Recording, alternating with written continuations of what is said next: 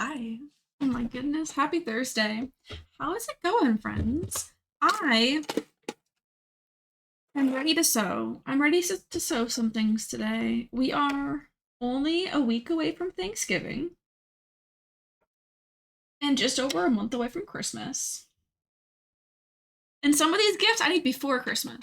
So I gotta get sewing, y'all. I have to be busy.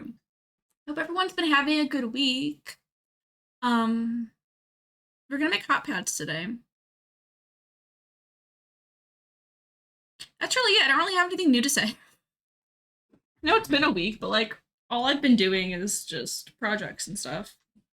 Well, I guess I did make these. I was gonna show you those. I have a funny story too. It's not actually funny. It's a little bit funny. I was taking the quilting scraps from the quilt my mom made, and I made pillowcases to match the quilt. This is like one of the main quilt blocks that she used in the quilt, and she had two left over. So I made pillowcases using scraps, and she had like a ton of these triangles left, so I was just trying to use them. Q-top, thanks! I did not make that. It's like fake crochet. But I made pillowcases to match, so that's nice. I have to sew the other one like together still, but I have like the front and back. Um, I figured out last week that the bobbins that I've been using for years are the wrong kind for my sewing machine. They still functioned, but not great. And I was always having issues with my bobbin tension. And I didn't know why. For years. It was just struggling. Like how I'm like always like, oh my gosh, my machine messed up again while we're sewing. Yeah, so it turns out I was using the wrong type of bobbin. I had the wrong type written down in my like sewing kit. And so I actually got into my manual and I looked at like what we had put down when I got my machine 14 years ago, and it was the wrong kind. So I ordered a 100 pack of the right type of bobbin, and they fit better. Who would have thought? Who would have thought? The other ones were just like a slight bit smaller. So I think that just caused it to like move around a little bit in the bobbin case, and that's probably what caused it to like slip. And I have bad thread tension. So whatever. I figured it out now, and we'll make it work. So I'm planning on using up the bobbins that I have currently because like obviously I've been using them for years. They work even though I have issues with them. And then as I empty them, I'm gonna switch them over to the 100 pack of new bobbins that I got. We do have to fill new bobbins today though because I'll be using all cotton thread to make hot pads. I'm specifically going to be making oversized hot pads made for like 9 by 13, baking dishes, like large ones. Because I feel like that's something that I would definitely use. And pretty much everyone in my family that I'm like gonna be giving these to, they all like cook and bake. So this is something that you don't normally, have, but I think would be useful and would be easy and quick to make and use up like a lot of like the fat quarters and like smaller pieces of fabric that I have. So we're gonna make hot pads. I don't really have a lot to say about them. You have to use cotton for your hot pads because other, material types might start melting. You don't want that. So all of the material I'm using is just quilting cotton. I have cotton thread. I got, hi Penny, do you want to say hi? Come here. I got white cotton thread and red. They didn't have green. And some of my things are green. I'm only gonna use the red when I like do like quilting on them. I use white for everything else. Thank you. Hopefully I won't like go through it all because I don't have another one. I know, Penny. And then I got some Insul fleece batting that has metal in it and reflects heat back. and cotton batting to put around that one. So it's going to be a sandwich with cotton fabric and then cotton batting, and then the middle layer is the insulated fleece. Yeah, but I don't have any hot pads that are bigger than like this size. And so when I use like two or three of them when I pull a large pan out of my oven and have to put it on my counter. And so I feel like this would be really useful to have for that type of, time. And everyone that I'm going to be giving these to, I mean, they all cook and bake things, often. So Penny has been a needy little baby this morning. She's wanted to snuggle a lot, so she might be hanging out. Draco's been really sleepy over in the chair. And it's also, I don't know if you can really tell because of like the lighting. It's snowing. It's our first snow of the season. It's mine and Tab's first snow since we've moved to this house. The first time we saw this house, actually the first two times we saw this house, there was snow on the ground because it was in February, which is wild to think that like we saw our house in February, even though we didn't move here till April. Um, Actually, we saw it once in January, and we didn't even know that like we'd be like it wasn't even listed or anything yet. But we drove through this neighborhood, and we actually saw it in January. We just like just drove by. Anyway, we've seen it with snow, but it's our first time living here and there being snow. So it wasn't like a big snow, like it just kind of like dusted everything. And then our ground is still warm enough that it's not really sticking a whole lot. Like it's not anything like crazy. I can show you here. Let me turn off the cat cam so I don't make you dizzy. Because it's not like wild. Make sure it's even. So it's all over.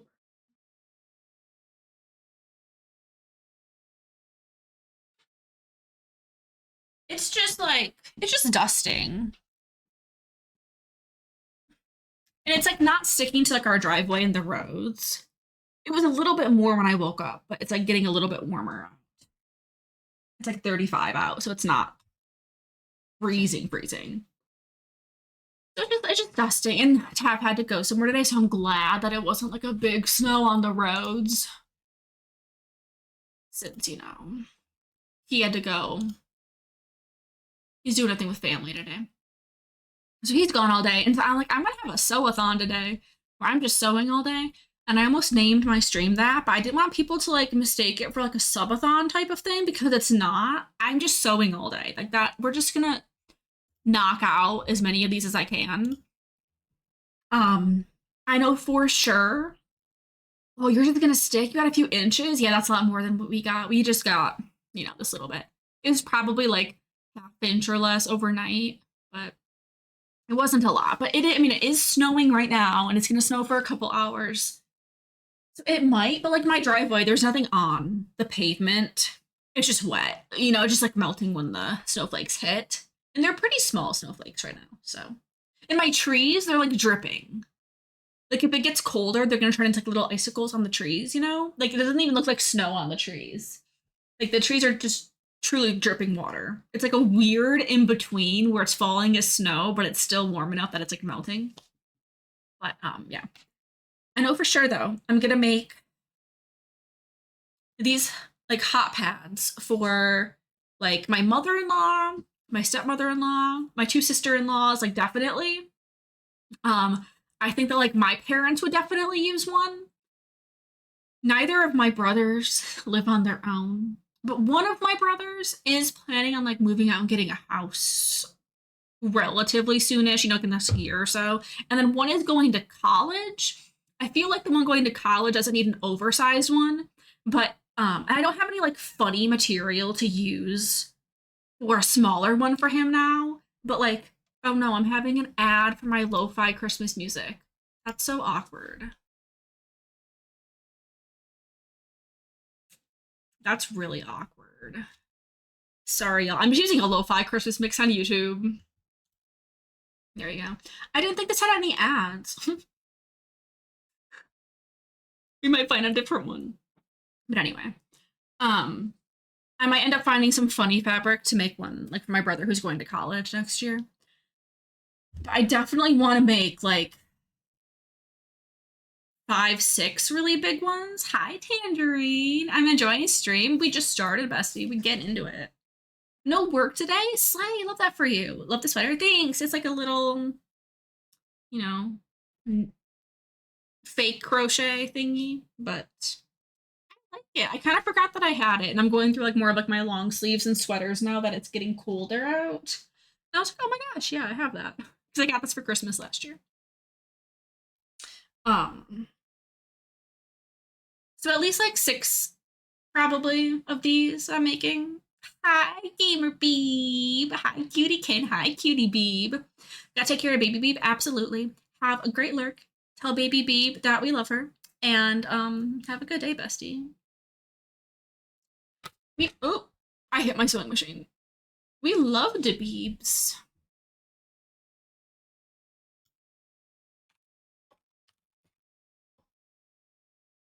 Okay. Um, should I just get started? I have to cut fabric. That's what we're gonna start with. I moved a table into this room. Hold on. I'll just. I moved a table into my room. It's off to the side right here, but I have like my little ironing station now with my little ironing board, and then I have like my cutting mat with some layers of my fabric and my ruler and my rotary cutter, that kind of stuff. So when I'm doing stuff over there, like cutting fabric, ironing, I'll swing you over there. You won't like see me on this camera, but whatever. We'll just make do with what we have. But this is a table that the seller had left us in the basement, and it actually has a leaf in it, so I can make it like 12 inches wider, 10 inches wider. It's not a very like big leaf, but I could make it a little bit wider. It was disgusting. I cleaned this table for like 45 minutes. And I mean, like, it's like a basement table. It's been in the back, like, storage utility workshop area for like who knows how long, right? It was disgusting. Like, legitimately spent 45 minutes, no breaks, cleaning this table. Like, I cleaned the top 4 times before it stopped, like, wiping away as like dirty. It was a lot, but it was free. We just had to bring it up from the basement. So I have a larger surface area where I don't have to be on the floor cutting fabric now, which is just easier. And I also have a place now that I can iron in this room because I previously, when I was doing the sewing stuff on stream, if I had to iron anything, I would have had to go out to my kitchen where I would have like my mini ironing board on my kitchen counter. So I don't want it on my desk surface where it could be too hot and hurt my desk, or like any other like wooden surface that could like the steam could hurt it. But I don't give a crap about this table. So I can iron on it all I want. Plus, like my ironing board is like raised a little bit and I have a little heat mat under it. So like it shouldn't hurt it, but like even if it did, I don't really care. So I've got that. I've got a place to cut my fabric, and I have a bunch of material. Most of these we are gonna do Christmas fabric. These are all my Joann's remnants from yesterday. I forgot to move. We might do one that's not Christmas themed. Just because yesterday I got remnants for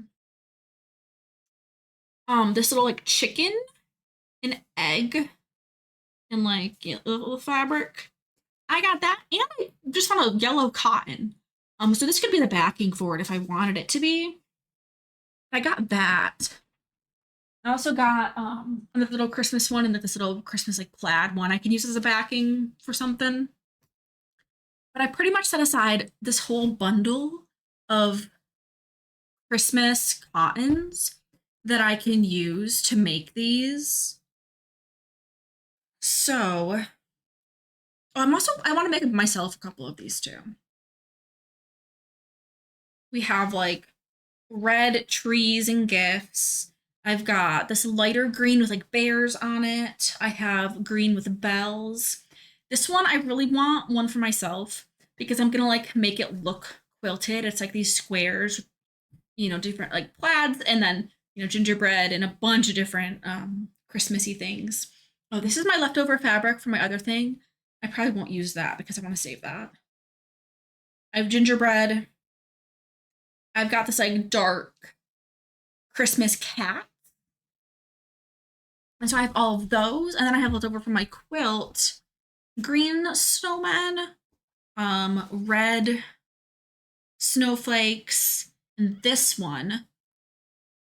And then I have a Christmas chickens too because my uh stepmother-in-law has chickens now and she's obsessed. And there was a Christmas chickens one. I don't know where it is. Is it in this bag? No.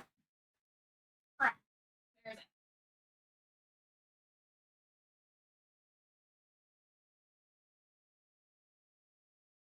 Well, at least I have the other chicken one, but like where did I put that chicken pepper? Because like I'm not gonna use it for anything else. Hi Elaney. We're gonna make hot pads today. If I can find my chicken fabric. And then I got a couple yards of cotton batting to use as the other layer. Oh, this is usable layer.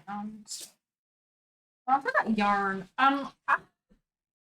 y'all, I'm doing so many things with the yarn. I'm going to make crochet plant hangers, also for like my sister-in-law that love plants. So, you know, we gotta all those supplies. Where did this fabric go?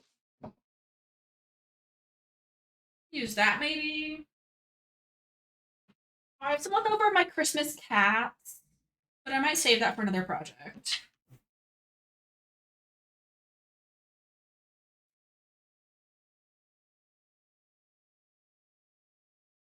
Oh, and then I have the scraps from my tree skirt. I did not make my sweater. No, I got this for Christmas last year. It's fake crochet, like machine fake crochet. I have the scraps from my tree skirt that I might end up like quilting together to make other ones for myself. I'm still baffled. Where did that one fabric go? It's so cute, and I wanted that for a gift. I specifically bought it to use it as a gift.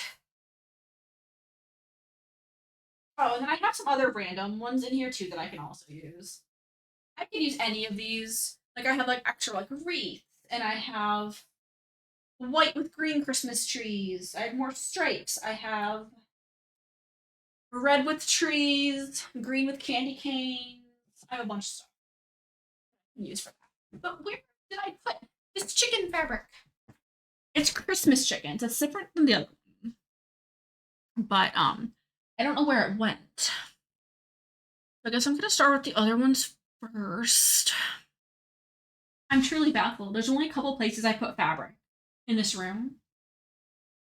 Oh, but now that Elaine's here, look what I made of Steve.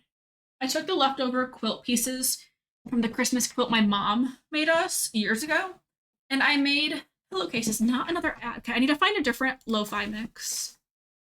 I made a pillowcase. I have to sew the other one together still. I have like the front and back done. I just wanted to make sure the size was good. I didn't have to like adjust it.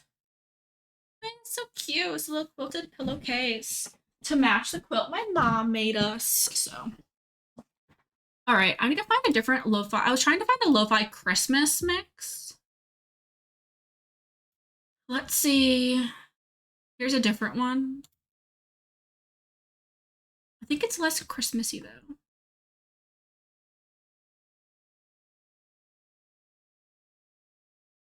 It's okay so far.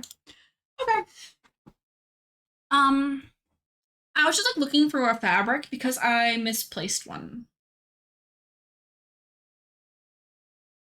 It's one I got for a gift, so I don't know when. I got it a week or two ago. I hope your doctor's appointment goes well, Mouse. Thanks for the lurk. I want all good news at the doctor's. And I had this other thing I was sliding in and out to use as my sewing mat, but now I have my table. But it's not on that. Y'all. I don't know. Is it over here? I have my pile of quilt fabric for the baby quilt, but I don't have the chicken fabric. Mouse would also love the chicken fabric. Well, we'll start with the other ones. I think I'm going to cut up my insulated fleece first so I can figure out like how many I can make, that type of thing. And then we'll go from there. And I'll figure out like what materials and patterns I want to do for every person.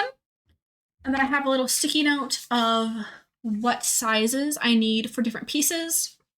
I need 5 pieces per hot pad, front, back, 2 identical layers of cotton batting, and then 1 of the insole batting, insole fleece in the center. Insole fleece is special. You can tell it's like shiny. It has metal in it, and it reflects heat back. So it's not microwave safe. Not that anyone I don't think is microwaving a whole 9x13 dish, you know?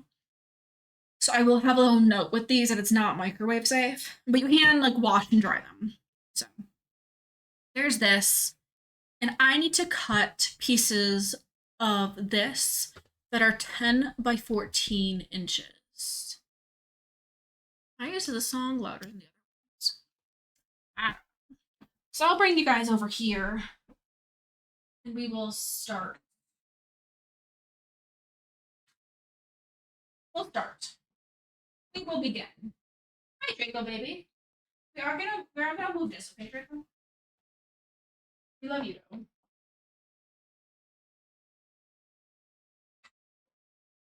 Let's get you a platform.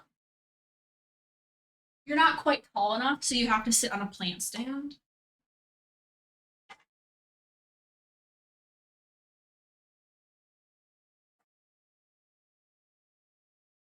There you go. Now you're tall enough. Congratulations. That's probably good. All right, we said that this needs to be 10x14.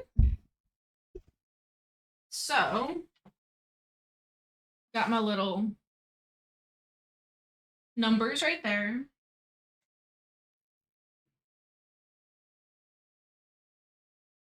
And this is 1 yard, so it's 36 inches wide. I don't know how the bolt is. The bolt will be 46 inches. I want to figure out the most efficient way to cut the pieces, right? Because neither are divisible by 10. So I can only get 2.5 if I cut the 14 that way. How long was this one? Was it 46?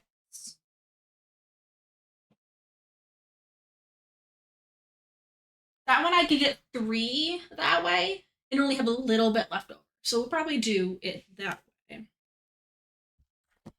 Which means I'm gonna line up this side so it's like really nice and flat this way.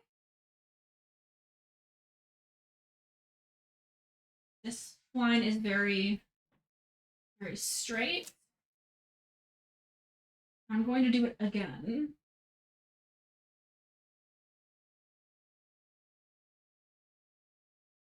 And I'm just gonna cut 10 inches right off of here, and then we'll be able to do that into 4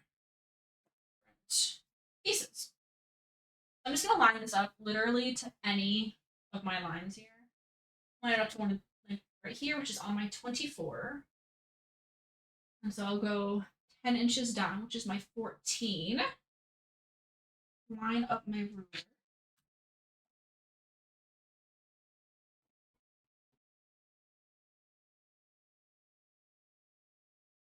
I honestly need a new rotary blade, but I haven't gotten one yet. So I have to kind of go back and forth with the layers. But that's fine. We're gonna do the same thing again.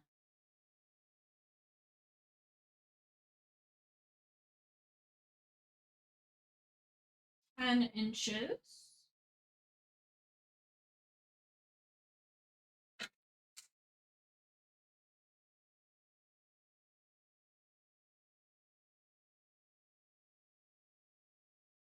How many could I get from that? Could I get that was 46.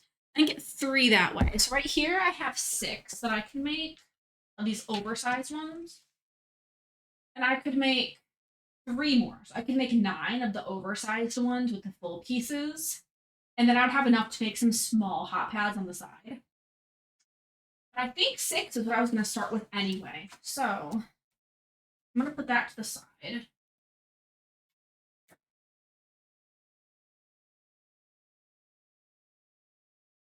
We're just going to do one of these at a time. So I don't. And so this is already 10 inches. We are good one side of the material. We need 14 inches now on the other side. So I ended up on my 24 again. I'm going to go to my 10-inch mark.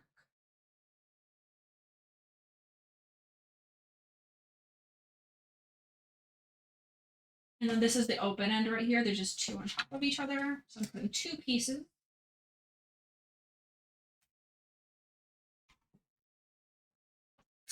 Now if I take this one and unfold it, it should be just a little bit bigger than the 14.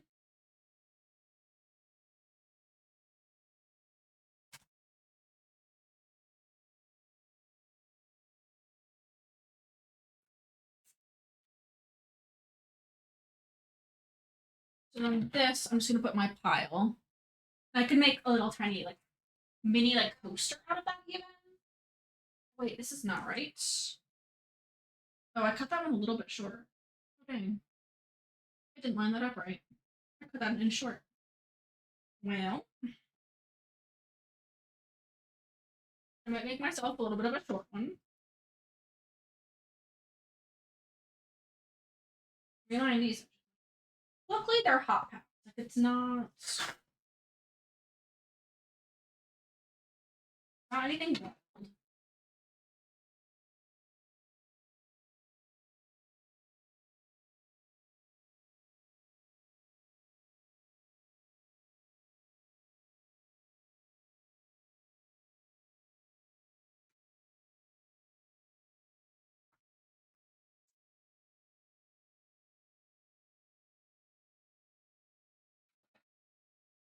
Actually measure this one this time. I probably had it up on the 1 line instead of up the 0. Yeah. Now this one is at 14.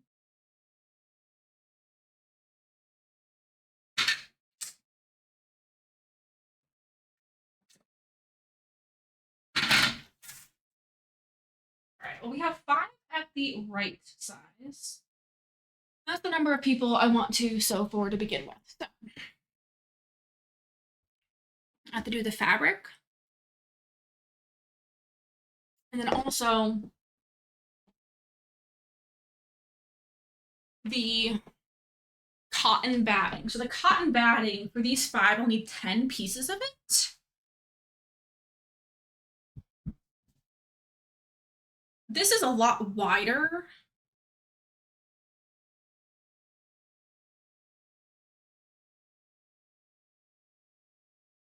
Not another ad. Okay, does anyone know any good lo-fi Christmas without ads?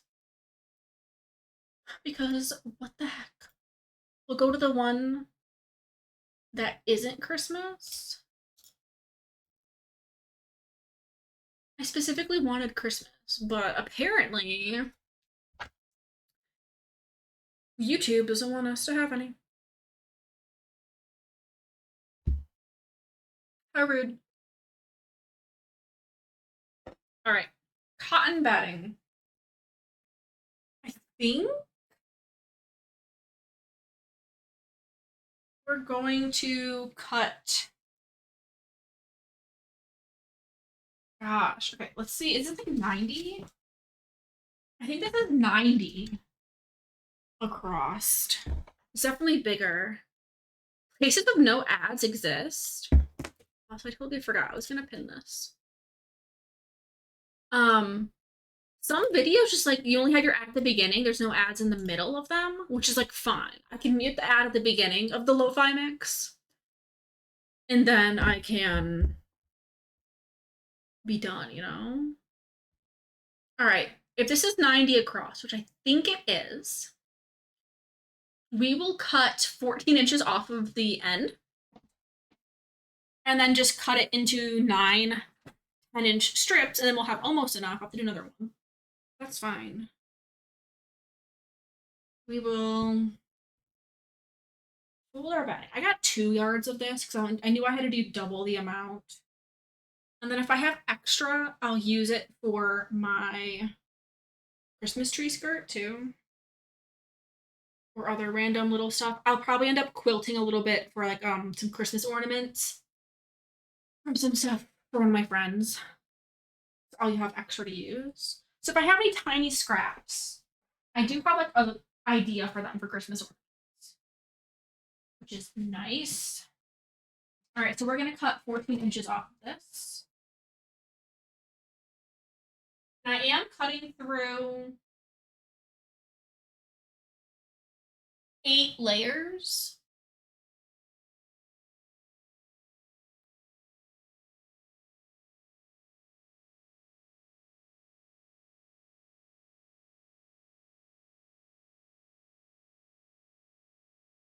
So hopefully this goes well.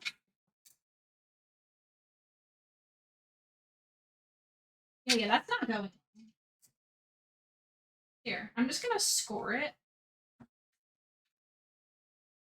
I scored it with my rotary cutter, and we're gonna actually cut it.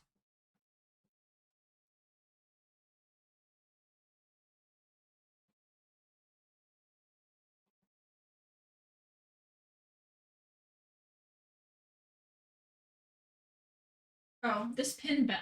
That's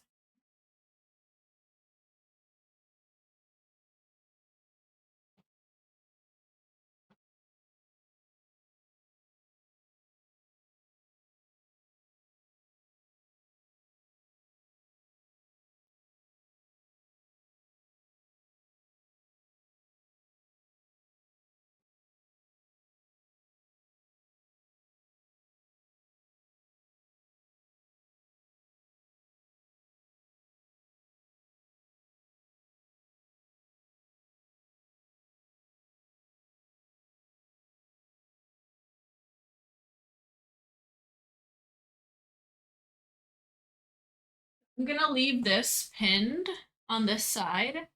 So when I have to cut more, it's already folded together and it's not gonna come undone. Just gonna throw that on the floor.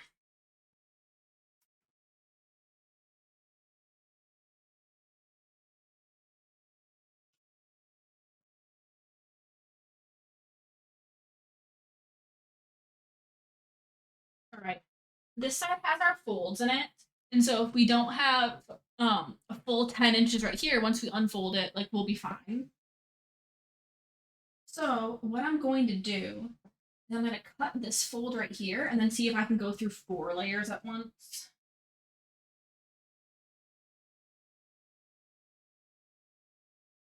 I'll just cut. I have 4 ends that pretty much meet up right there.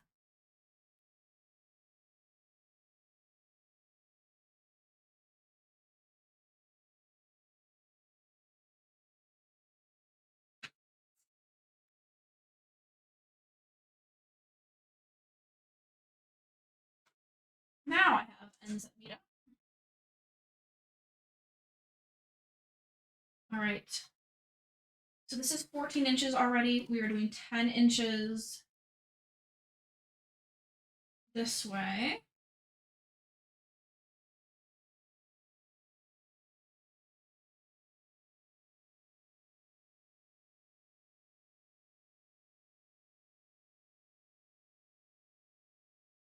You know, this way it might actually, I've already cut it, so it doesn't matter. But I might have not been able to get one because of the way I just folded this. I'll probably get 8 instead of 9.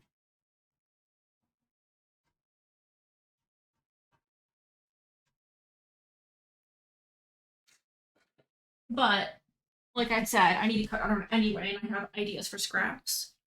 It's like it won't go to waste.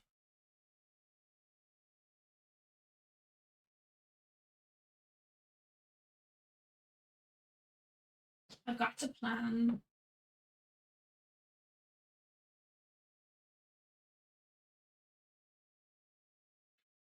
All right, 10 inches.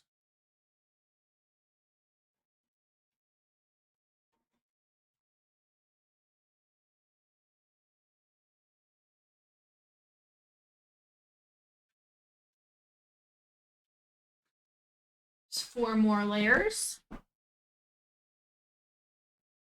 And so with what I have left here, this is 8.5 inches wide, not 10. So if I had not cut the one, I'd be able to get one more out of this. But this is a good size for hot pads. I could cut this in half right here and make square hot pads, smaller ones out of that. So that's a good size scrap, honestly. Let's do another set for these big ones, though.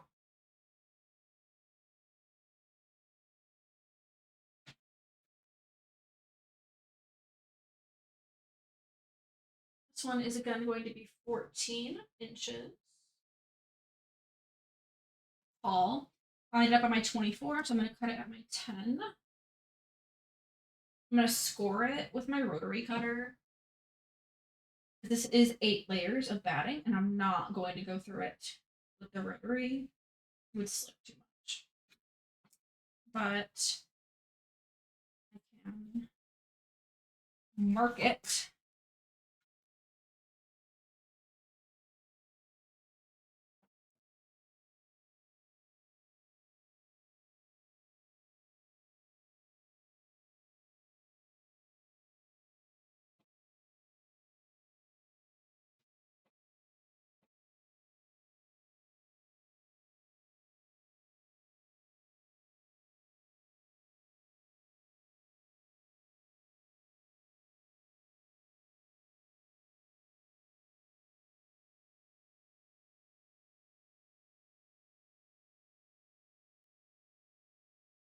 All right.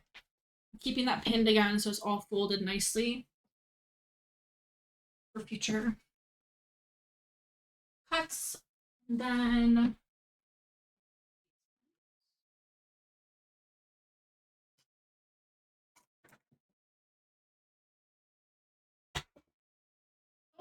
something just fell off of my sewing machine. Nice.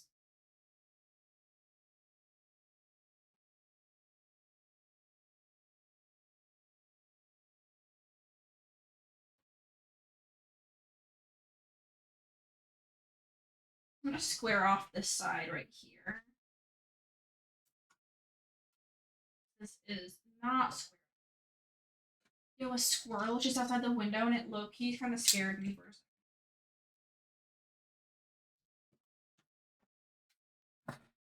All right, so now we're doing 10-inch wide.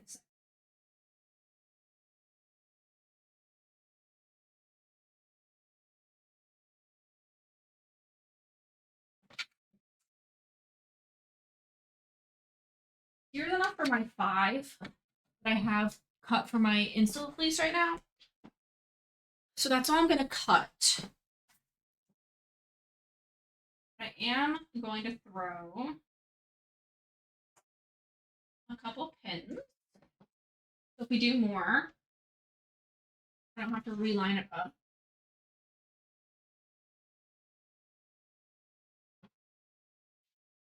That way, if I end up needing more for like another project or I want to make more smaller ones, I don't have to like have it all pre-cut and then change my pattern to like use up my scraps, you know? Just cut what I need.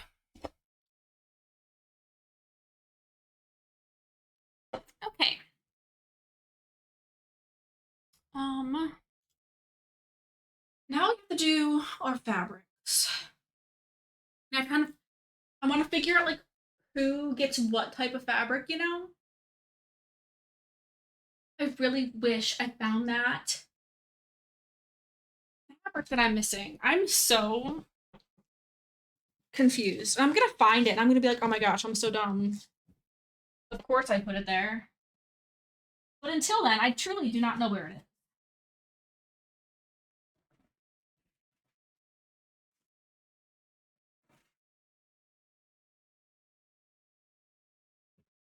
I did find another little piece of fabric. That's good.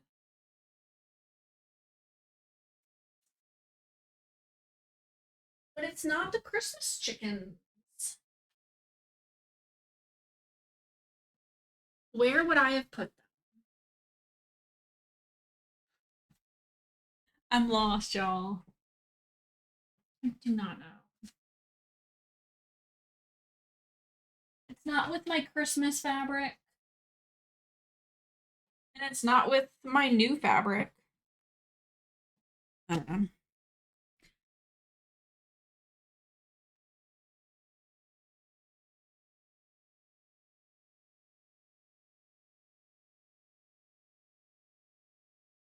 Do not know.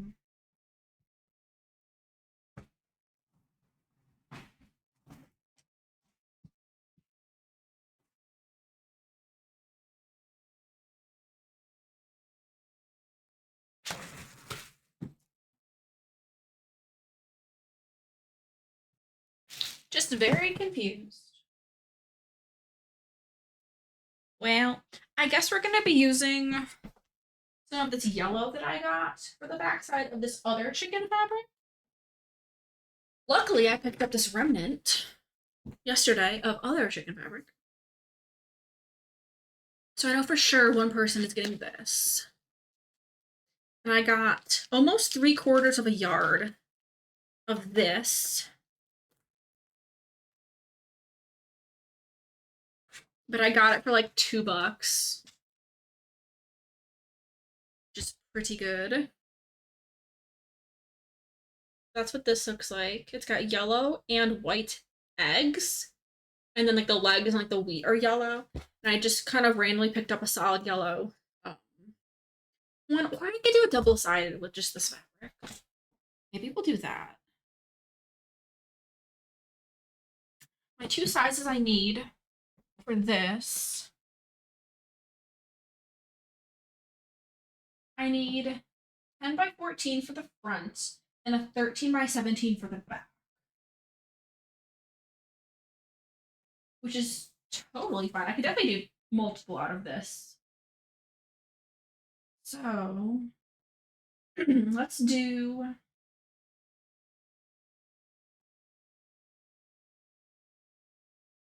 I'm gonna cut 13 inches off of this. I'll cut the selvage off. We're at 23.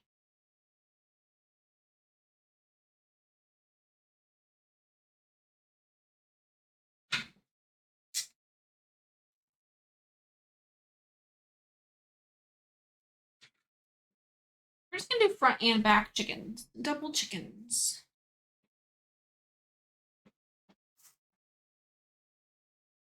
And this part of the fabric you don't want to use. It's the end of the bolt right there, and so we're gonna line up this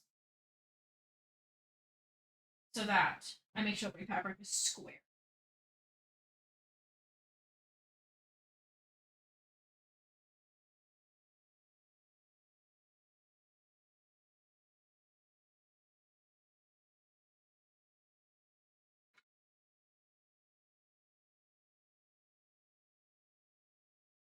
Rip, sorry, chickens.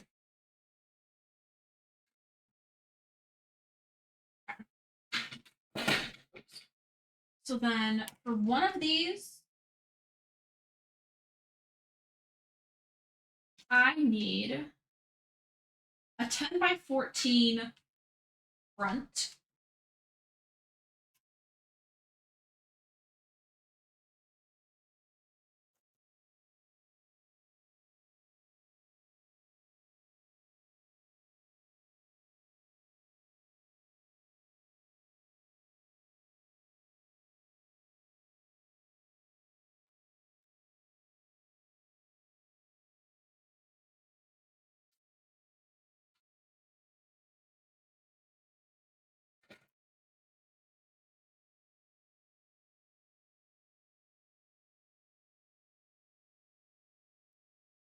Because I have a little bit of extra right here, but that's fine. I'll make a little loop out.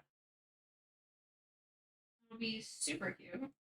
I was thinking about having a little loop.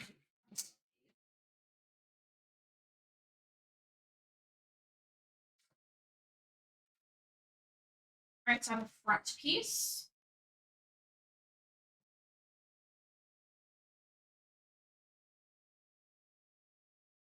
And then I need a 13 by 17 backing.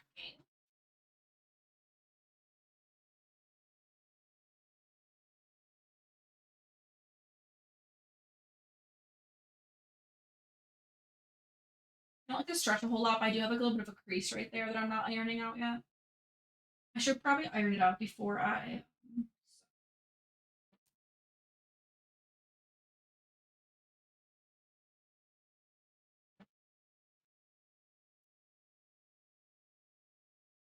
The backing is larger because we're going to fold it and use it to make its own binding.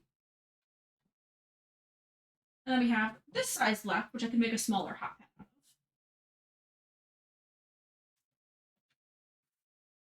We have everything for our first one. It'll go like this, and then we'll like fold this up and around it on the edges.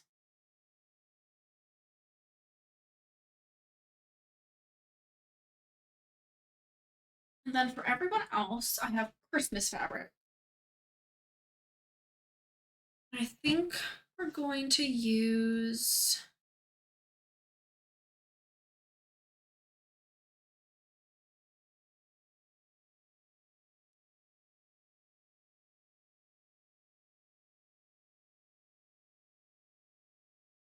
oh my gosh, I found it. I found the Christmas chickens. It was just in there. I only had gotten a quarter of a yard of this though, because I wasn't expecting to do large hot pads when I got this. And so we'll probably just do a couple smaller hot pads. Okay. Can you believe me? Oof, I dropped some stuff. All right, we're definitely gonna use our little gingerbreads. I think that would be really cute. This one I'm gonna do up for myself. I'm gonna set it aside because I want that. And then let's do Christmas bells, bears, and trees. And I don't know if I need backings for these or not, or if they're going to be big enough. So we have to measure because we need, these are all fat quarters. So they're just small pieces of fabric to begin with.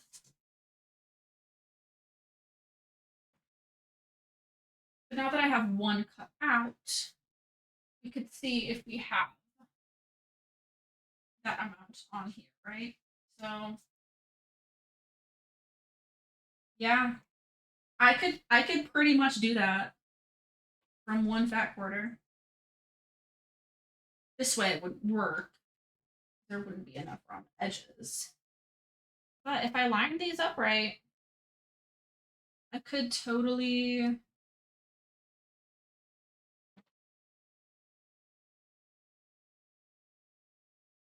get that. I do have a little bit of a salvage. If I did separate binding, I would definitely be able to do that, but that's like a lot.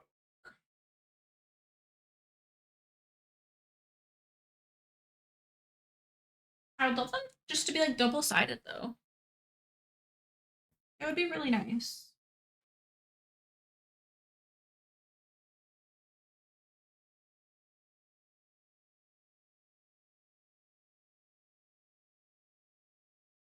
My way of thinking for this is that they are hot pads. Oh, see, that one's a tiny bit smaller.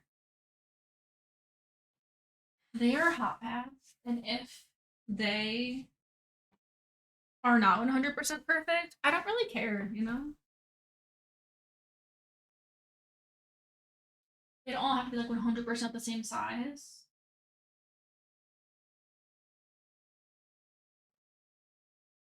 As it is, these will be bigger than a 9 by 13 pan to begin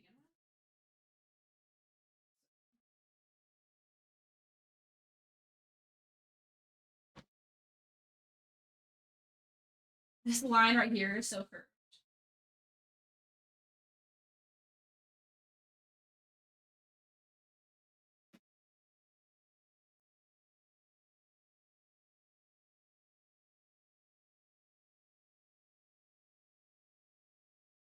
This one's a lot shorter this way. Because then if I don't use those like for all the backs, I do have to pick out different Christmas fabric to use for the backings of them, which is okay. I might just have to figure it out, you know? See what works with them. I think I'm gonna square off this edge first.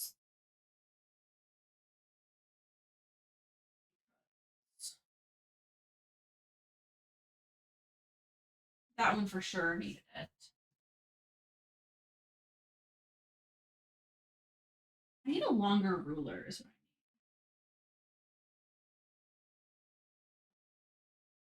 I need. Doing this.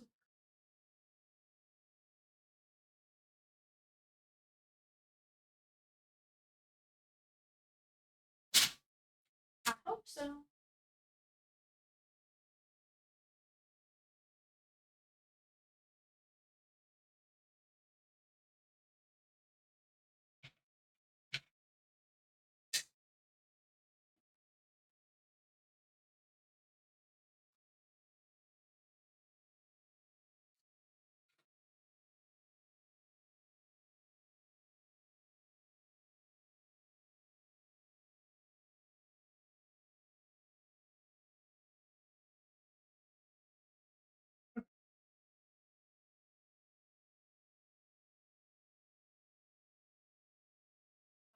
Yeah.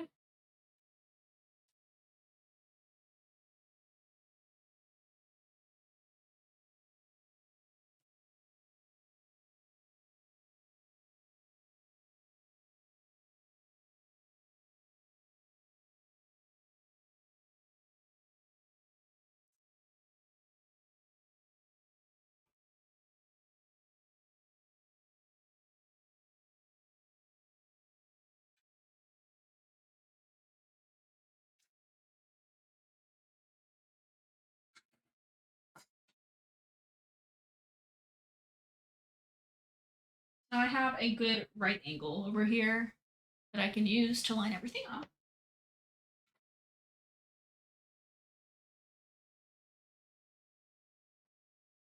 And these are 18 inches tall, which unfortunately I can't get two out of either way.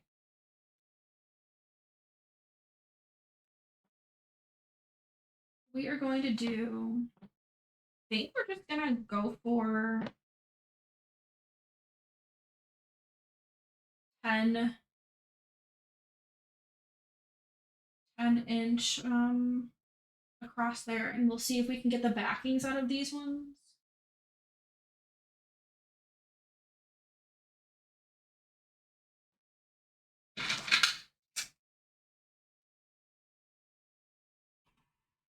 My pin is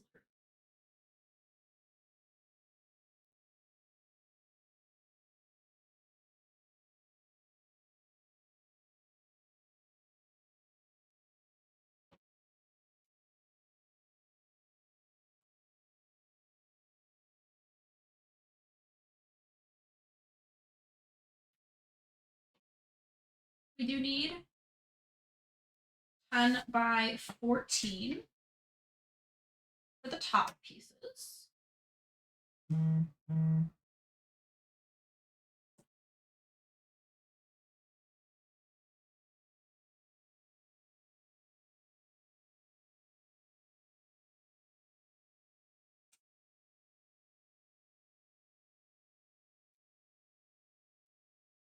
There's all of the tops together, which is nice. You can have like 5 at once.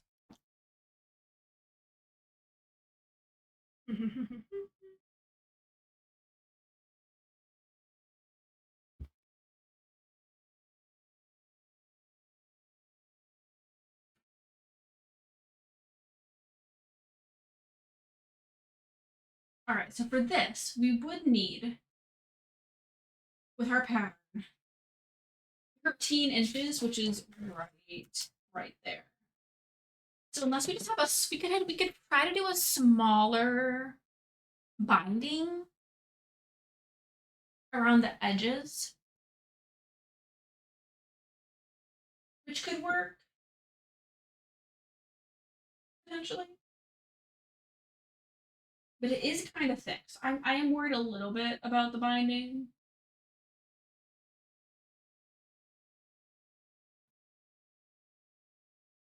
But also, I might be able to add binding. I really wanted them to work. That, or we just keep these as is. Because we could get another front out of all of these. And we just do different ones for the back. So that might be the best thing to do. Even though those are all really cute and I would love to use them. So I have to figure out what fabric will work for binding for each of these. Each of those. Or not for binding, for the backing. This one is 17 inches by, so I can only get one. I have that. Let's get the box of extra Christmas fabric out.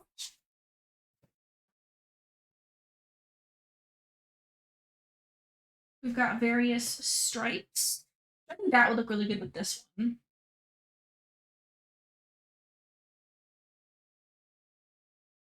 We've got these other red ones that I think would look good with. This one would look good with either of these or that one.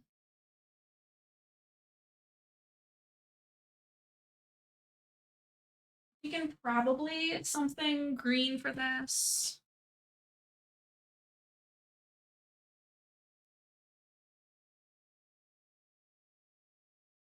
And then probably just like the snowflakes for this little bears. That would be cute. This one is really cute too.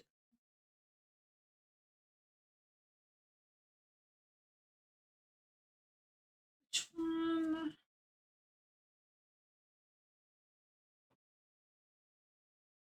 Seeing if I had smaller pieces in here too.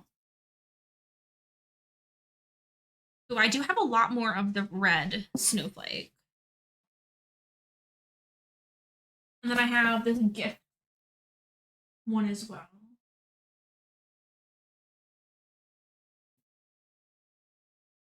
All right, let's go for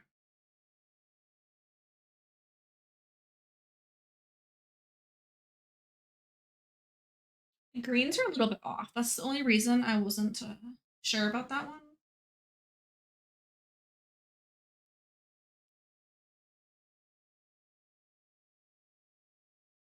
That isn't my favorite, but it's not bad. There's no red in this. I think that's what's throwing me off. And I don't have any sizable piece, I think, of like a pink or anything that I could use for this. I have like this tealy one.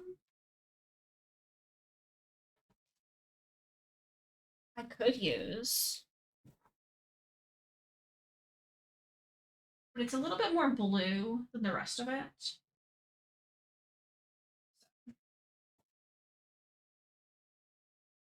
think we'll do that.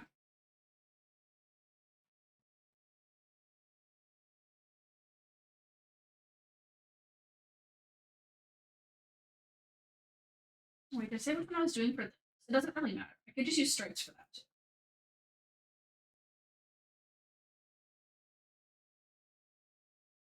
We do need a 10 by 17-inch piece.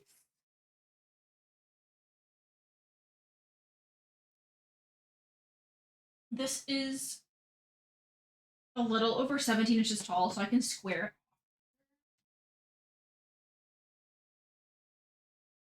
This side is straight.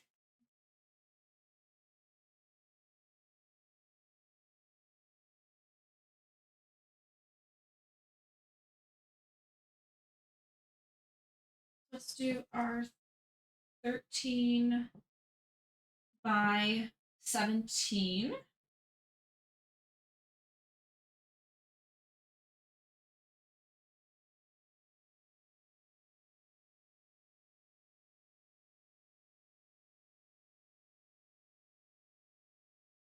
Material's 18 inches tall right now, and that's like the exact length of my ruler.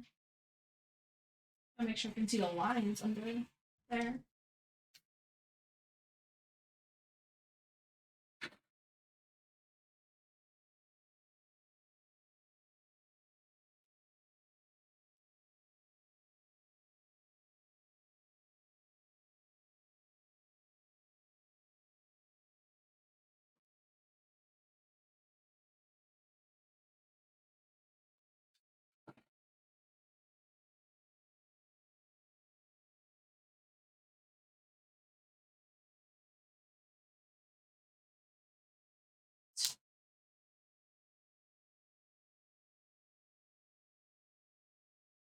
Just enough to square off. Yeah.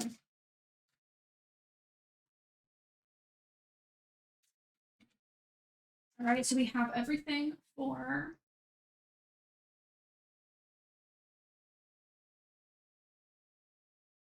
this is still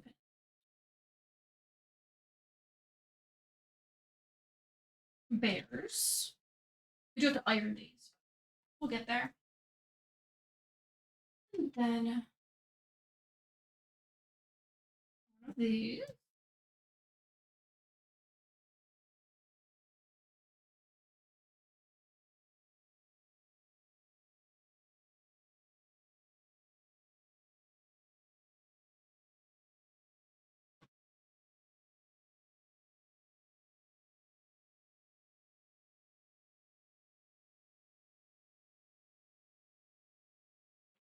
This is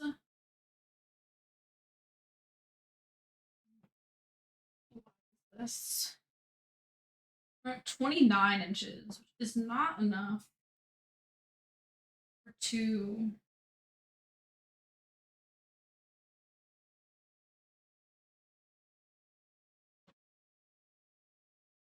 $17 inch wide ones. We could do two backing pieces. 13 inches wide here, so we're gonna cut it. This one, the pattern is like not directional, so I mean, I really don't care which way it goes because trees are going in every direction.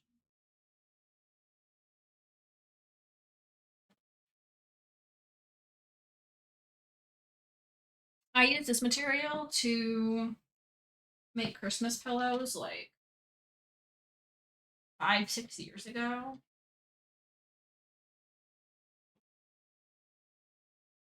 Why does this not want to fold? I think it's like so wrinkled from being in this box for years.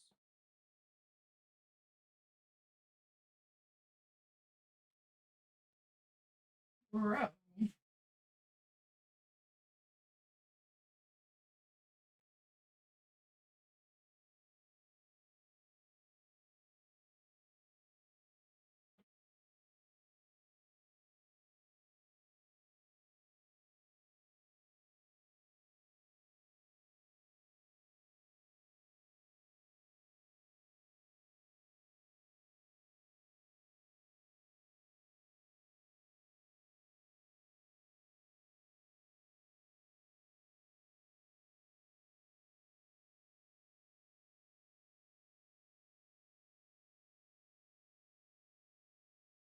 Why am I struggling with this fabric so much? It's a good question.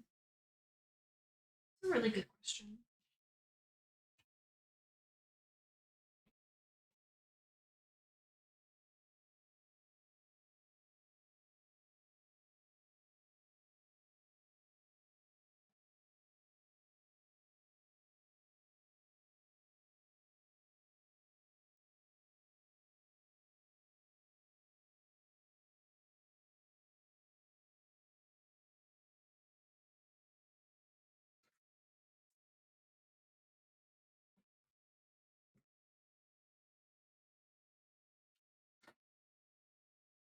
Right.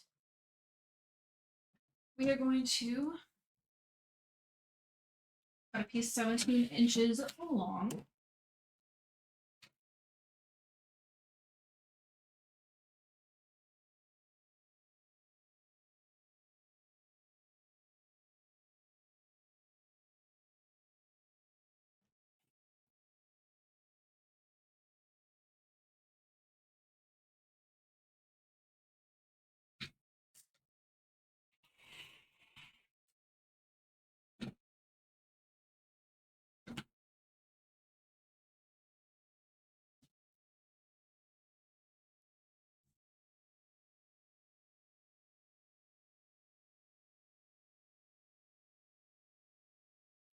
I'm going to square off these ends as well. This is just wildly uneven.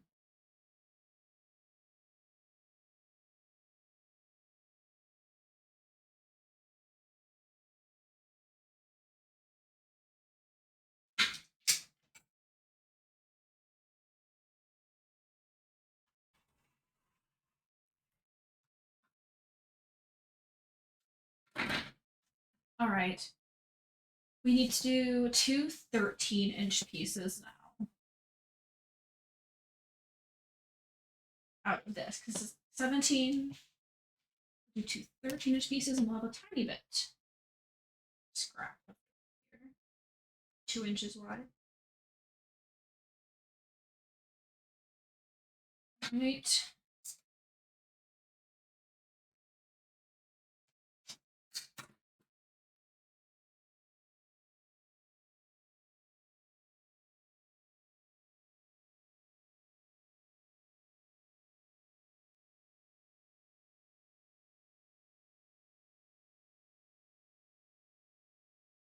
Got that there.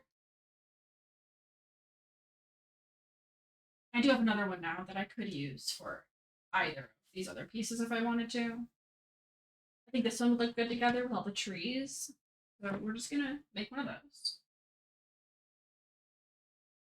I do want to do some of this stripe too.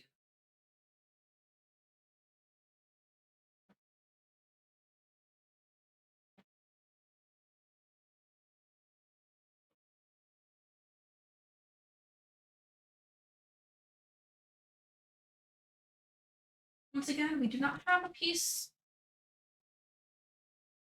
wide enough to get two 13-inch or two 13-inch pieces from. Kind of wide. But this is all just scraps of leftover fabric. I'm not entirely surprised. I'd rather work with this and then do what I can with it anyway. So we're gonna cut let's do one 13-inch piece from this, and then we'll do 17 the long.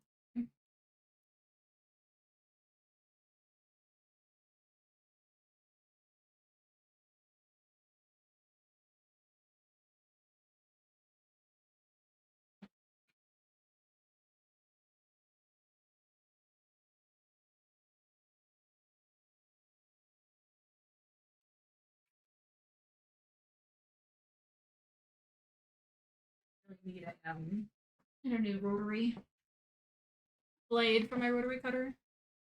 I have a couple small ones, but I much prefer the handle on this one. All right, let's do a 17-inch. The edge on that.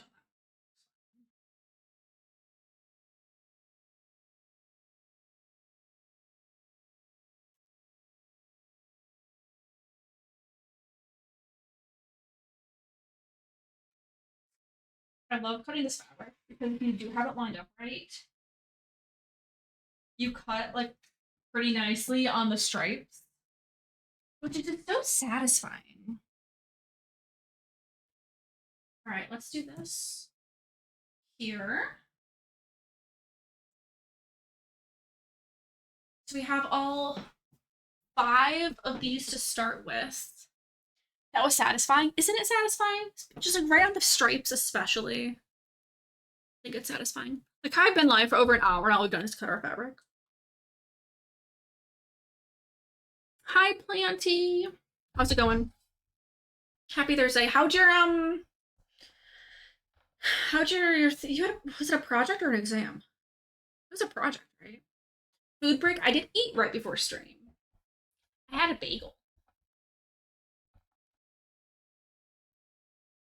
I need to do some ironing now. Which is like not the fun part, but let me turn on the iron. Let that warm up for a second. Gotta make sure everything's flat.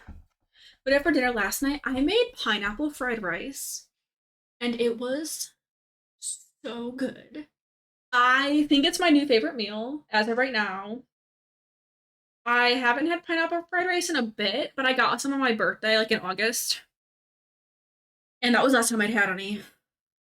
And it was so good. And I just kept on thinking about how we got takeout on my birthday. And we were like on a little vacation and we went to the Dark Sky Park and it was like the best ever. Oh, you have your presentation tomorrow. Oh, good luck. Good luck. I just really wanted pineapple fried rice, so I made some. Highly recommend. Didn't have classes this morning. They were canceled. Skipping in for afternoon classes to have a driving lesson. That's exciting. Good luck. I believe in you. Go slow. Watch out for pedestrians. Got this. You got this. Skipping class to have a class. Yes. Yes, you are. How sad. I don't think it's sad. It's a different type of class. It's, you know, a hands-on experience. Oh, it's driving theory? Oh. It is not a hands-on experience. Y'all want to watch me iron? I have my little tiny like heat press iron over there. So, oh yeah, so that I hope that every day is like that, Planty. I don't think that's you know, a good goal to have any day. Is, you know, to kill anyone, especially driving. Let's keep it that way, you know? Let's keep it that way. Alright, we've got a lot of fabric here. And inking shears. They are a zigzag. Those are fun. So this isn't my full iron. It doesn't have steam. So I'm hoping that'll be enough for this. But these do have like really big creases in them, so I don't know. I might need to get my like full iron.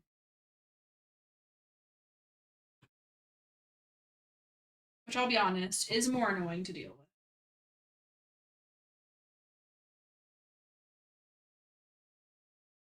But also these creases. I do have my spray bottle. We could try that.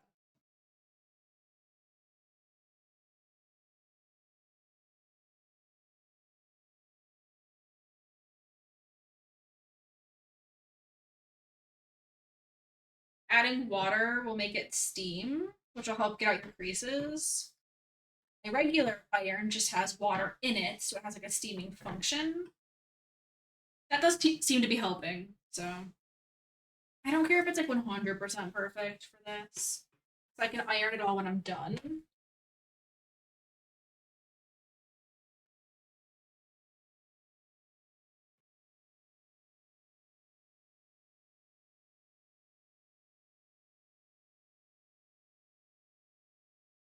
This mini heat press iron though is so cute. It's a really good size for travel too. If you like ever like go to like You know, like a fancy wedding or something, a little iron. You doing homework now for tomorrow? Oh, you're in your PJs and cozy? Yes, that does help. Being cozy makes everything better.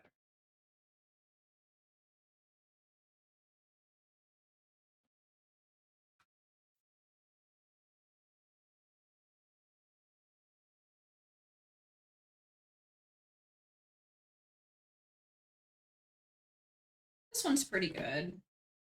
Just one crease in the center.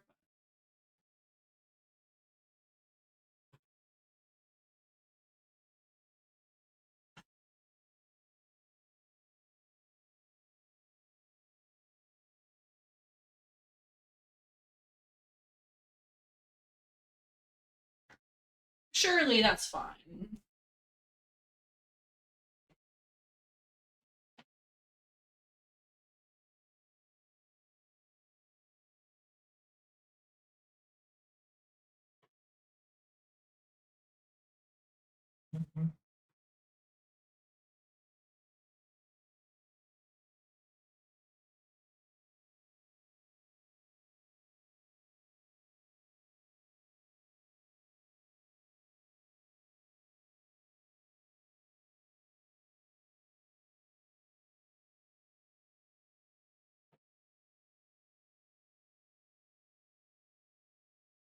It's so small. Isn't it so cute?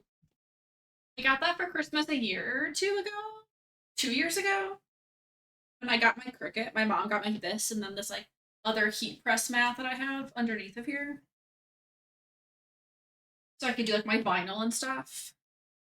More like precise things. And so now it's like just become my sewing iron because you have to iron a lot more than you think you do when you are sewing. And this heats up so much faster than my normal iron. And so I can just like turn it on and off and only have to wait a minute for it compared to my regular iron, which I don't does not have like a on and off switch. And so I have to use like I have to actually unplug it and plug it back into the wall. And then it takes longer to heat up and it stays hot a long time afterwards. And so I'm like afraid of the cats getting too close to it. And I literally brought it with me to like a hotel where we like had like a wedding. And it was so nice. Watching the creases be erased, yeah, it is satisfying when it's working properly. Oop, I dropped a piece. And depending on the direction of the crease, sometimes like ironing from one side of the material the other is better. I also don't have this on like super high. I can change the temperature of it. I can make it hotter. I like being able to touch the fabric right after I iron. I try not to like do it. Oh, it fell. That's not bad.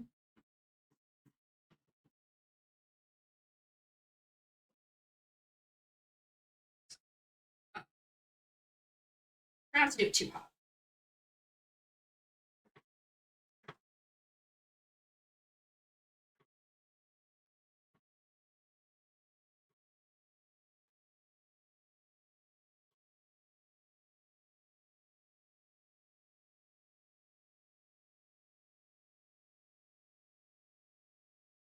Where to get your fabrics? Joann's, mostly.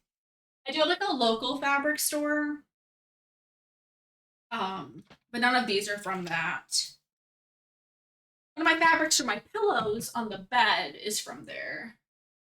And another one I got to make some stuff for Tav.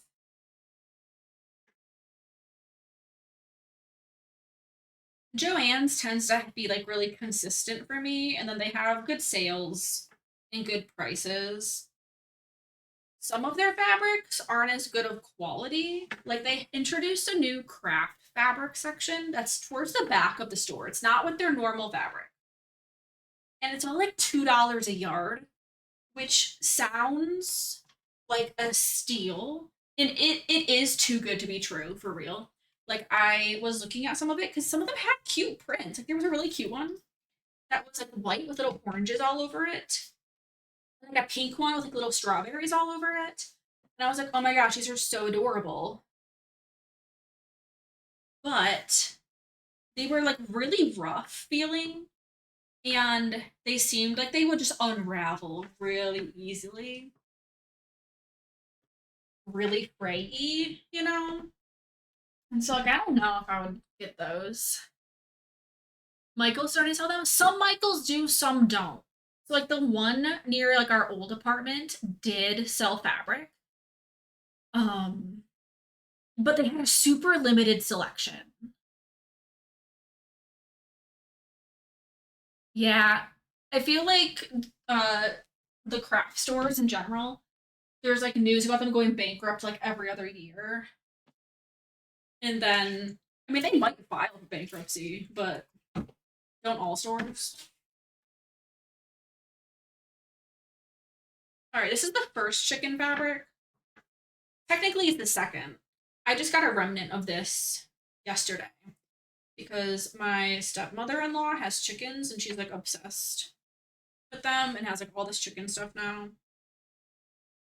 So I got her some chicken fabric, but I had originally gotten a different chicken fabric because they had chicken Christmas fabric. Where did I put it? It was right here. Bro, I had it. I had it. I've lost it multiple times today. There's a Christmas one too. And it's really cute. But I already cut this one, so we're gonna do probably two. 6 aisles of fabric? No, I've never been in a Michaels with that much. Holy cow. Isn't the waters with it? That would be nice. Yeah, the chickens is so cute. Yeah, I. Dang, that is a lot. I'm gonna make myself. Oh, I found it. I'm gonna make myself one with this fabric, and then I'm gonna like sew along all the lines and quilt along the lines to make it look like it's all quilted in pieces, like a cheater quilt. But I haven't decided if I want normal or large size hot pad with that yet. And then this is the Christmas chicken one. And so my stepmother-in-law is also going to be getting some stuff with the Christmas chicken one. Because sometimes I feel like parents are like the hard ones to shop for, and stuff too, and to, find things for. So I feel like doing Christmas and year-round chickens is a good duo. But that one, I didn't get the right width because I was planning on doing small hot pads when I got the winter chicken one. So I might have to do smaller ones, which is okay. Especially if, I also have this one big one.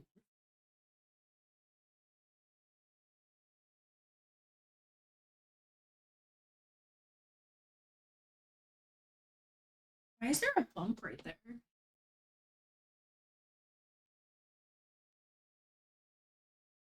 There's like a bump on my ironing board right there. I've had this for like 8 years. How have I not noticed that? I do not own like a full size ironing board. This is what I got. Actually, my mom got it for me when I went to college, and I was like, I'm not ironing anything in college. Not. And so I literally did not use it 3 years. And then I only started using it when I was like doing sewing stuff after I moved out.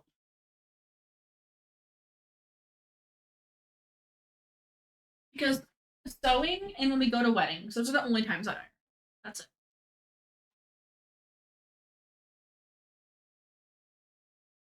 That is all. This one has a lot of creases. It was in the middle of the fat quarter pack that I got.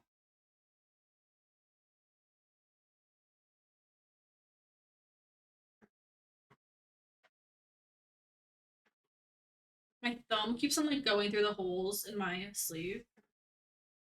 I'm like getting caught.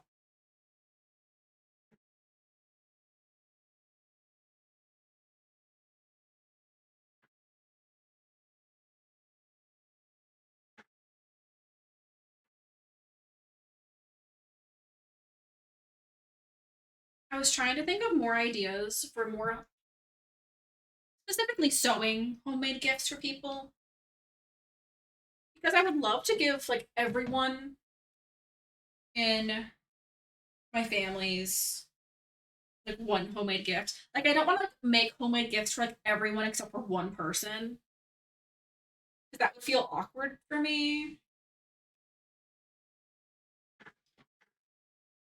But I'm trying to think of like things to sew specifically for adult men. And I'm having a hard time. Some of them are just difficult. They're just difficult. Like they probably either wouldn't like some of the things that I would make, right? And I don't want to make them things that they're not going to use, or they like, feel like obligated to keep just because I made them, you know?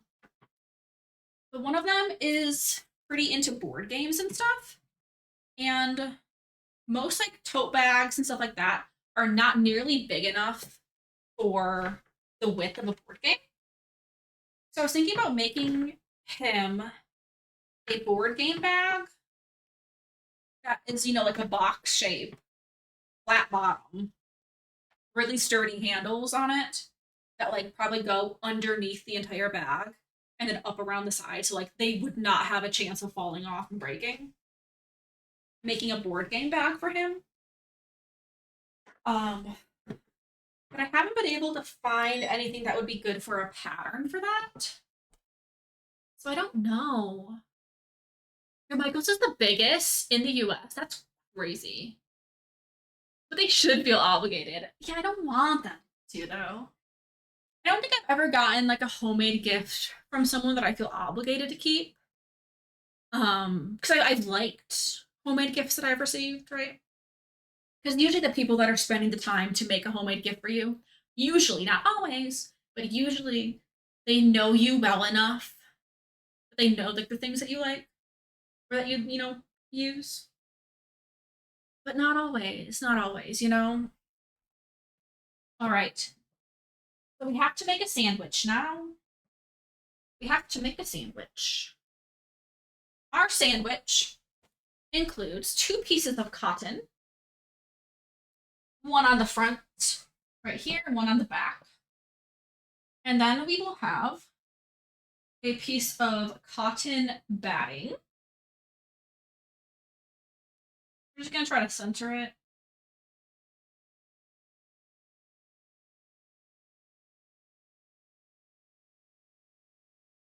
Pretty good there.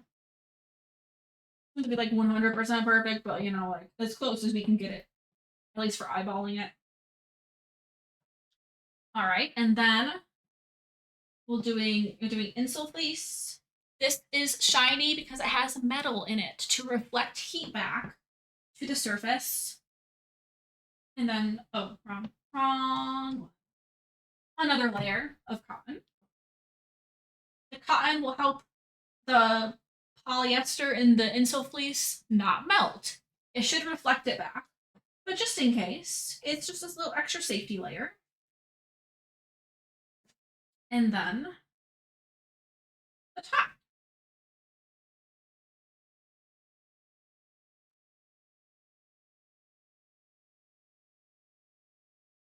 So then all of that together is our hot pad.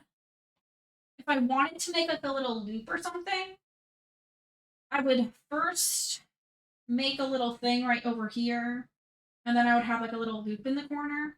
I don't know if these need loops. I feel like traditionally when you make a smaller hot pad, you put a loop in the corner so you could hang it up on the wall. I don't know anyone that actually does that.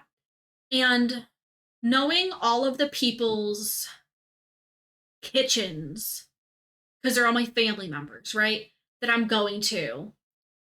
I don't, except for one, because one of them literally got married 4 days, 5 on Saturday. They got married this past weekend, and I haven't seen like my sister in law's like new husband's house that she's moving into. Never been to his place, but she's moving there now. I haven't seen their kitchen. Everyone else, they don't have a spot in their kitchen where they already hang hot pads or anything else seasonal. And I don't foresee them like doing it. And so I don't think I think I'm gonna skip that on these. And if anything, I could make like, you know, little keychains. I could attach a few of these together and make like a little mismatch, like quilted scrunchie out of them. Like I can like find something else to do with scraps. I can attach a bunch of these little scraps together and then just make an entirely like mismatched quilted top for one of these. I'm just saving the scraps. But this is our sandwich. This will be ready to go. I will quilt some lines on here. I don't know what kind of pattern I want to do for quilting these. Like I really don't know. Um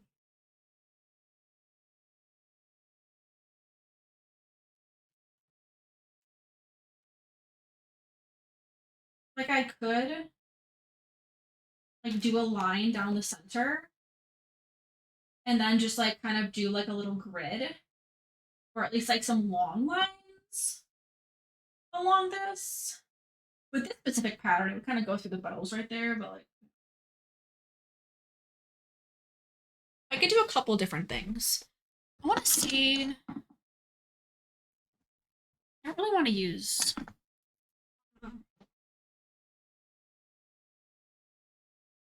This is like you can like mark patterns with it, but I want to see if it will kind of mark.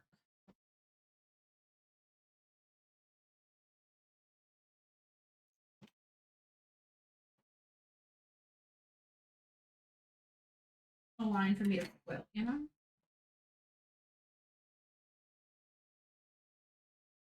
And then this is what? 14 inches. So I'll do this one. This one.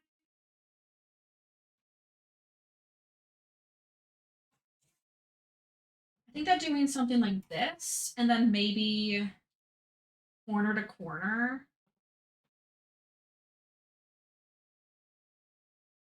seems like a good amount of quilting, you know?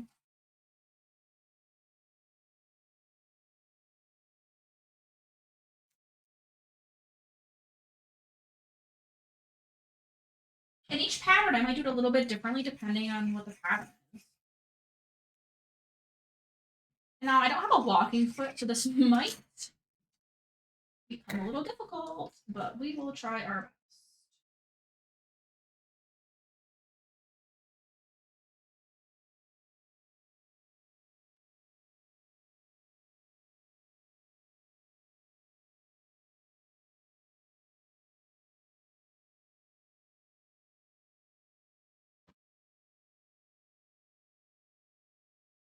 I'm gonna do some pins in different directions to help it not slip, hopefully.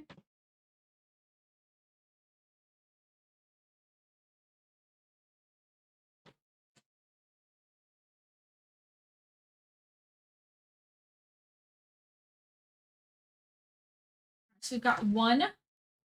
We're ready to go. And we will work on the next.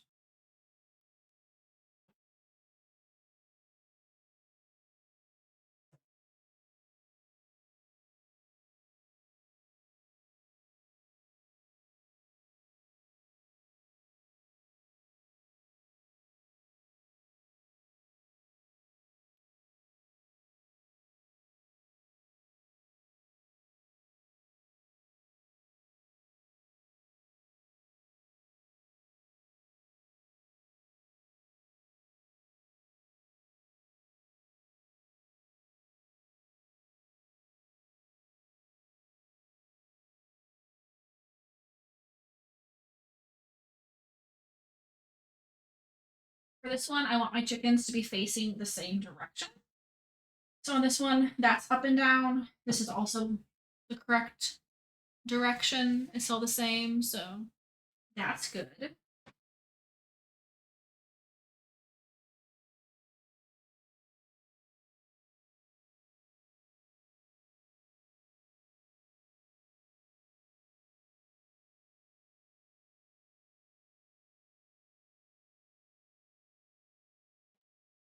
Maybe we'll just do like a really big X.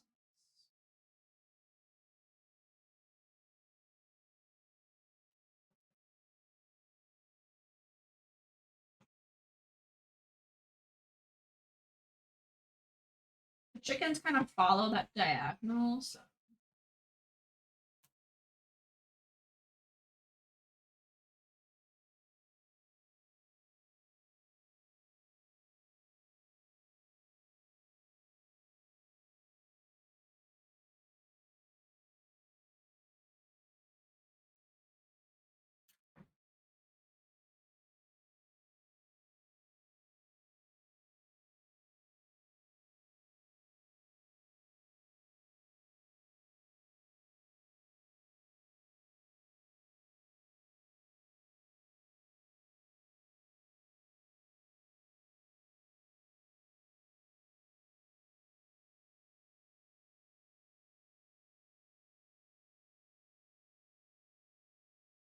And to make sure that these don't shift, I don't have a walking foot for my machine. We'll probably start in the center for at least one of those so that they don't move on me.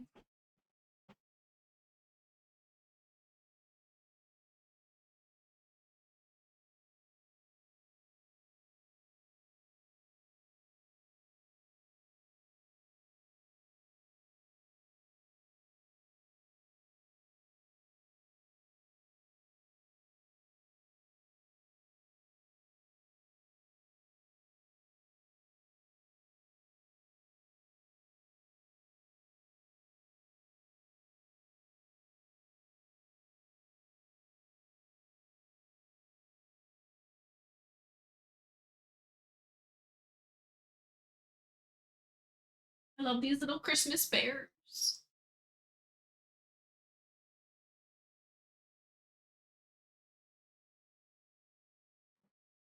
Maybe we'll just do the crisscross for the other one too.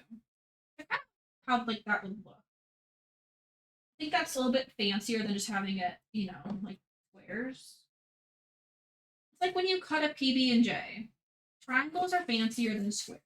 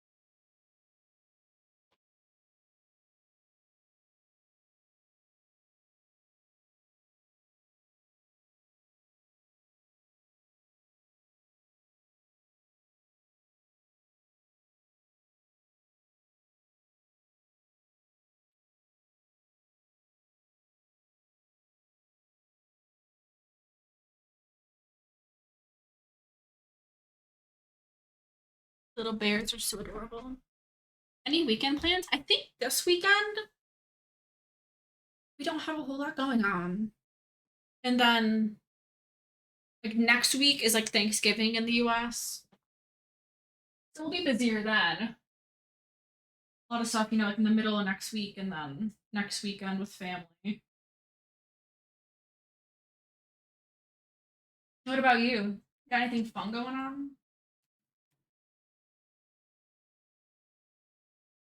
Well, great news. It did stop snowing and it looks like most of the snow already melted. Wonderful. It's our first snowfall of the season.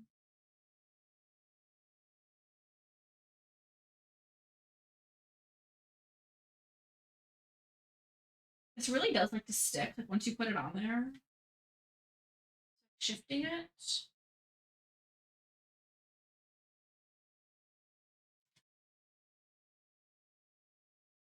Takes a minute.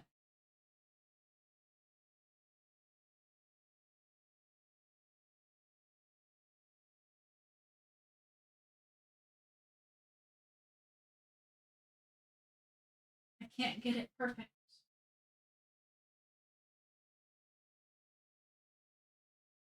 Yeah, that's pretty good.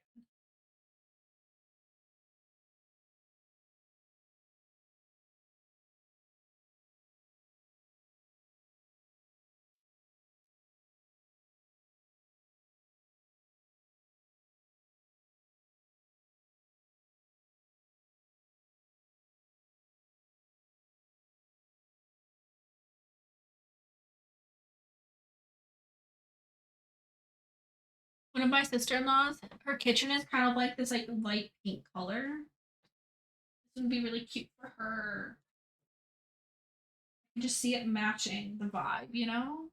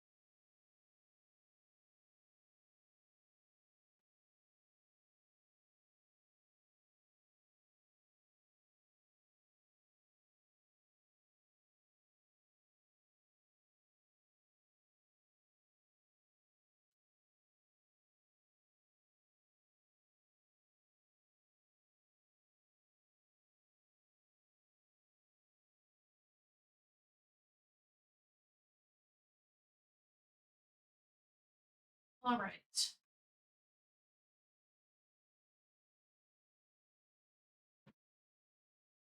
All of these are pinned. Oh, this one's a little bit crooked on the.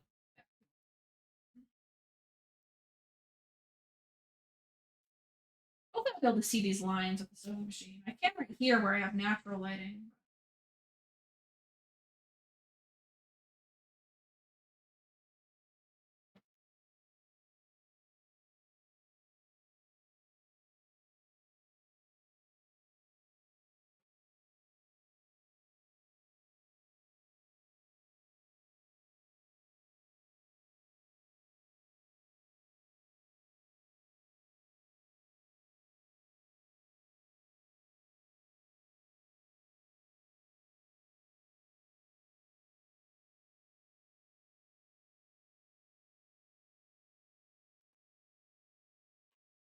We have 5 of these pinned, ready to go. We have to fill our bobbins next, and then I think.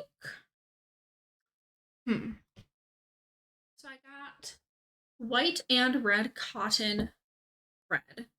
This one, there is no red. I definitely want to use white thread on this one. And on the chickens, white thread on there. Definitely.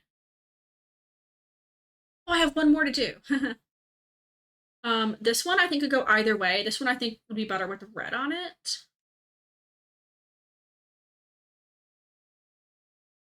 This one, because the back is all red, maybe red if the red matches. It does. And then the other one is also red on one side. So I just want to make sure I do the ones with the right, the same color thread all at once. So I don't have to change my sewing machine up over and over. But I missed one because I don't know how to count.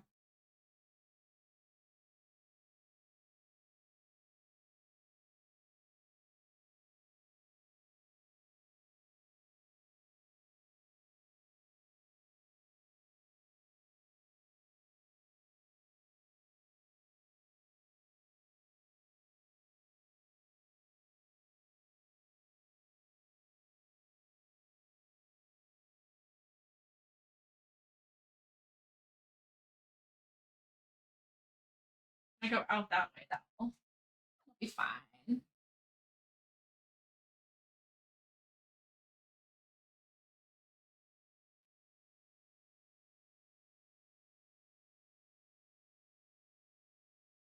All right, and then we got trees.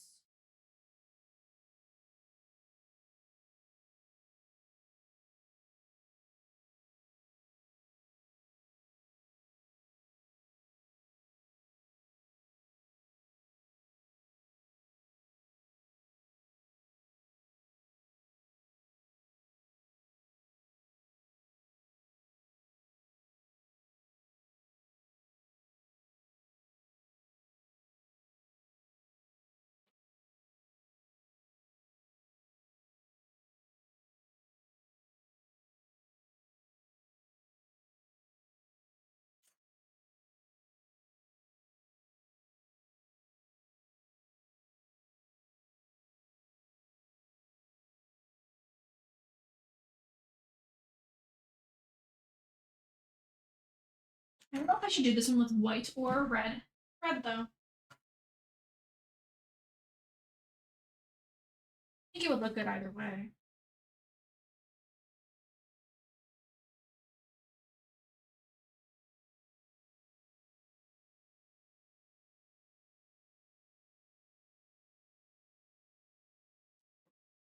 I feel like on this side I would use red.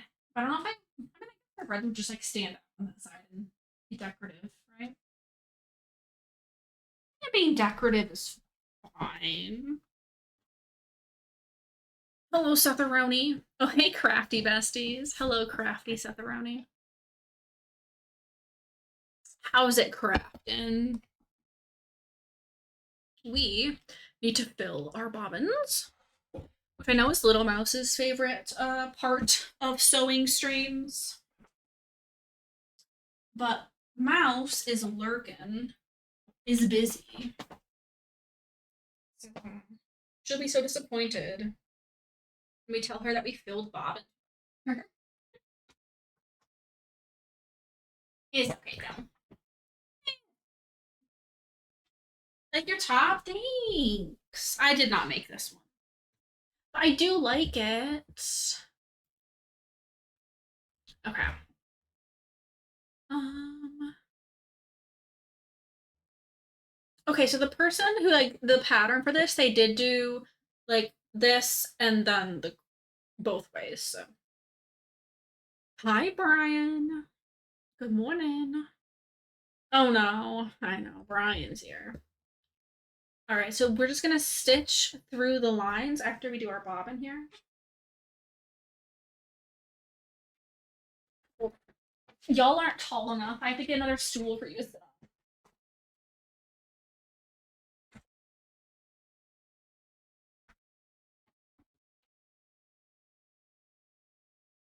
Not the unstrip. Oh my goodness. The drama. Is my camera gonna connect? Hey yo, there we go. There we go. Time to do some bobbins. I'm gonna fill I think both bobbins right now.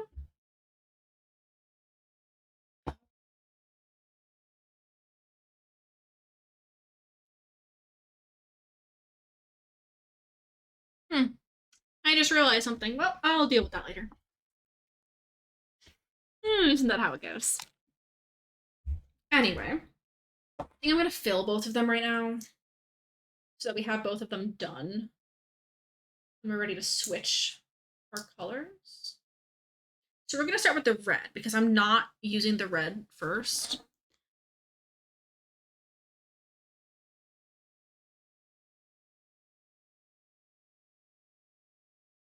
These are new spools of thread, but I am pressing in the stickers because I am tired of the stickers leaving sticky sticker stuff right there. So I press them in so that it doesn't drag as much. I really clean that sometimes, but, you know. Whatever. I just got new bobbins after learning that I've been using the wrong bobbins for a decade. Love that for me.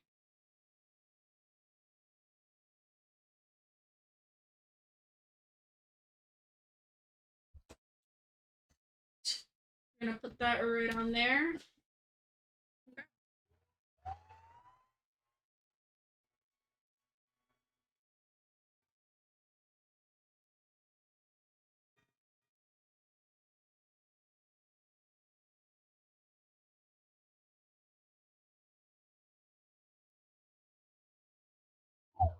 And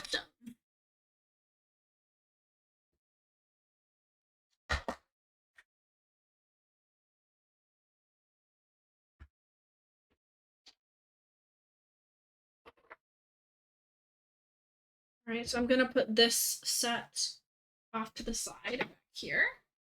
Because we'll grab that soon. First, we're going to do the white cotton thread.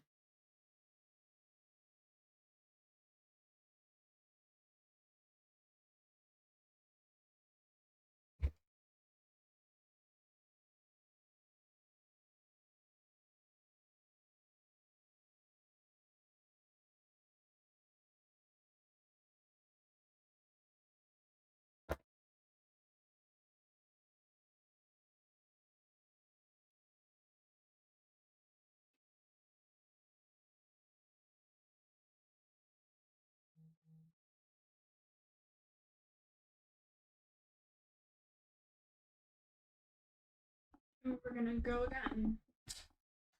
I feel like holding that, so.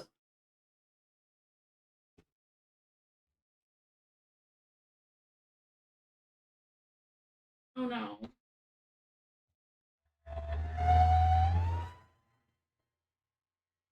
Okay, now it's secure. It wasn't secure enough. I should have waited before I cut it.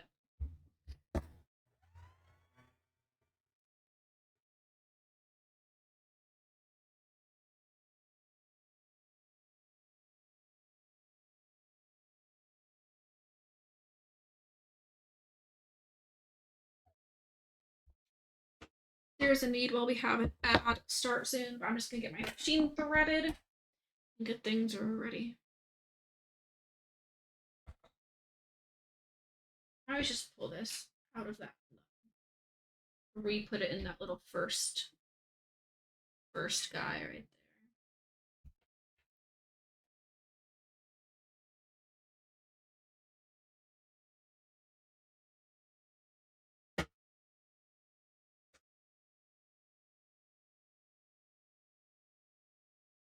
I'm hoping I won't have problems since I don't have a walking foot. We're just gonna have to go slow. Slow and step.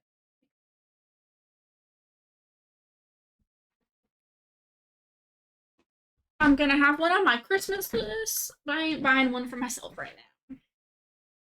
Okay, let's thread our bobbin. Bobbin case. New bobbins that fit better than the original ones I was using. Oops. Oops.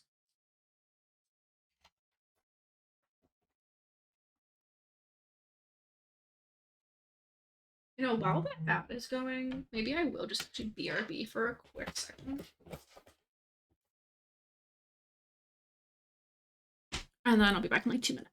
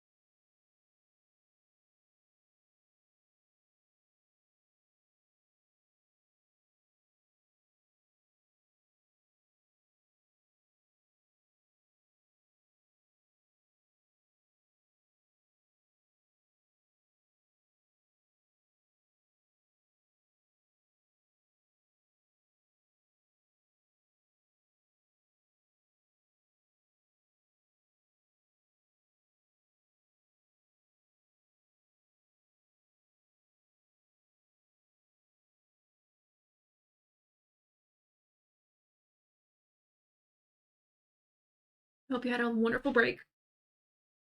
It's not rigged because I'm the only one that entered. So it's not a scam. You know?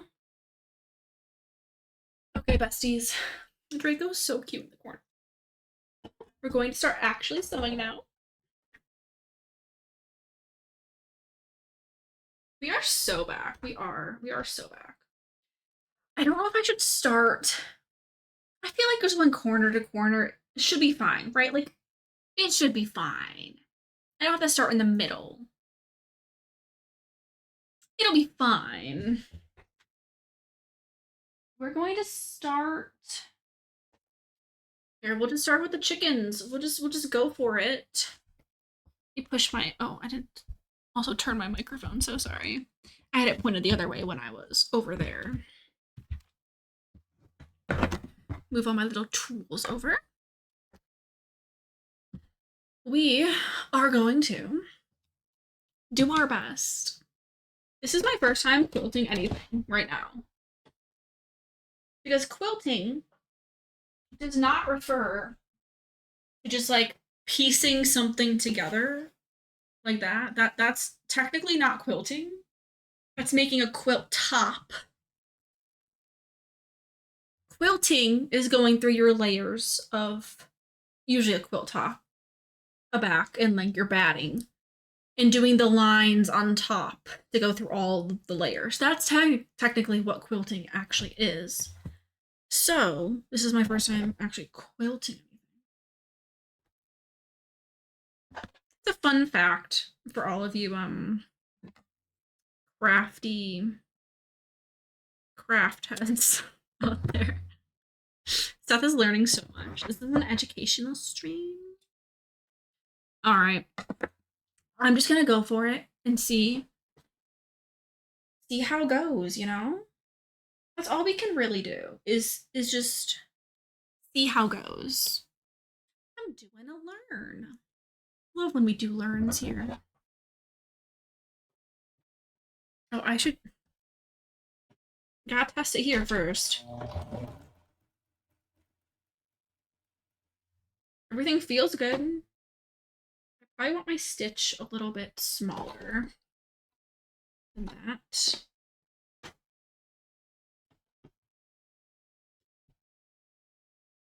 That was good tension, but yeah, I want a little bit of a smaller stitch.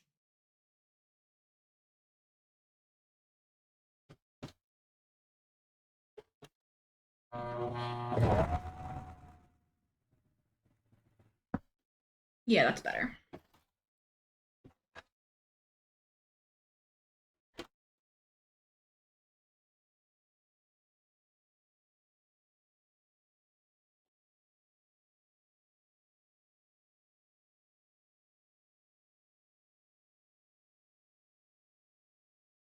I feel like I need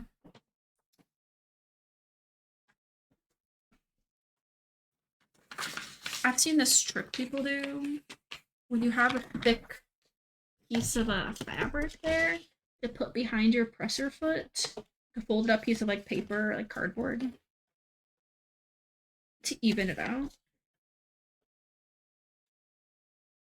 Yeah, that helps a little bit.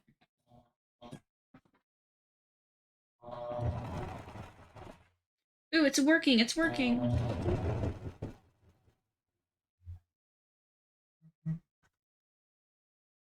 I'm so scared. What if this pushes it too much?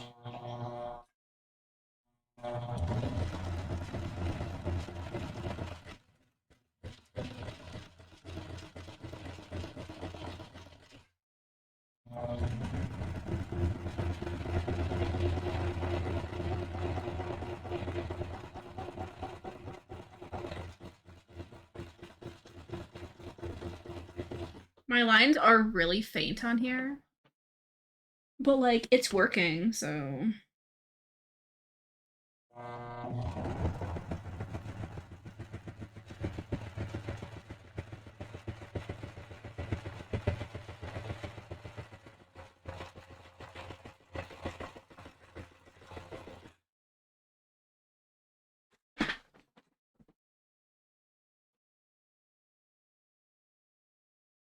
You can see my line, but like barely right here.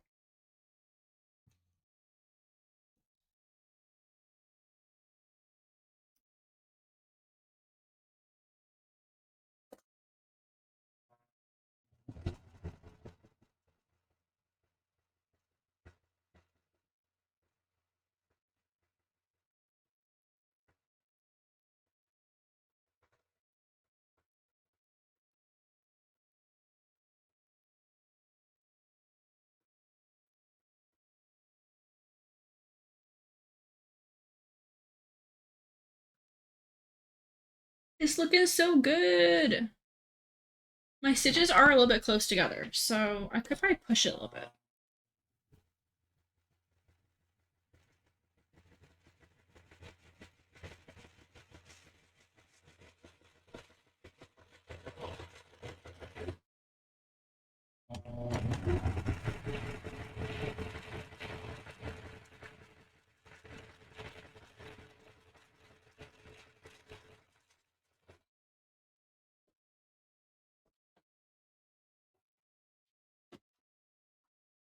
Bam.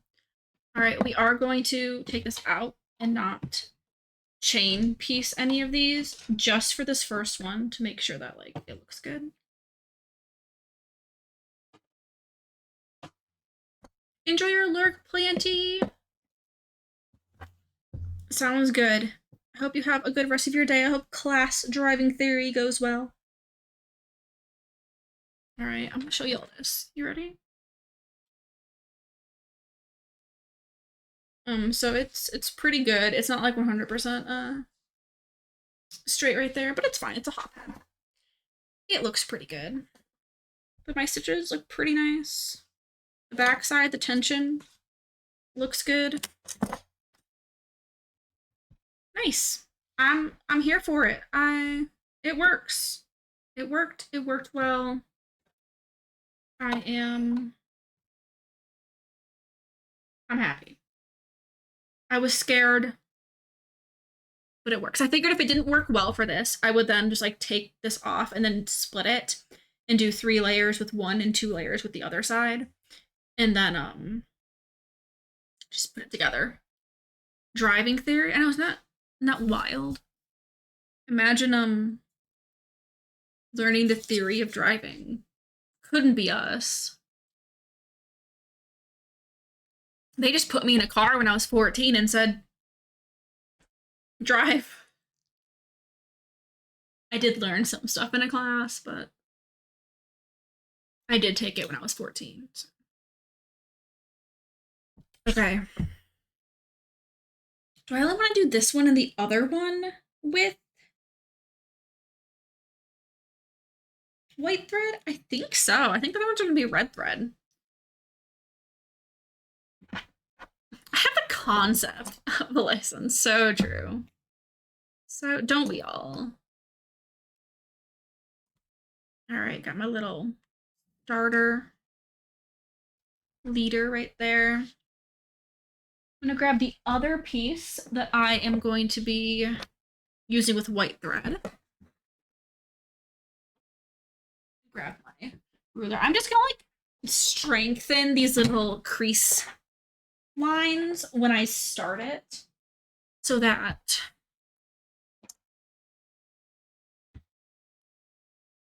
it's a little bit, you know, stronger of a line. It is not very visible right now.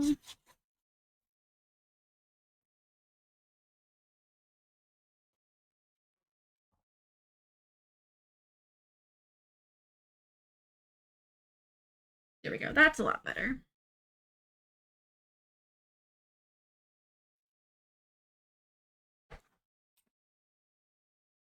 Even you can see. Wow.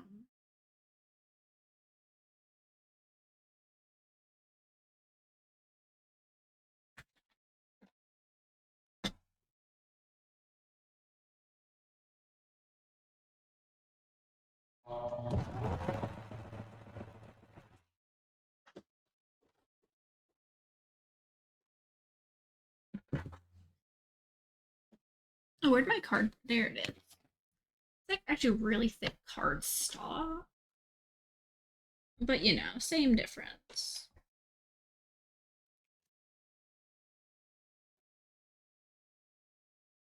Put that under the back of the presser foot.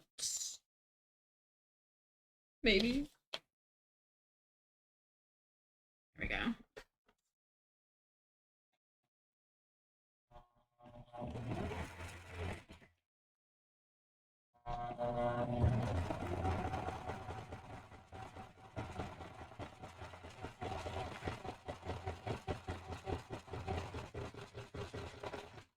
I've seen stuff. Oh, not the camera lagging. Hold on. Let's restart it. I've seen stuff about using gardening gloves that have like grippies on the fingers to help like push your quilt along. And that's so interesting. And now I'm like seeing like, oh yeah, I see why.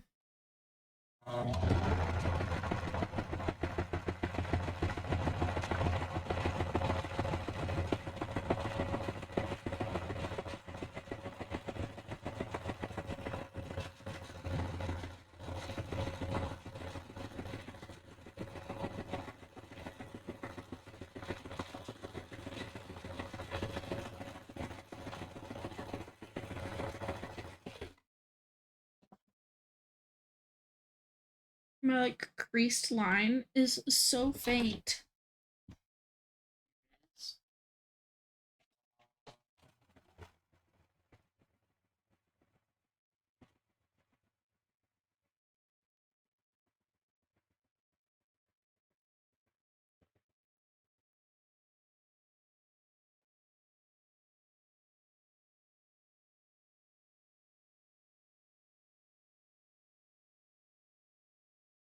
Wonderful.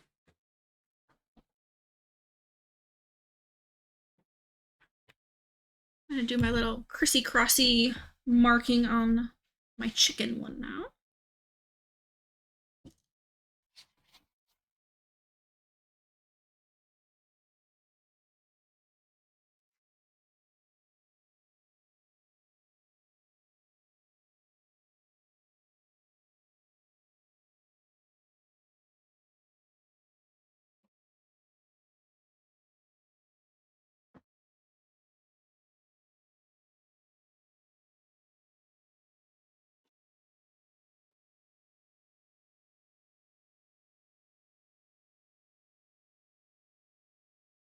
I'm kind of doing a chain piecing type of thing so that I use less thread in between.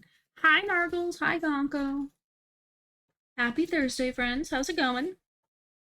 We are making hot pads for Christmas gifts. These are oversized 9x13, like pan sized hot pads. We spent like 2 hours cutting fabric, cutting our batting, cutting our insulated batting, pinning them all together, and now we're just sewing. It's snowing. It was snowing here earlier. It's not snowing anymore. And our snow melted. But I'm kind of glad because I'm not ready yet. And Tab had to drive today, like a decent amount. I finished the front of the tree skirt. Would you like to see it? I've been doing a few things. So I kind of want, so I don't have a backing for it yet because I'm trying to decide if I want to do a solid color or if I want to make another one and make it reversible with like different prints and stuff. I haven't figured it out yet, but this is the half of the tree skirt. We have a lot of cute little patterns. These ones also have some pinks in them. This is like my, like downstairs we're gonna have like our more traditional Christmas tree skirt. This one has a little bit more of like the modern like fun print with some extra like blues and like yellow and like pink because our furniture up here we have like some floral furniture this will match better with. So yeah, I hate when it's snowing, but I love snow. Yeah, same. But we also have like Christmas cats, a nice red border. So still like a little bit of traditional stuff. And I just got more of this red fabric so I can do the border on the opposite side the same. So if it peeks out, it's the same fabric on the outside edge. But yeah, I think it's cute. It's not huge. So it'll be kind of small, I think, for like my full-size Christmas tree. Um, but I really like the pattern, and I would totally make another one bigger in the future. If this one ended up being like a little bit too small for that tree. And then I took the leftover quilt pieces from the Christmas quilt that my mom made me into have years ago.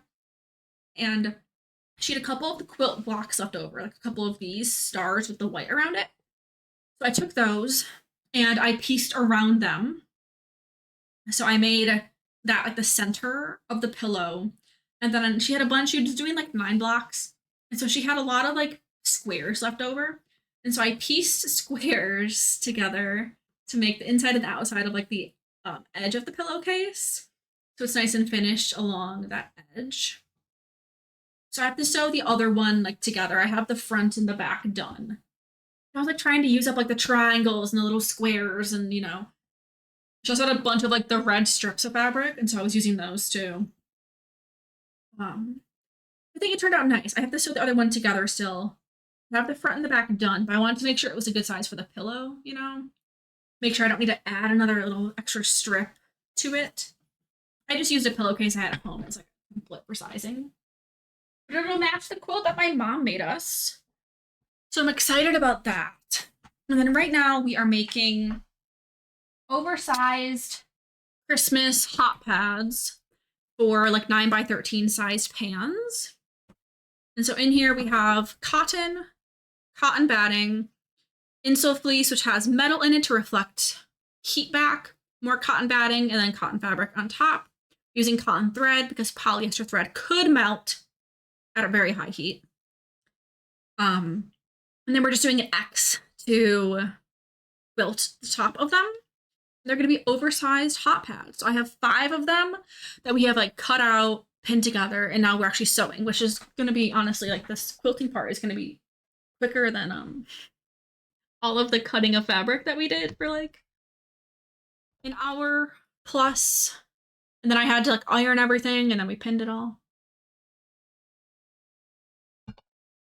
When you're sewing, it takes less time to sew than it does for all the prep. But this chicken fabric is for my stepmother-in-law, who has chickens and is obsessed with them. She loves her chickens, and I have Christmas ones for everyone else.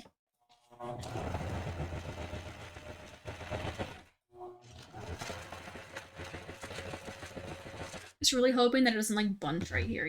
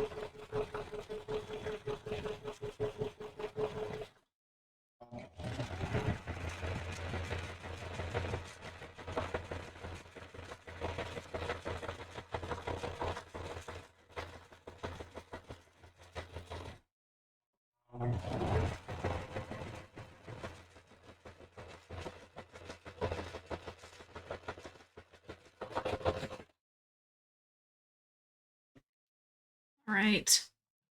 I'm trying to chain piece these a little bit, even though like they're weird size, to save on my cotton thread.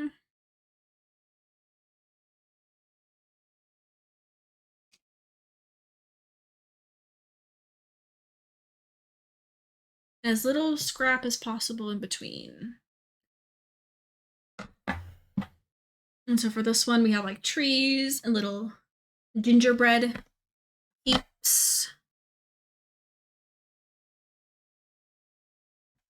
And then besides these large hot pads, like what I'm making today is like the minimum I know that I want to make for gifts. I'm probably going to be making a few more for myself and for other people. And then I have a baby quilt that I'm going to be making. So I might be doing a quiltathon day where I'm just quilting all day or multiple days. It'd probably take me a couple hours to just cut all the fabric for that quilt, honestly. And then potentially some other stuff too. I don't know. All right. So in between each of these, I'm taking I have this like scoring thing that you kind of use for like pattern making, but it doesn't cut your fabric. It just kind of leaves little like a crease mark. And so I'm using this to mark my diagonal. I don't want to use a heat pen because I don't, or like a washable thing because I don't always trust them.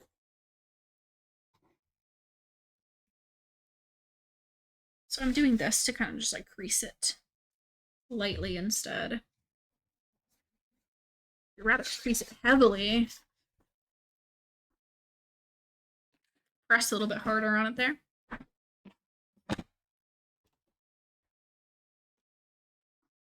Because I'm not sewing over this part of the fabric, it's not quite the same as a chain piecing, but did I drop my cardstock? I did.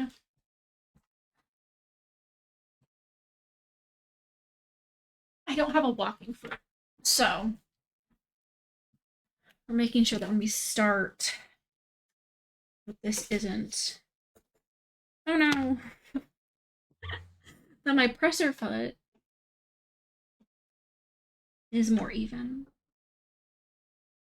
Here we go.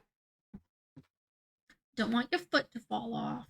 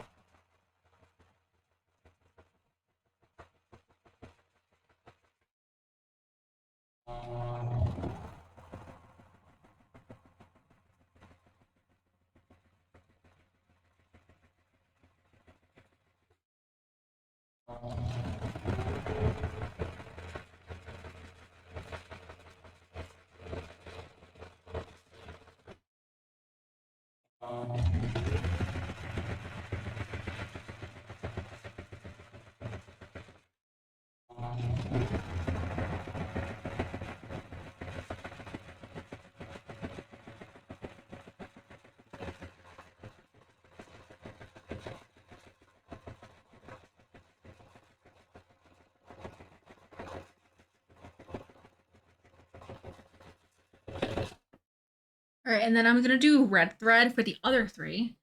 So we can just take this out now.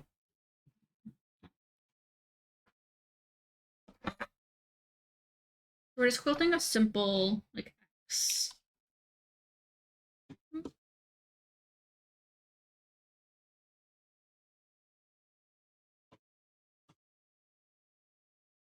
On each of these.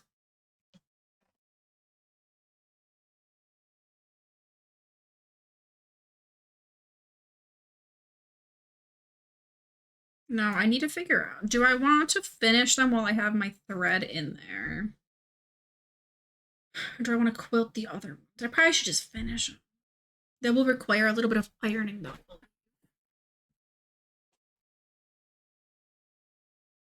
Which means moving the camera. Yeah. Y'all are worth it, right?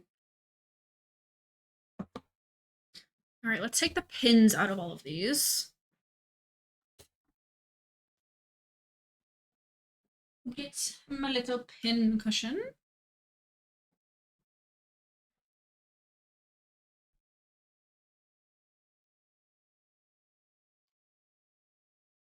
I have around 4 in each one.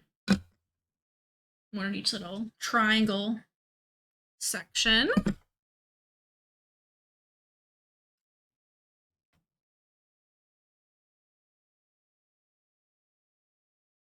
I think this is cute. It's not like a ton of quilting, but like the layers won't shift around. But it doesn't look like Crazy quilted. I like it with the chickens too. All right. So then on our pattern, which we have, it is pinned in our chat. So we can trim some corners to eliminate the bulk if needed. We're going to iron, fold the edges in as an angle, iron them, fold in half, and then fold over and pin it. That's kind of what I figured. Hi, Draco baby. Hey, we're not gonna snuggle right now because I'm gonna get up and iron some stuff. But if you want, I'll put the camera on you. Come here. You can sit in my chair. You can sit up here. Or you can sit in this chair. Come over here. Oh, you're such a cute little kitty. Come here.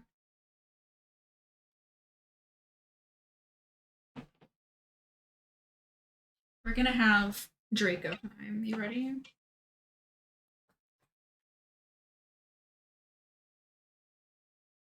We're having Draco time. Everybody loves Draco. Right? Stay over here. I'm gonna give you some treats. Come here.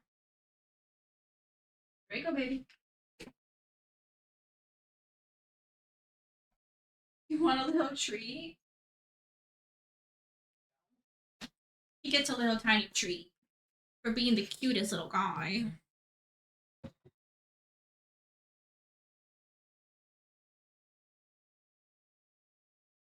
You gonna stay there? Hmm? If he stays there, I'll just keep the camera on him ironing because ironing isn't that exciting.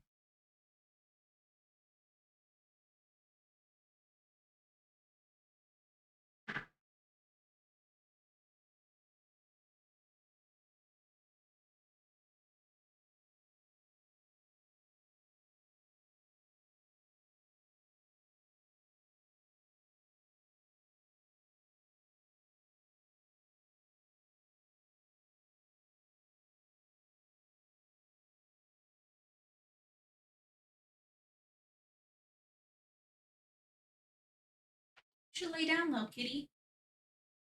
Lay down. Oh. No, no more Draco time. You can watch me. You may not want to watch me, but too bad. Too bad. We're just folding this up.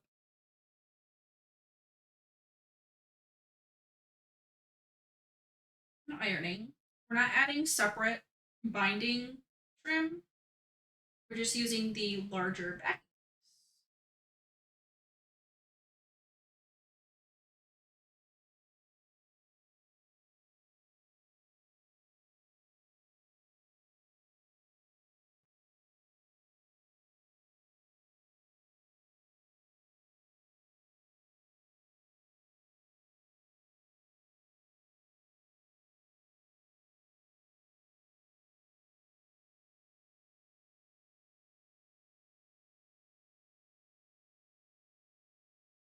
Just do a little bit off the corners so I don't accidentally put too much to begin with.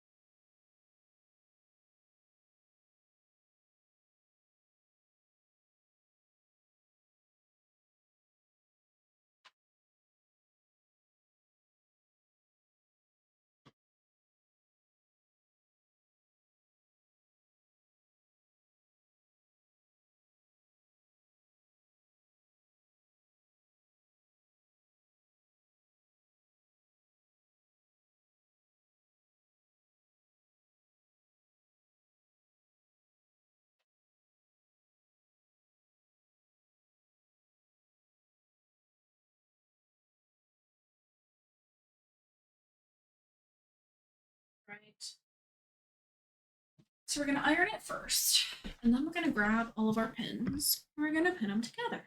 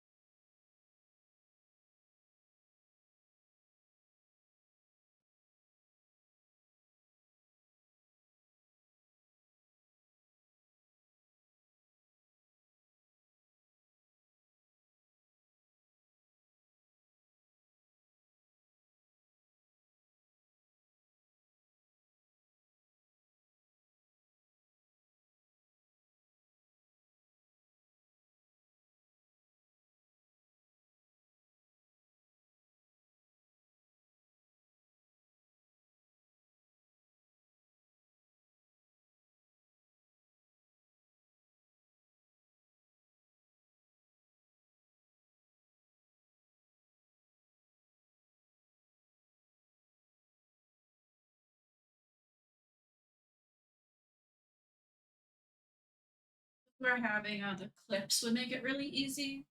I feel like clothespins might come undone too easily. Though. And I could definitely, I have a lot more downstairs. I guess we could try it. Wait, I need to fold this.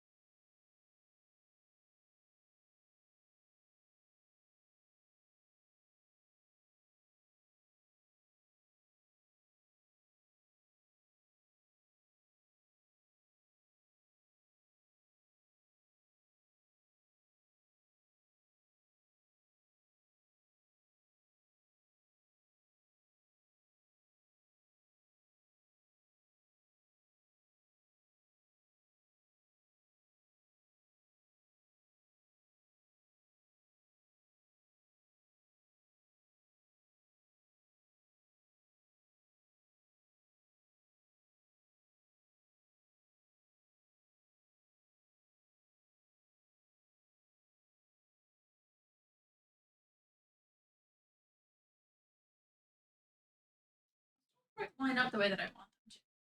Well, we have to check the tutorial. How do they fold them? They don't have a picture of it.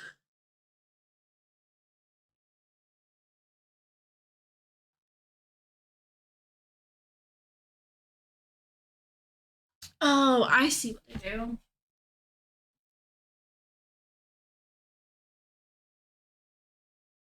They just have this one go all the way to the corner. Okay.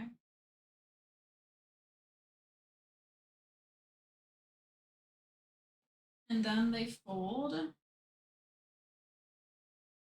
this in.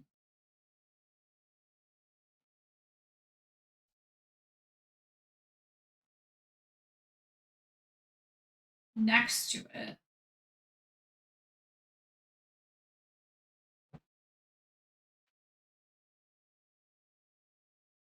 I know, Draco. Isn't that wild?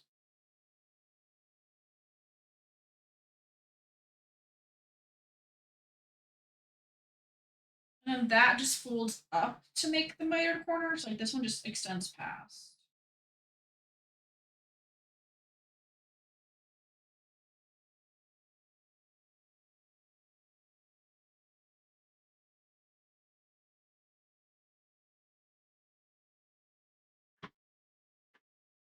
I think that's what they do. So it's not actually two mitered edges, it's just one.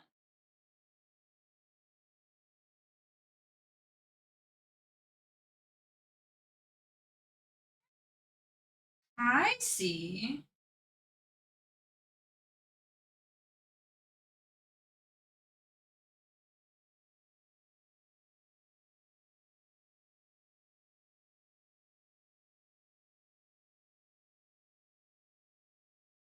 I like that, but it is a little difficult to get it all the way to the side but moving. So we're just gonna pin each side first. But I see what they did there, and I like it.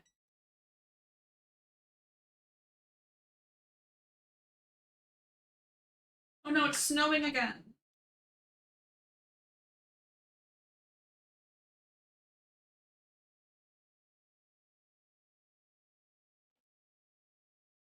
Y'all, I think the clothespins is the way to go. That's so much faster than pinning it all. And because it's a thick enough number of layers, if it was just like 2 pieces of cotton fabric, it wouldn't stay. But it's like 4 layers of cotton fabric it's going to be sewing over, and then 3 layers of batting. So it's thick enough to keep it in place. So I'm going to go get a whole like thing of clothespins real quick.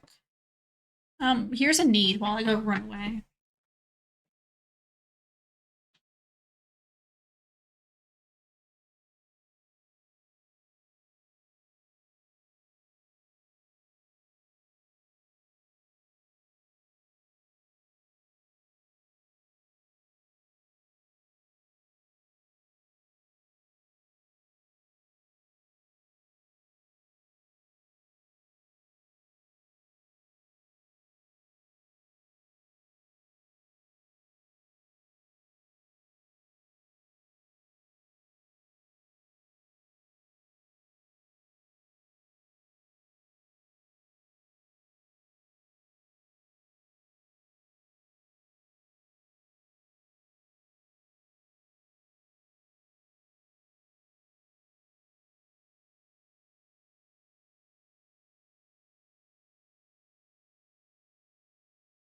I also gave my cats food. I was so efficient. Okay.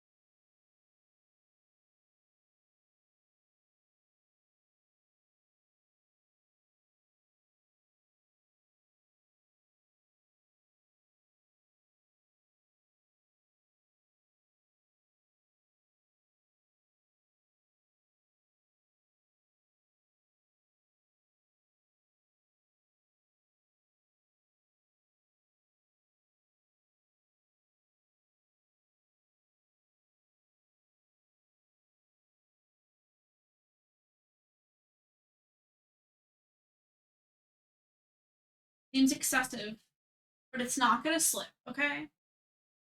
Did I not get any biscuits? That's sad.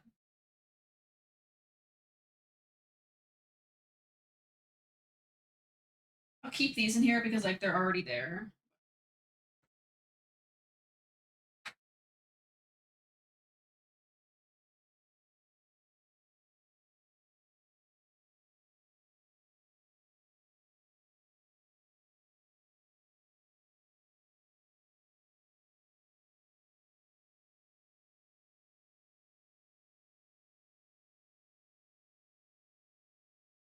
I think that doing both corners at the same time is going to make sense.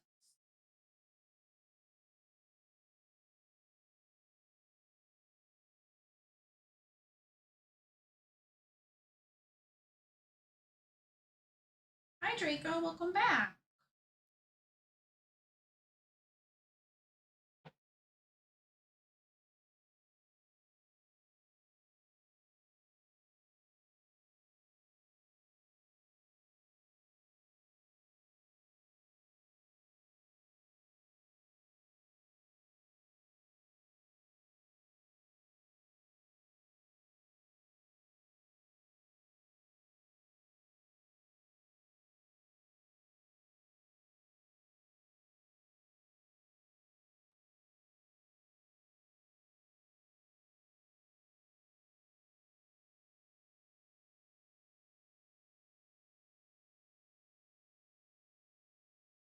All right. Before I iron and pin the second one, I'm going to sew this one and make sure everything turns out correctly. Because obviously I have a lot of clothespins here. It's kind of funny, actually. But I want to make sure everything turns out right before I go and I pin and iron. This is like the slowest sewing stream I've ever done. Sorry, that was probably really loud. I just threw that on my table. That's okay, though. We're doing something new. I've never made these before. And we're doing it together.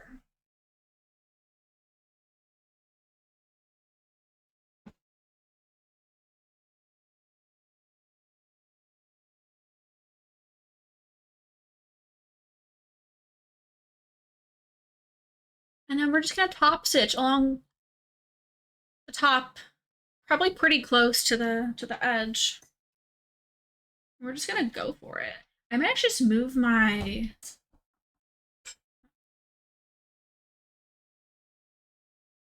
needle over.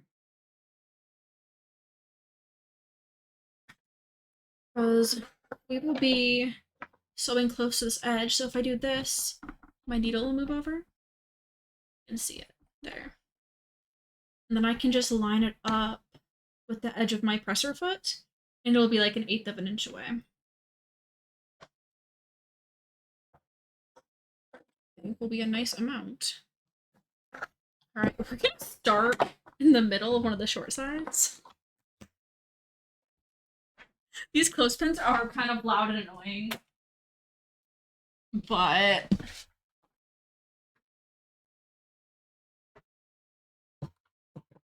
as long as it works, I don't care. It's still kind of far away. Hmm.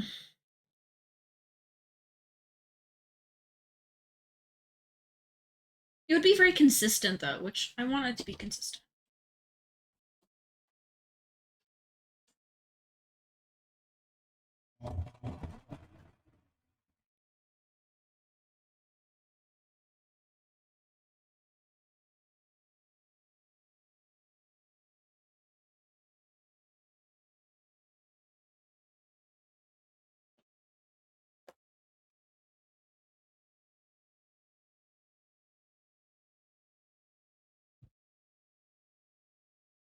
Maybe for the corners, as I get closer, I will put a pin in them so they don't budge.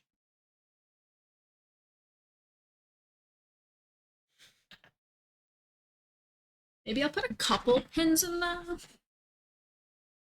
so I don't have to pin them like all the way through. I know that looks really silly, but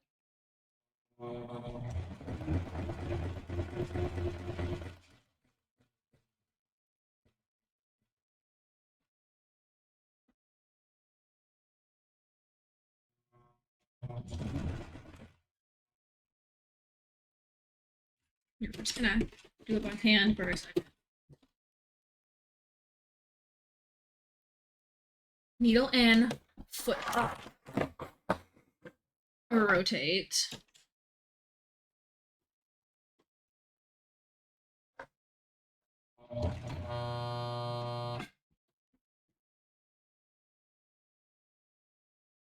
Something might have gotten messed up. All right, hold on. We're gonna take this out. Looks like something broke right there, a little thread.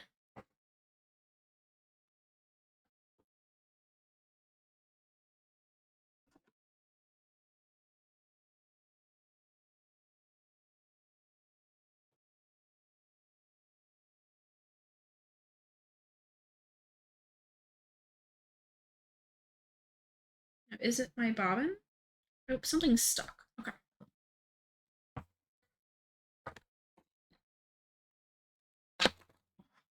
Classic sewing machine jams. I spin my bobbin thread is visible. Hi, Amaryllis. Hope you're having a good day. All right, that's good.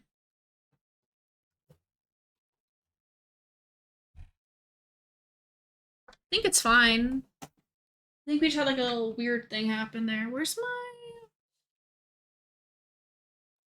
There it is.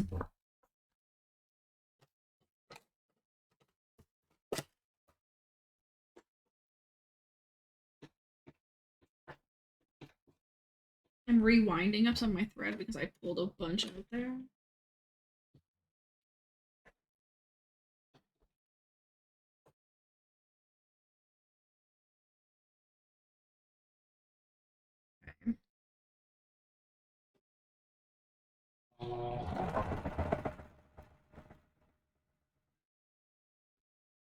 Looks good. Okay. Let's try this part again.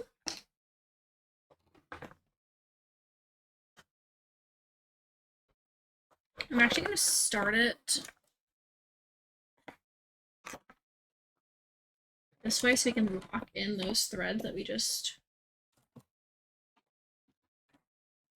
sewed over.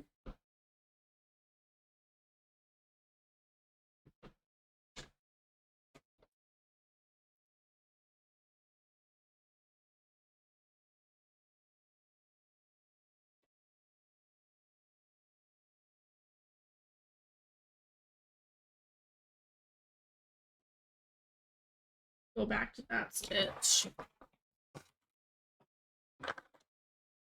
There we go. Right.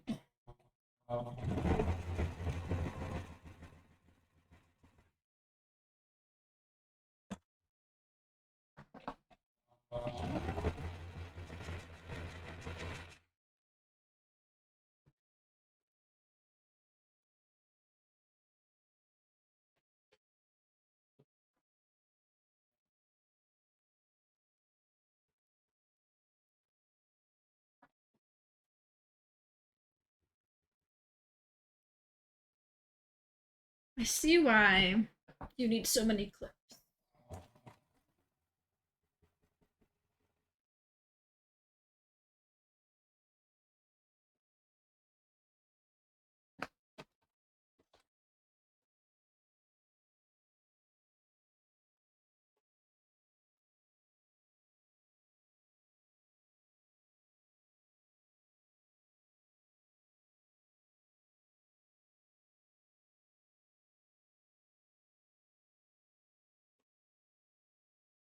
I'm really trying not to like wrinkle this.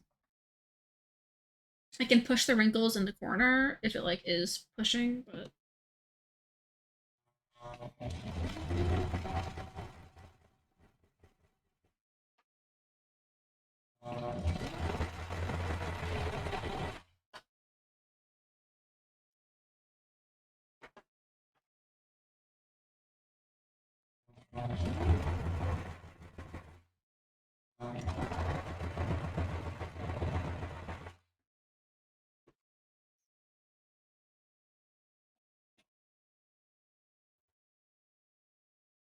So far I like the clothespins instead of pins, but they are a little bit bulky, especially for corners. So like I don't want them for corners.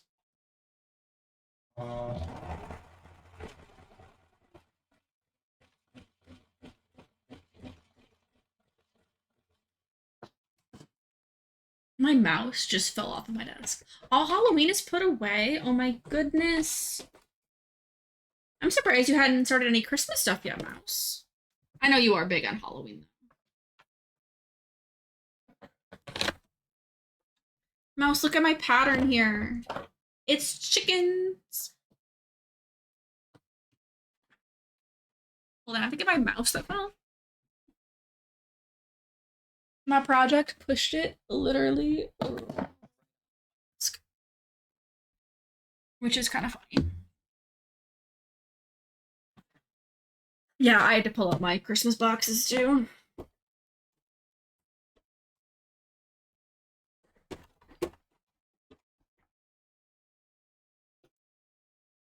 why I don't have mine up yet either. Chickens! You still need to decorate too? I feel it. It's calling me, you know? But I've got to dig everything out. I mean, it's all just like in boxes from when we moved. So I don't know what exactly is where. It's gonna be a lot.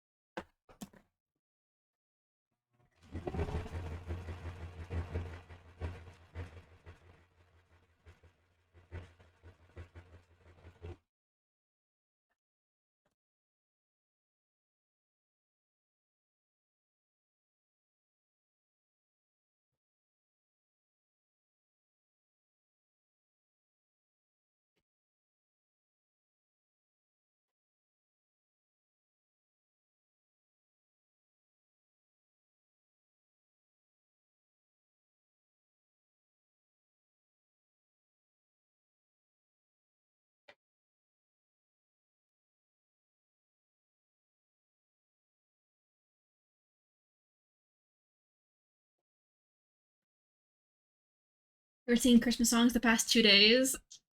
I haven't been singing Christmas songs. We were listening to Christmas lo-fi at the beginning of stream, but the Christmas lo-fi videos kept on having ads on them, so we went back to the regular lo-fi that doesn't have ads in the middle.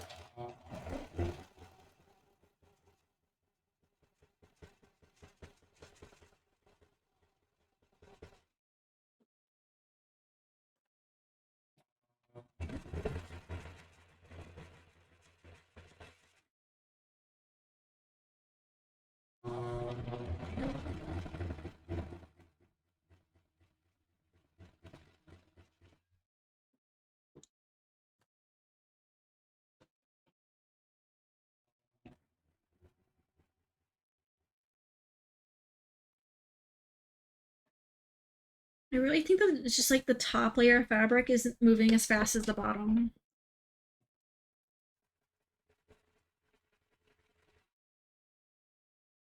I don't have a walking foot.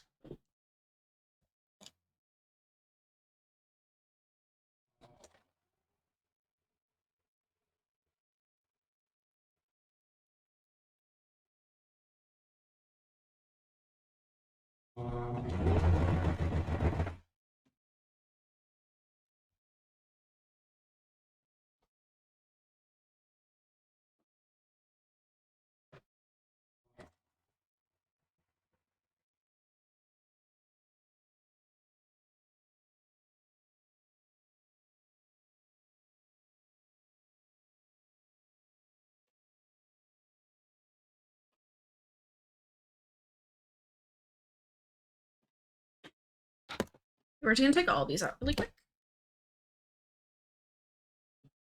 I'm gonna pull this a little bit tighter underneath that.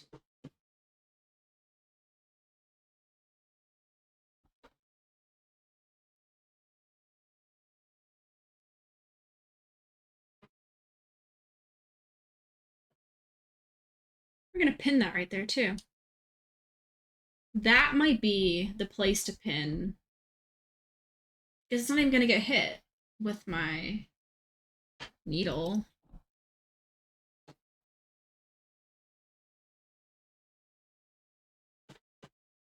I love cats. I love every kind of cat. I just want to hug all Ryan. of them, but I can't hug every cat.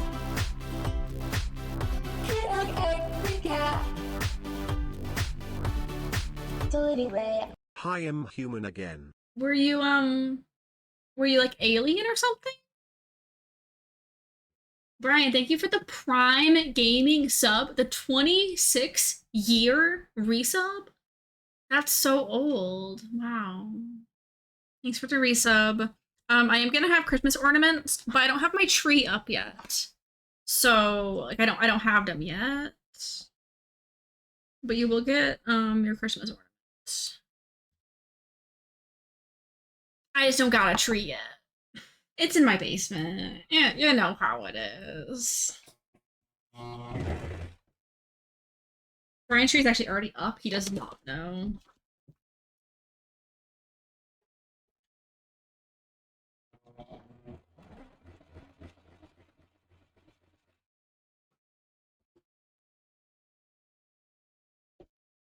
Okay. We're almost done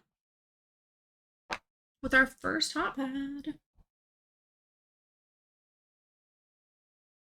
I'm gonna trim these threads now so I don't accidentally like sew over them and then they get like all twisted and tangled.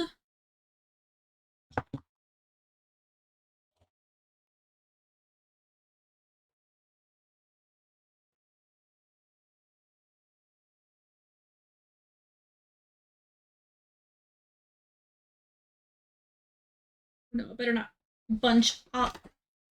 No.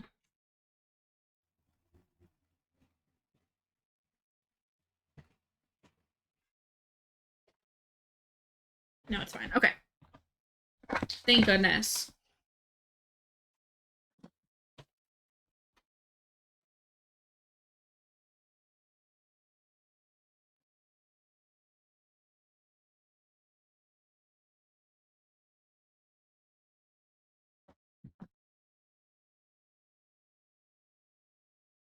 We have.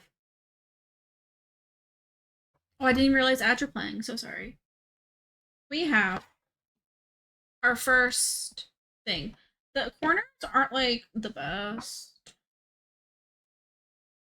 but there's no raw edges, so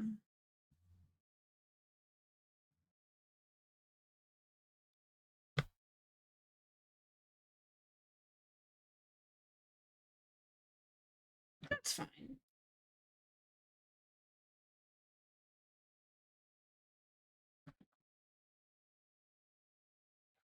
Pretty good. That's a large hot pad, okay? It's large. It works. I almost want like this to be closer.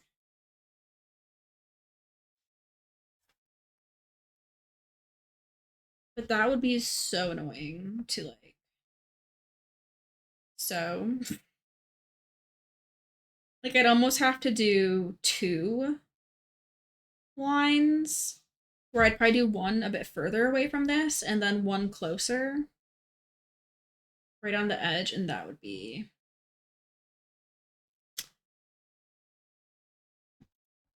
It'd be pretty annoying to do.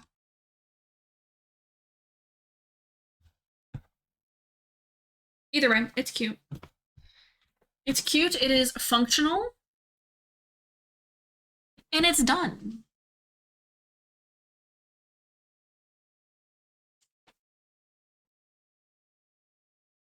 So let's iron the next one. Shall we?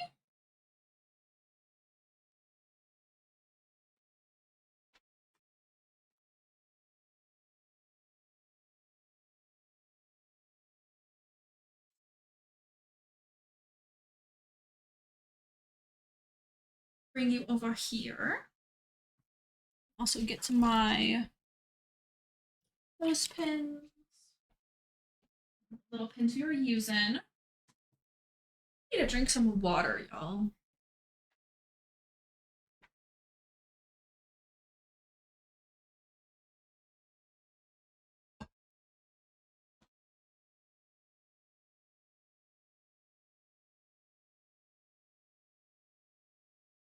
I'm just going to do the long sides to begin with.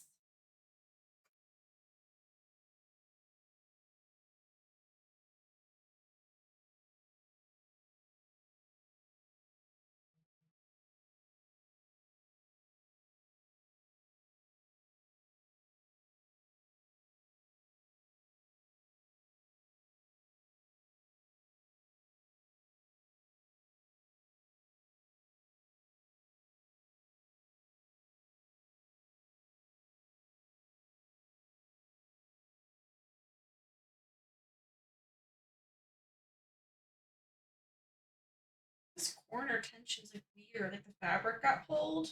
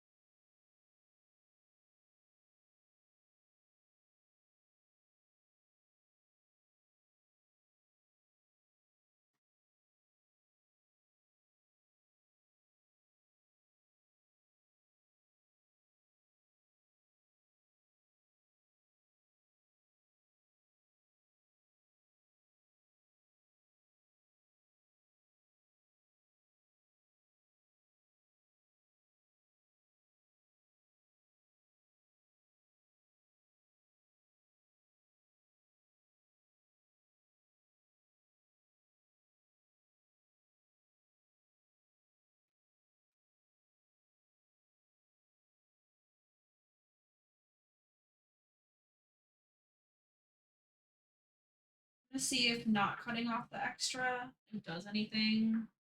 If I do need to cut off any extra over here.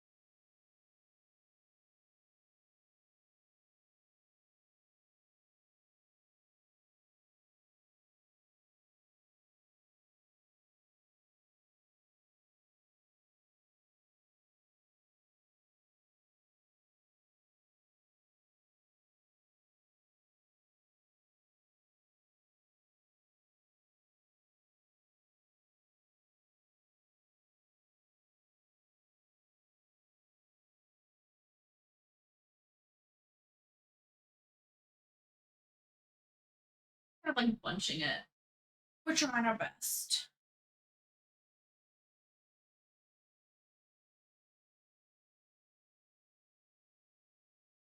Our best is just really slow today.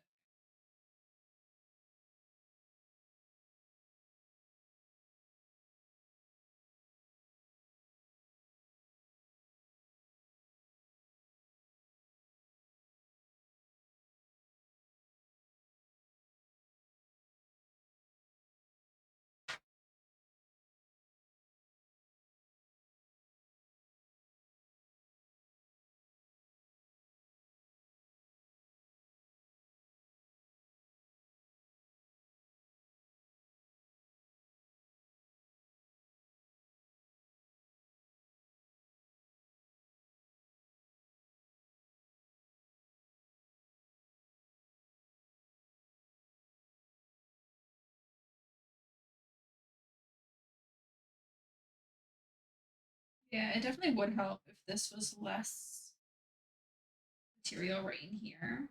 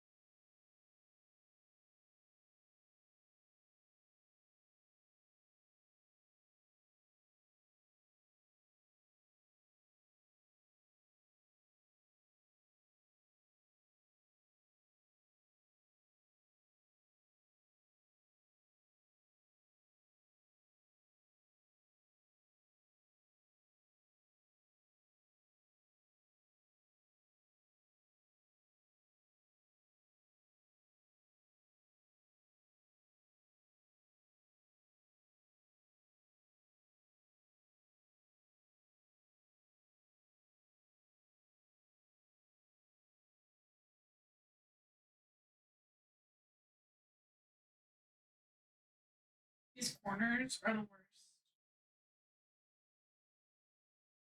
Like it almost makes me wish I had like separate binding, even though that would have also taken a long time to make. I feel like it wouldn't have been any quicker. But it also wouldn't have taken more time.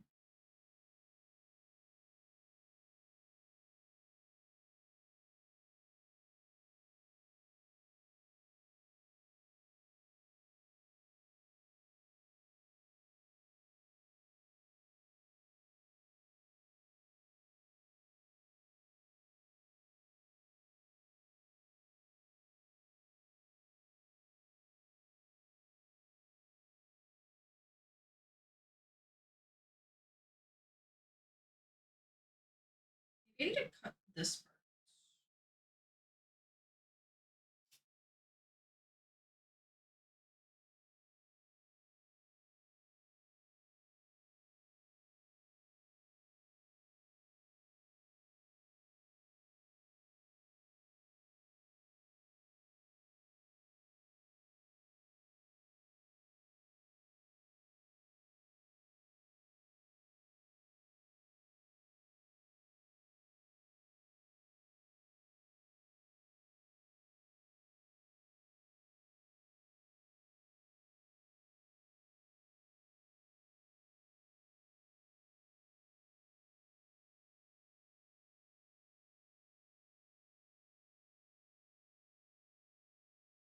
Okay.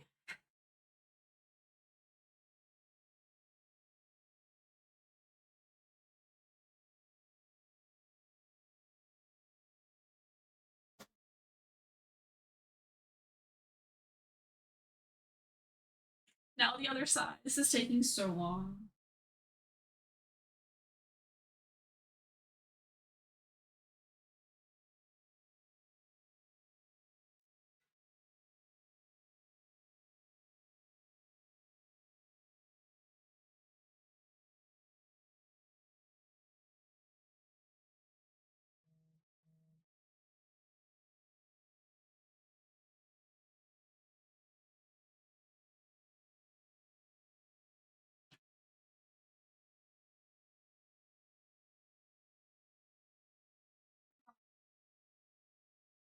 Stop because it had been on for so long. That's how you know this took so long. I'm literally only doing one of these.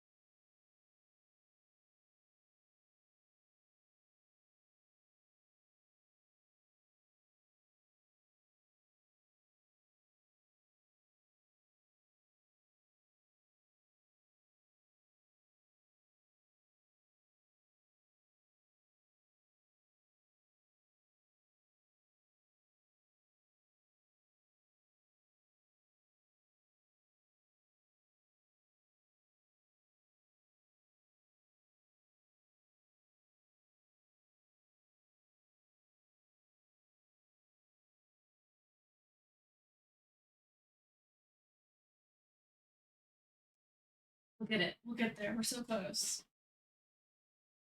This one I didn't trim extra. I want to see how it sews over it. It doesn't sew over it very well. I can take some.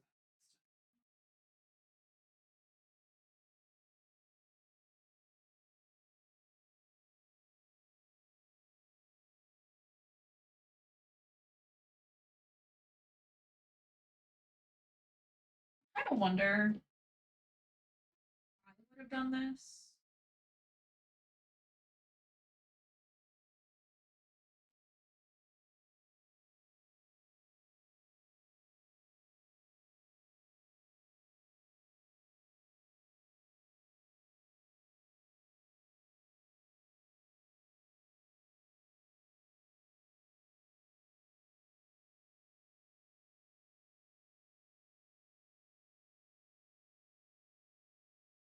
I wonder if that is just easy.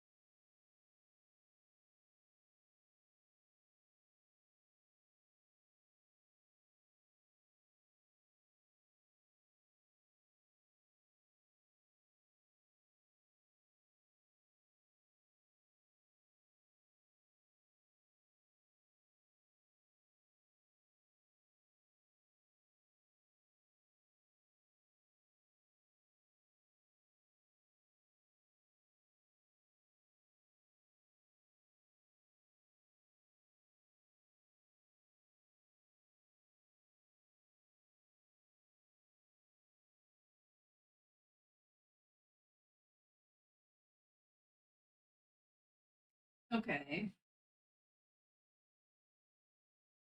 I think this is as good as this one's gonna get.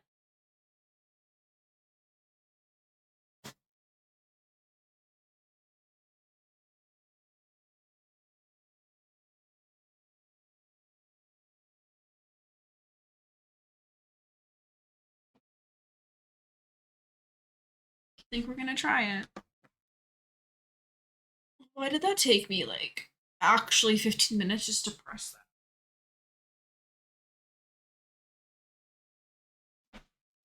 Kinda wild.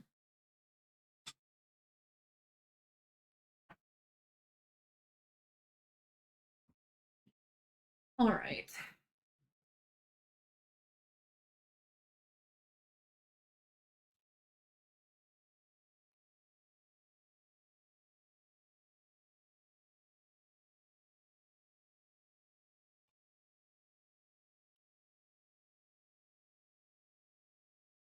I'm not sure if I'm gonna finish all these on stream. Because like I will need to take a break at some point.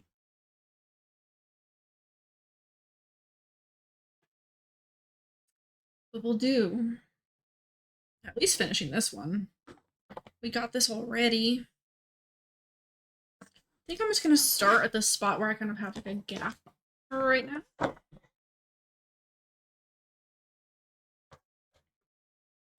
I'm just gonna start right there. Oh, I need my basket for clothespins. You're enjoying stream? I'm glad. I hope your day off is going well. You can relax or like do the things you gotta do.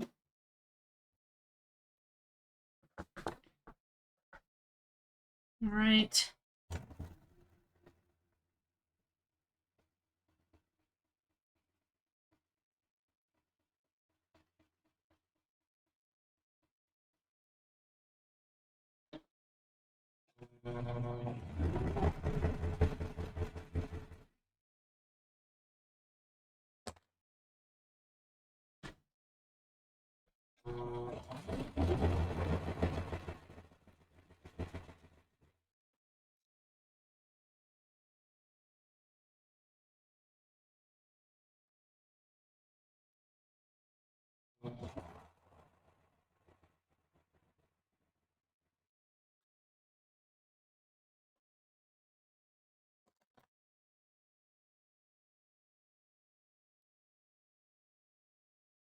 See, but it like kind of like bunches up, and so at the bottom I have to readjust it anyway.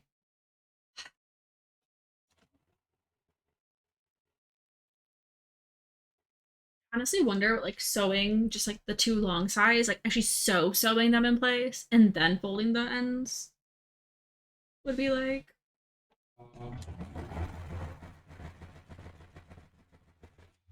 Because that actually might be better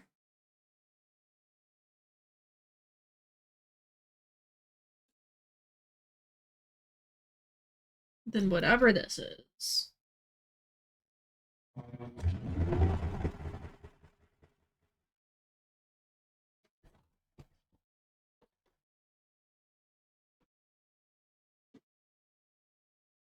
take out this anyway and redo it.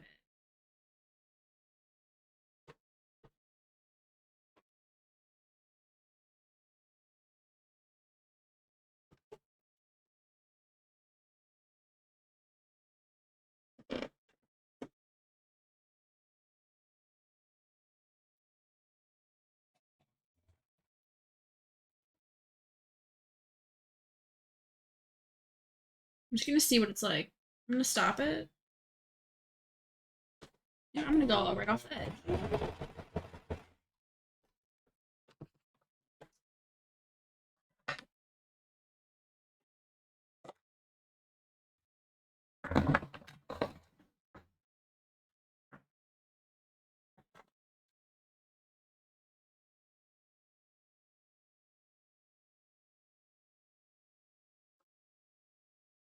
So going across the edge wouldn't be the best look.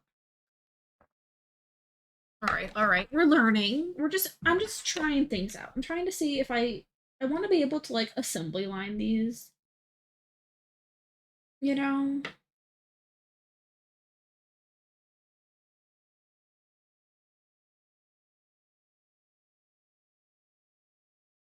So I've got to figure out a quicker way to do the binding. And the way I'm doing the binding with it being in the back piece, I thought was already the quicker way. But it seems like I was mistaken because it's not very fast to fold them. Hi, human again. Nice one. Okay, y'all. My cashier at Joann's the last few times I've like gotten like fabric and stuff has made a pun for like every item that I buy. And I like a good pun, okay? I'm not like a pun hater.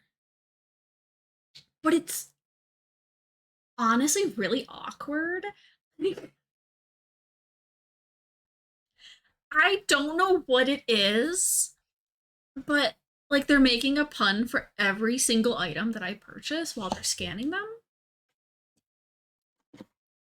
And so I don't know if it's just me that feels awkward or if other people like also feel awkward, but y'all, I do be feeling awkward.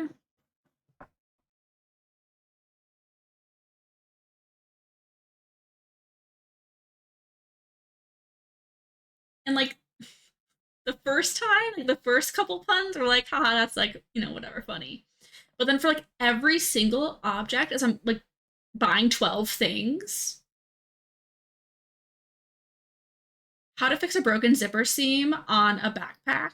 So like the seam that is attaching the zipper to the backpack.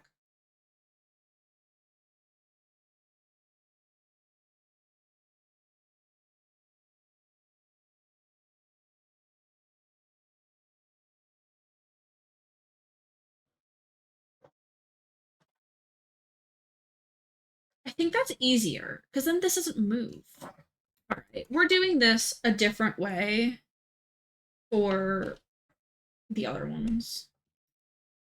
I think for the other side, even, we're gonna do it a different.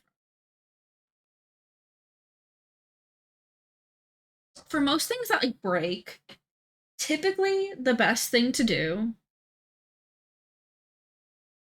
is to just like find where the original seam was and try to fix whatever was like already there. Oh, I need it. I think I'm just gonna try to finish this one since I already have it pinned. The other ones we're doing a little bit differently.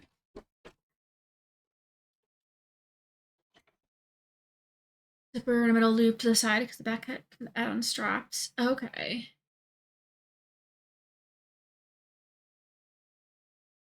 So is the metal loop like attached with like another piece of fabric or like another strap or something that was also right there? So be careful if you're like sewing anything like near metal. You don't want to like break your needle or Yes, and it fell out. Gotcha. And so you can probably sandwich them back together. And what you would do, so typically when you're sewing, not this is a bad example, but typically when you're sewing something, you put both of the right sides of your fabric together. So like the side that has your print, not like the back side of it. Whatever you want on the outside, you put it together, and then you sew, and then you can flip it right side. You start kind of inside out, and then you flip it right side. So when you have something that you want like attached, like a strap with a metal loop, so you can, you know, attach stuff to it, you just want to sandwich that in between your inside out right sides together sandwich with the like loop and stuff on the inside. And then on the outside, you just kind of like sew it in between those two layers. And so in your case, if you're fixing a zipper on something, do I have a zipper? So if you have a zipper and a piece of fabric, and then we'll use this as a loop. Let's say this is your backpack, okay? There's a fabric scrap. But you can see there's a right side and a wrong side. So whatever's on the outside, your zipper typically has a bit of like an edge around it where it's sewn on. So typically you would just like sew it like this.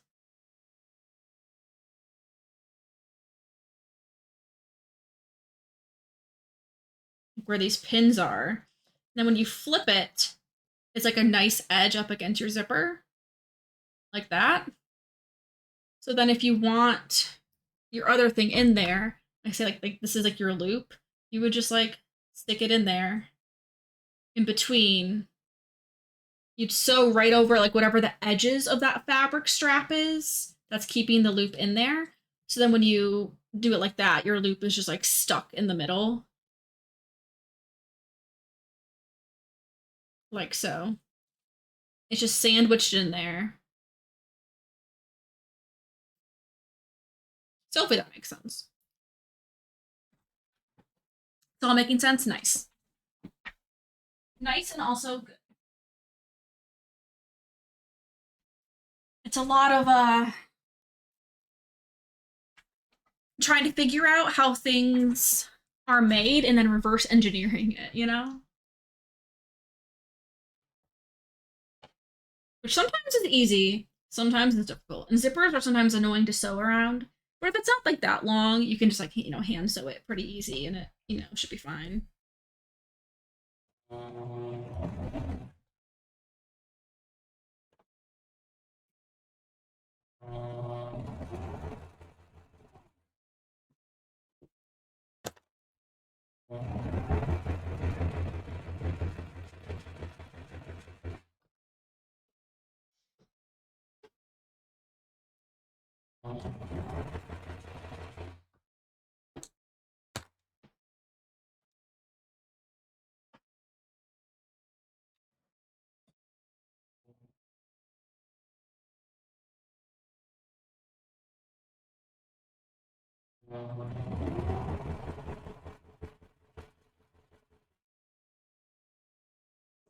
Oh, this is bunching.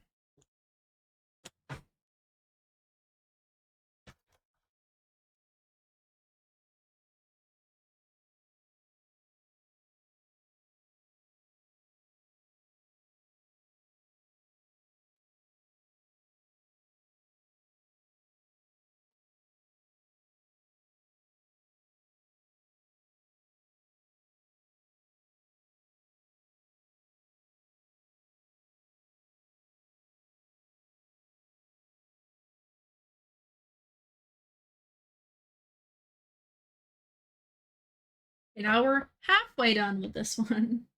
Wow. I mean, honestly, by the time we had all our material cut out, we were halfway done. You like sewing machine ASMR? I do too.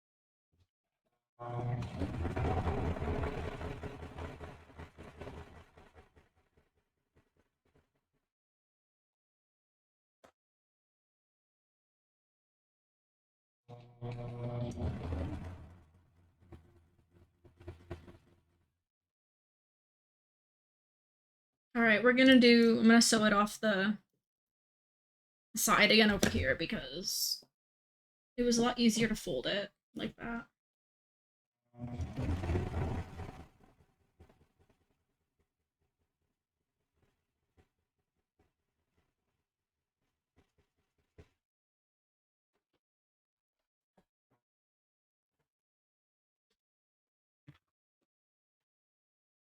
I was stitching both sides of the fabric. Well, would you like a sewing machine lesson? It is really cool, but it isn't a mystery. I can show you how. Thanks for the follow, friend. Our follows are anonymous. No pressure to chat. Feel free to continue lurking if you'd like. I appreciate you being here. Absolutely. Bessie, this is like the chillest, like kind of co-working vibe. Because I very much am not moving fast right now. We're taking our sweet time with these. I've never made them before, so I mean it's like a new project for me. Alright, I'm gonna take that out. Actually, that one, I'll take that. So my thread right now is white, so it's probably gonna be a little bit hard to see, but you're gonna see the things. Hello, Troubles Carrot. I like your little carrot wave. That's cute. So we're gonna have a sewing machine lesson here. We're gonna teach Tangerine all the things. You have 2 different threads when you're working on your sewing machine, okay? You have an upper thread that's attached, and then this goes like through, hooks and loops and goes up and down and gets caught by a hook and goes back down, and then it is threaded through my needle right there, through the front, out the back, and is then now tucked underneath my foot right here, okay? And then there's another thread right here. This is your bobbin thread. Bobbins, I just ordered 100 more bobbins, okay? These are tiny little spools. Tiny guys, okay? They're small, and you fill them yourself with your machine. So like at the top over here, I can take my thread, I can wrap it around this little thing, put it through my bobbin, and then push this over. And then when that's pushed over, when I do the pedal to make it go, it just spins this around. So it twists it to fill up my bobbin with thread. So I can match whatever color thread I'm using. You don't have to buy separate ones. You just buy your one and you can fill it yourself. Inside of here, this is where your bobbin goes. Filling bobbins is always fun to do on stream. This is my bobbin case, and then this is, where it goes inside the machine. Inside the bobbin case goes the bobbin. So I fill these up, and it goes inside of there, right? And there's a little metal case that keeps it in place in the thing. So the way my machine is, it goes like this. Some of them, they actually go like this way, just like right underneath here. And you can like have a clear plate and you can see them while you're going. That's kind of nice because then you can tell how much is still on it. Mine is always a mystery. It's Schrodinger's bobbin. Is it full? Is it empty? I never know. Anyway, this goes in here and mine goes this way. There's a little like slot right there for me to put the thread through. and then it gets pulled up in between like these little like teeth things, and then like when I pull it, it rotates towards like the right, even though I'm pulling it towards the left. That's just the way that my machine works. Each machine's a little bit different. And then there's like a little tab right here that I can pull, and that kind of squeezes the bobbin so it doesn't fall out while I'm holding it and putting it in the machine. So I usually use two hands and I kind of push it a little bit more, push it right in there. There's a little like thing at the top to where that goes so it gets locked into place. And then you have a manual wheel on the side of your machine that lets you do stitches manually. If I had no electricity to my machine, I can turn it off right now, no power to it. I can still manually sew with this machine if I just turn that knob with my hand. When you're threading your bobbin, you just turn it once, and then it catches your bobbin thread. You can pull it up and it goes to the top of the machine.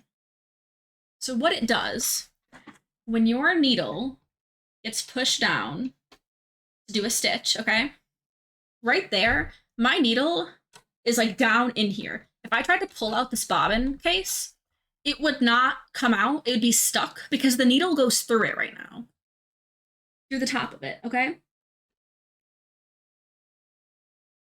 As I continue the stitch, you can see like there's like stuff turning inside of here.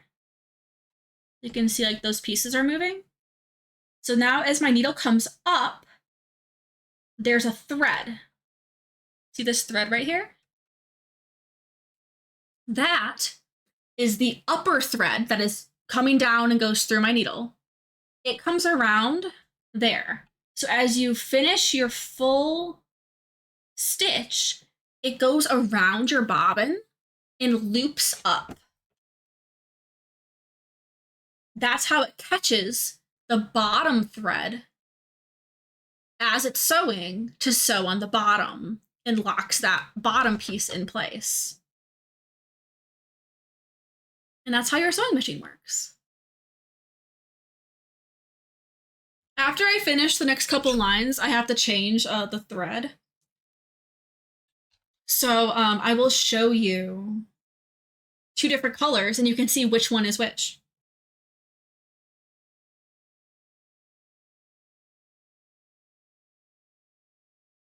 I'm texting Tav back.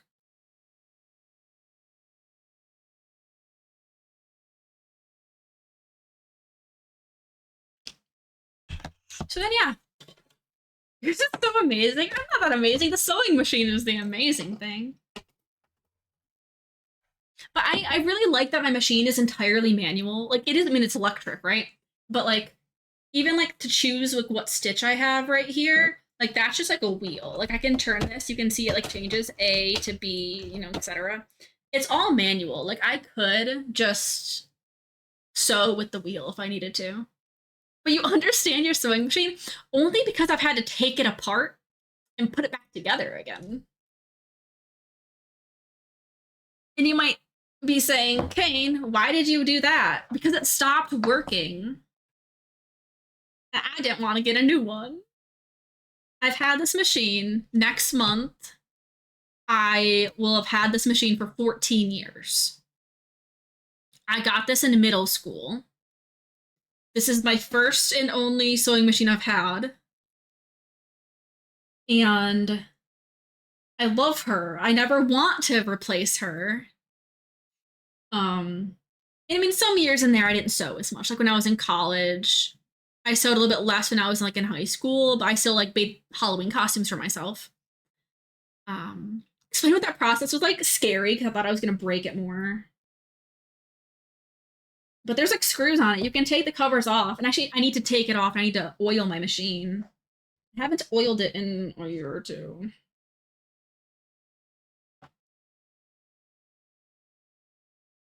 But it's fine, surely. I definitely do need to iron it after I'm done with all these Christmas presents, though, because I've been sewing a lot more than normal. The last few months. I've been making stuff for like our house and then for gifts, so. And when I start a stitch, I press this little lever up here so my hand's kind of in the way because that makes it go backwards and then your threads go over themselves and it locks it in place. So you don't like do that. Hey, you're so welcome. After I literally finish this one, we have to change the thread. So I'll show you the two different colors. It'll like you'll see it easier.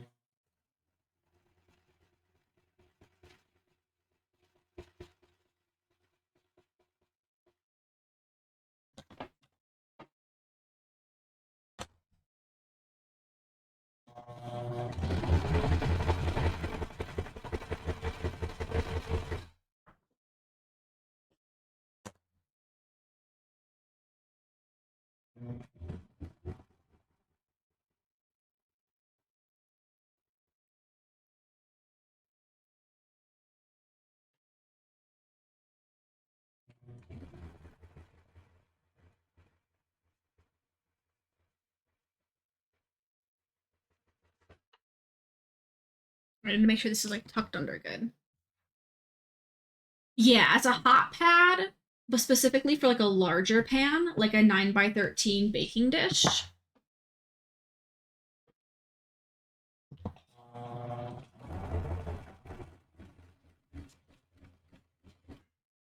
Pretty much everyone in our families do a lot of like baking and cooking.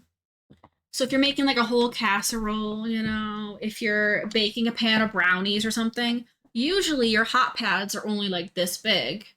And you have to use 2 or 3 of them for your really big pan, right? And so this is an oversized one. So you just have the one for your stuff. I'm trying to trim these threads before I sew over them so I don't.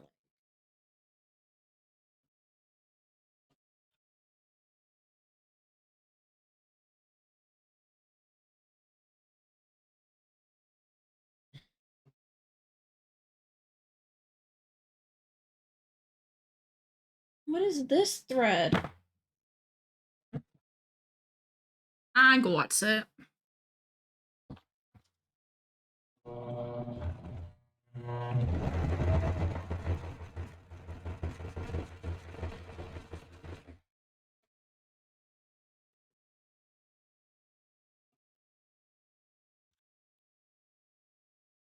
Now we have 2 entirely done. And then 3 more that are already pinned together just need to get quilted and then do the edges. So there's another one. Gingerbreads and Christmas trees.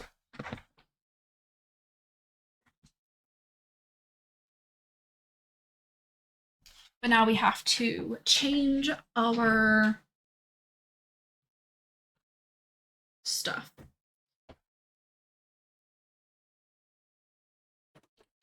To a different color. I'm going to use red for some of the other patterns here. So I already have my red bobbin and thread here. I'm going to thread up and down here. And then thread my needle.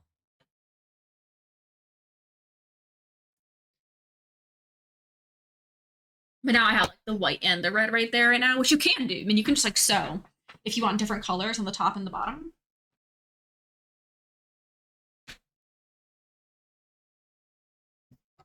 But I'll show you. It's kind of fun.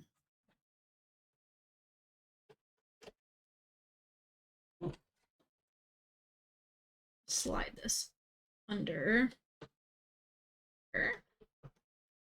So now if I just do a stitch like that,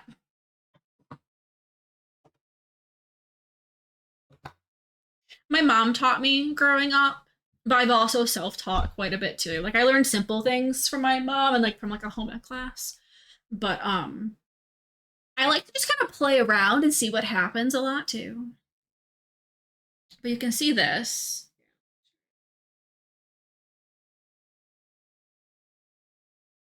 Oh, it doesn't show quite as colored on the camera. Oh, that's weird. It looks all white on the camera, but it's like red. But like this side is mostly white, and it's only red where like you can kind of see, like the dark spots there.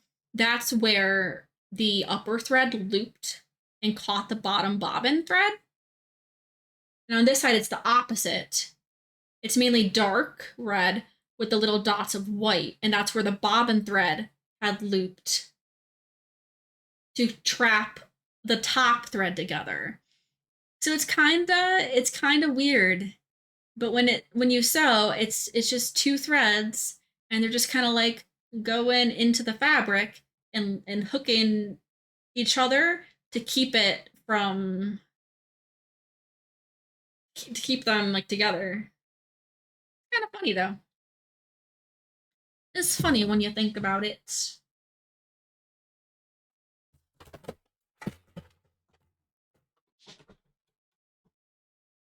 Oh, and then I can't like pull this out right now. It's because my needle is in there.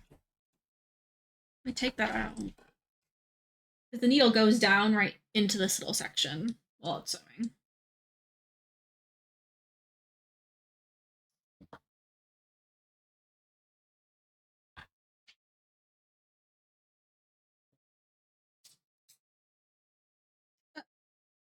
My thread broke. My bobbin thread. I did pull it at a weird angle. That was definitely like on me there. Right now I have a lot of looping going on right here with the thread from very good sewing. So I'm gonna make sure that top thread is not even in the bobbin case.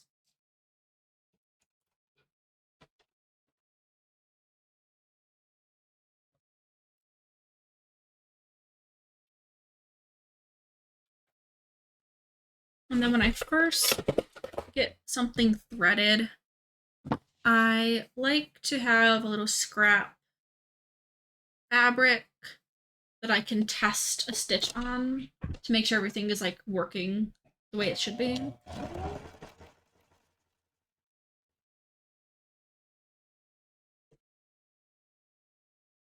See my red there compared to everything else. My stitch looks good. There's no weirdness to it.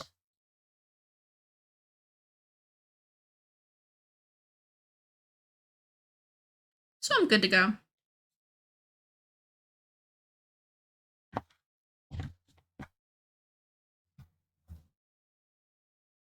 Okay.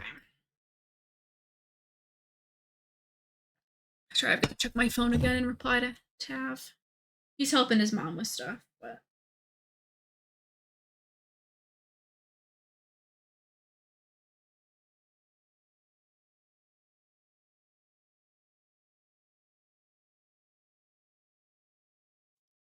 we will keep going probably until Tav gets home. Okay. We need to quilt the tops of these.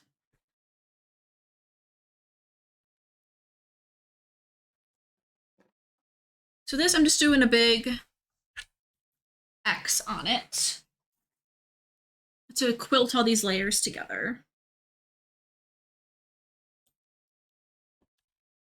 And I already marked it earlier, but it's kind of like not a very large, deep like crease.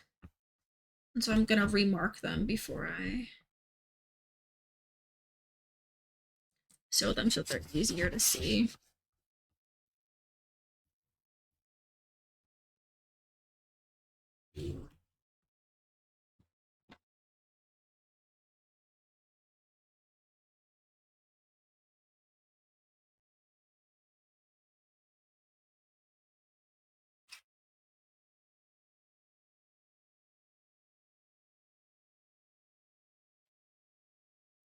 We are going to just start the first one.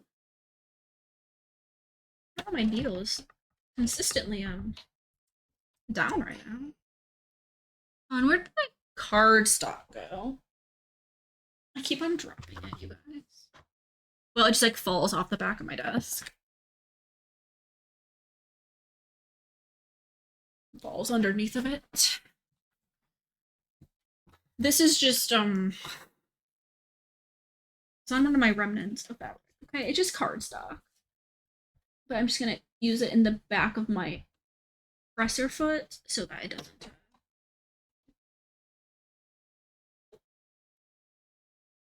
be at such a weird angle.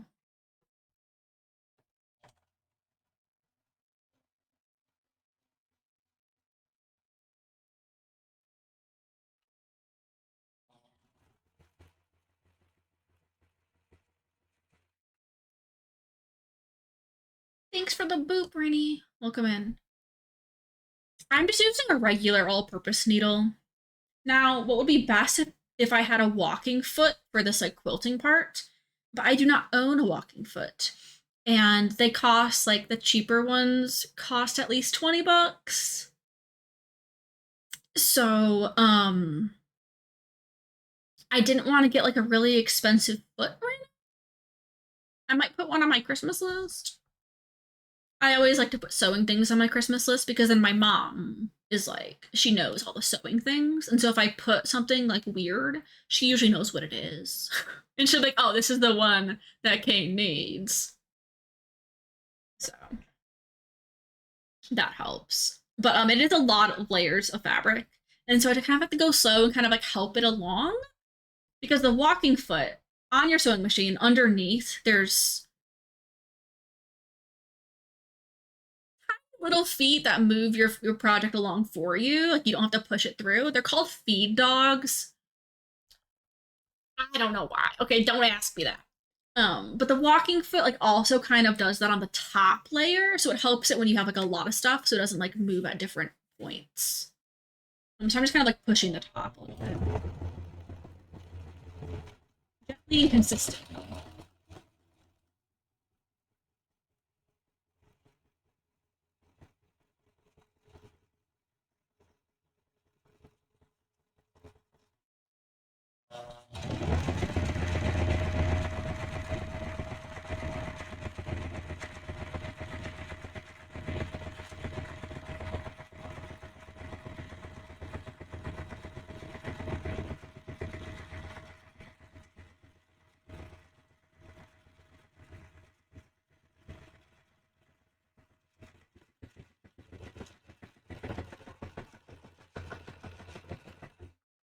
I'm happy to always do sewing machine 101s.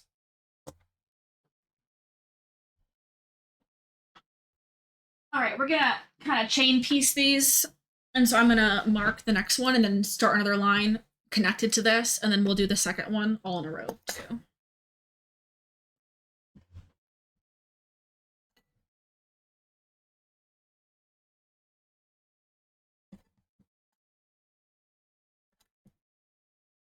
Maybe I should trim the excess before I fold it. Maybe that'll make it easier to do the binding part. I don't know. It doesn't say to on the pattern that I have. The ads on the website that I'm on right now, usually, so a lot of like bloggers use Google AdSense. That's what I use on my blog. And it, it's supposed to like personalize the ads to the person who's looking at them. A lot of websites use Google AdSense. Like Google, they're good at targeting things. But none of the ads on this website feel like they've been targeted towards me. And so I don't know what they're using for their ad service. But it's a little bit wild. Like I keep like being like these like gym ads. I'm not a gym bro. I don't know what they're trying to tell me. It's kind of rude actually. What are they saying? I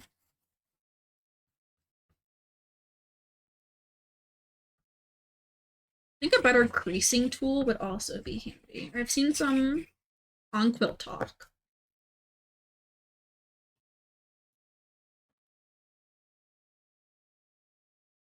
All right, I'm gonna just pick up my needle and my foot here. I'm gonna scooch up that fabric and I'm gonna scooch up this fabric. And then I'm gonna just push this, pull that one. Make sure my red isn't tucked under. Put my needle down there.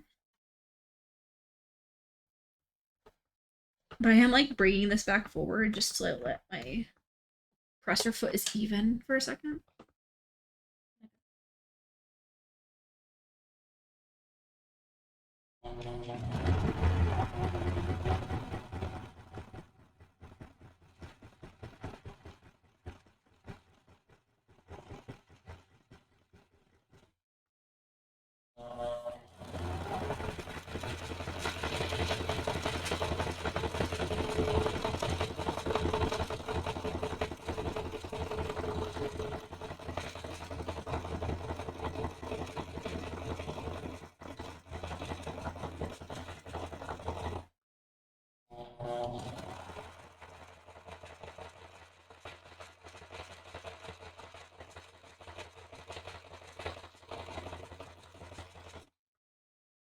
The red looks cute on this one.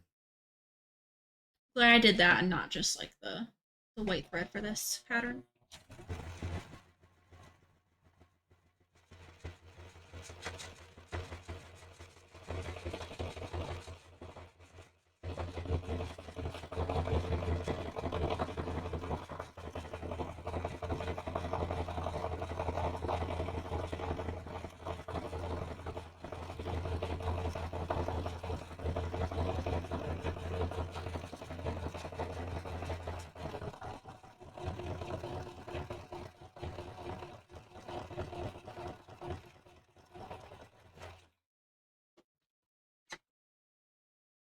I'm gonna leave the needle in that for a moment so it just stays like that. We're gonna mark the third and final one.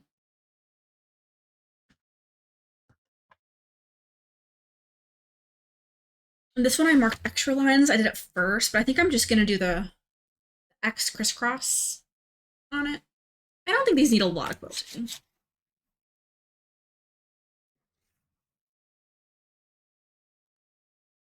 The ones I make for myself, I'll probably do more. The pattern I want to use for myself is like grids. So I'll just like follow the grid lines.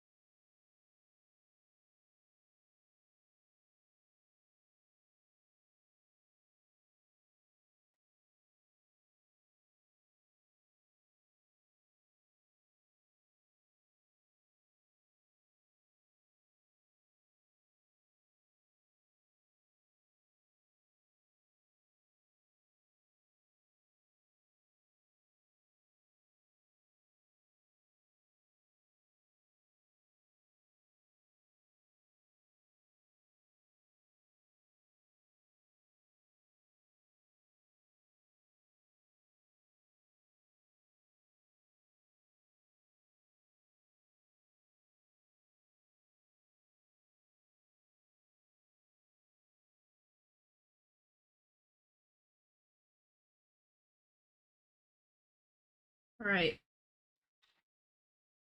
Oh, there is an app, so here is a need.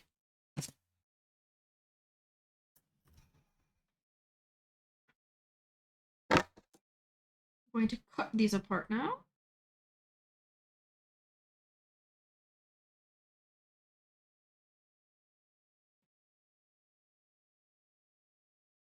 I think this red looks nice, even on like that side.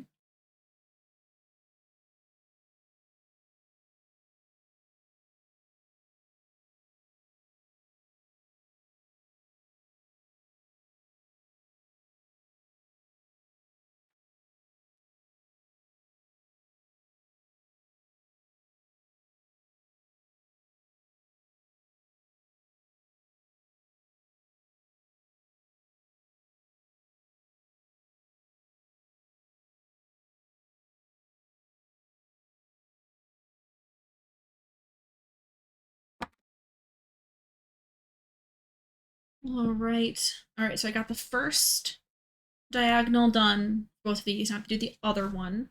And so I'm just not taking this one out of the machine yet. So that I don't have to waste a lot of thread in between them. And then I think for these ones, I'm going to trim the edges a little bit. But we'll get to that once we're done with all this quilting part. I'm just gonna roll this up so it's like not gonna get tucked under accidentally. Needle down.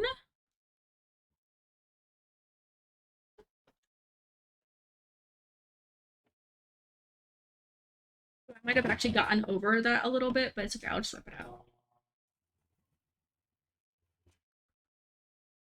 Something is wrong. And that something, one, it felt like it skipped a little bit, but then second, I don't have a thread here anymore. So we're gonna take that out. This actually did not sew at all because there was no thread. It was right here though, so I don't know what happened. It just like broke, I guess. At least it broke after I finished that side. That part's nice. Don't have to redo anything. Except for the one we just started, but that's fine.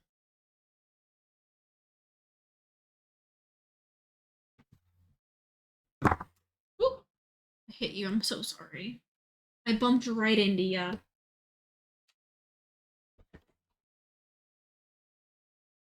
Yeah, the end of this is just like a little bit frayed, so it probably just like snapped somewhere that it was a little bit weak. I have an automatic needle threader, which is pretty great. You have to put your needle at the highest position and then put it around this little hook, and then I have to press this lever down, pull it over, and well, if it works, it pushes it through the needle. It pulls it through. Gets stuck on that little like loop thing. It's pretty neat. That one I figured out on my own. Like my mom didn't have one on her machine, and so like she didn't like teach me how to use it.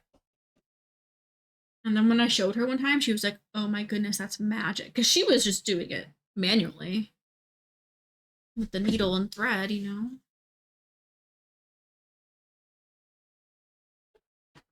All right. Put this back in here. Where's the cardstock? It's not there. It's just behind the machine. I can just like grab it when I'm done with it instead of just like letting it fall like I've been doing for how long now?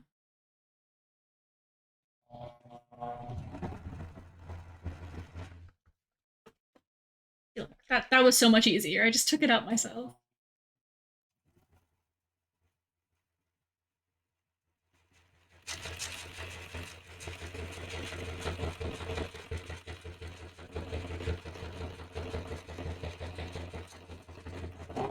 Oop, something feels off. Unfortunately, I just gotta take it out. Oh yeah, I had a little bobbin thread mishap.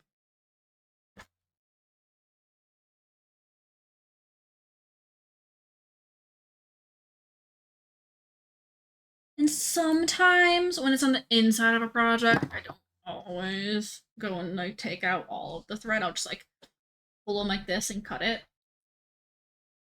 But since this is a visible decorative stitching,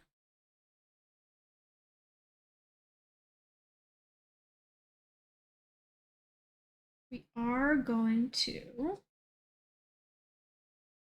pull out a couple stitches. Since the thread broke in between a couple of the stitches, we're just going to take out the last like 3 stitches here.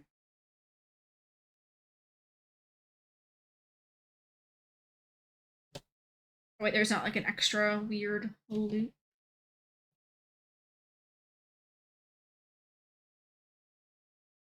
And then we're just gonna trim thread as close as we can. And we'll sew over that a little bit when we put it back under the machine. And it'll lock those loose ones now in place.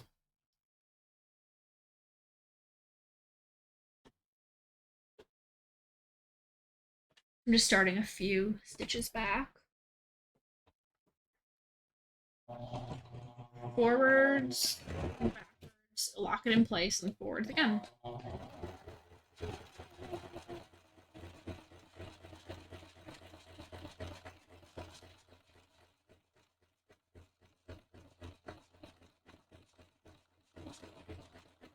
Now, if it happens again, I have to like take out my bobbin and redo it. But usually, I just like keep going to start with.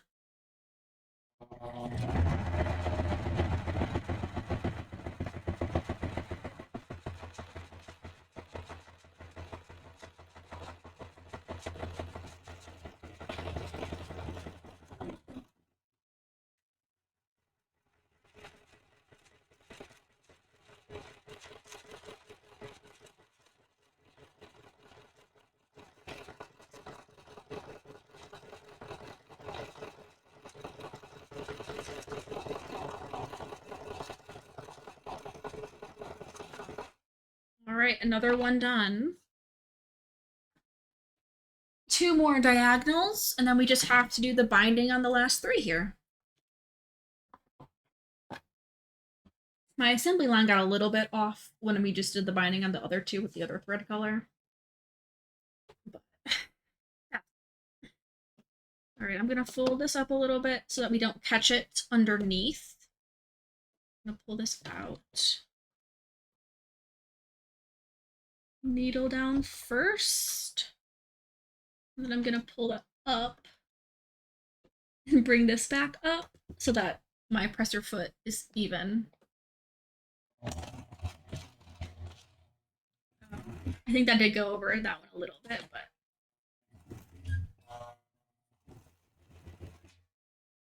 I fix it later.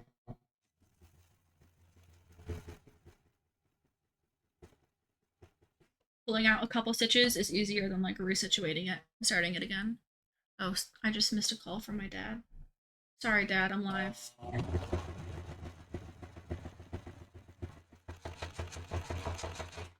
I couldn't hear my phone go off with my headphones and the sewing machine.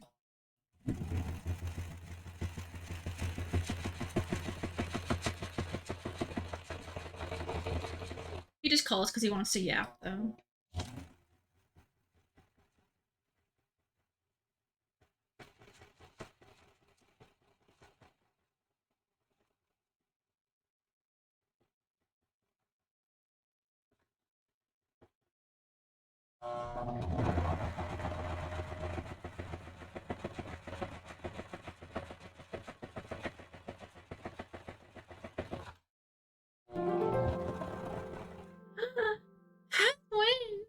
How's it going, friends? Welcome on in. Oh my goodness. Rainbow Zombie, Heathwing, Petalbrook, hello Raiders. Welcome on in. I hope you're having a wonderful Thursday. You were doing Disney Dreamlight Valley. There was just like a big update for that, wasn't there? Or was it a new DLC? I don't know. I can't keep track of all the games anymore. Although I do get Disney Dreamlight Valley news in Discord, so I do see it occasionally. You're playing the new DLC. How is it? How are you liking it so far? Welcome on in, everyone. Thank you for the raid, friend. If you need to de-stream, get some food, get some water, anything you gotta do to take care of yourself, that goes for you and the raiders coming in. Go do that. Go take care of yourselves. I appreciate you all being here, though. If you're new, hello, I'm Caenigmatic. You can call me Kane. This is Draco. He is my little void baby. And then our little cinnamon roll baby is not in here right now. We have Draco and we have a little Penny somewhere else in the house. And we're so glad you are here. Welcome on in. Very bookish and cozy. Ooh, I don't have any of the DLC for Disney Dreamlight Valley. I was kind of like a little bit like turned off of the game when they like had promised that it was going to end up being like free to play. And then at the same time as when they announced, hey, it's not going to be free to play, they were like, also, we're going to have paid DLC. And I was like, I don't know. It just like it kind of upset me a little bit, and I was like, and so I haven't played it a lot like since then. Really, it's been like a year, I think, and I played it a few times, but I mainly play off stream. Not that I've been streaming games at all for like months. I've been crafting, but I'm glad you're having fun with the DLC. If people like really like the DLC, I would like consider it. You know, I'd have to get back into the base game first though.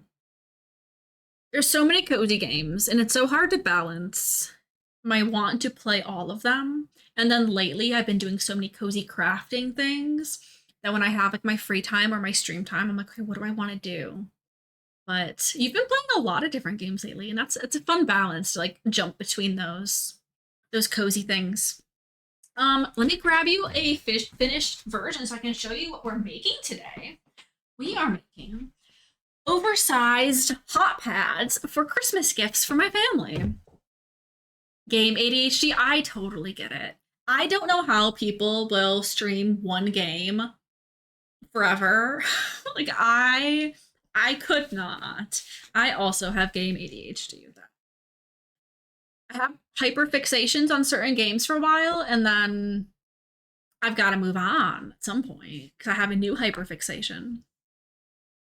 So these are oversized hot pads. They are big enough for a 9x13 pan to fit on them instead of having to use like, 2 or 3 hot pads to, get your baking dish out of the oven.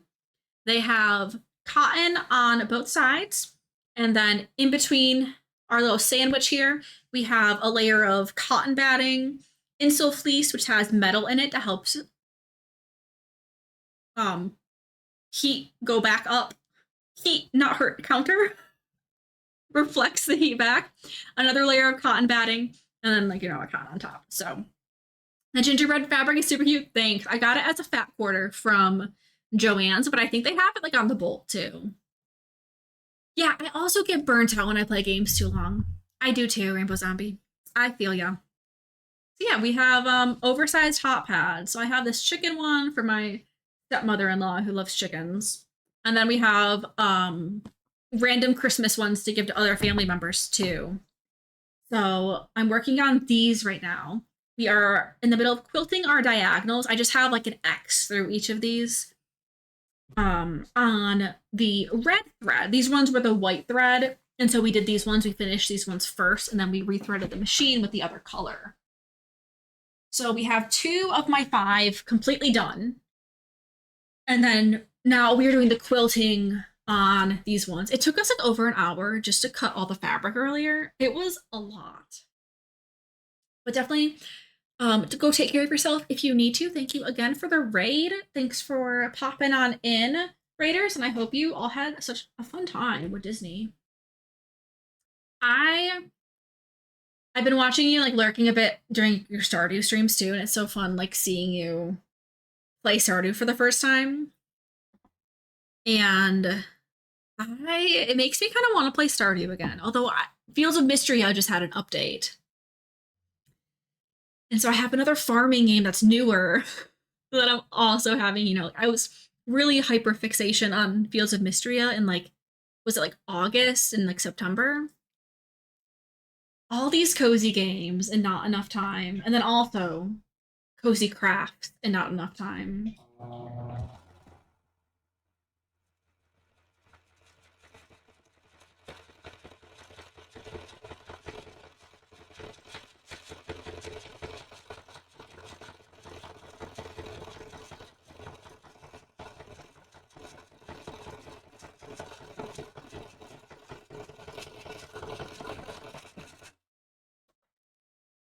Haven't played the Mystery update yet. Coral Island updated too. See, it's hard. It's awesome when all those cozy games update at the same time. But it's hard because it's like, which one do you play? Which one do you go for first? It's hard to choose.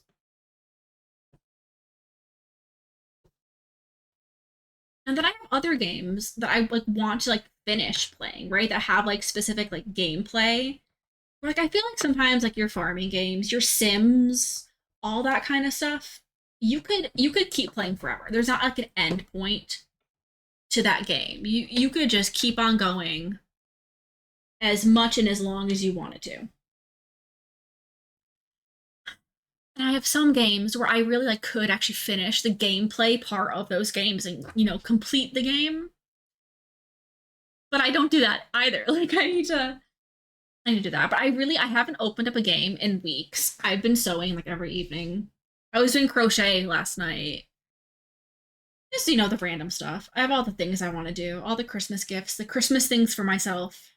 It's how it goes sometimes. Like this is also a hobby of mine. So like I don't mind not playing games to do this because I enjoy doing this too.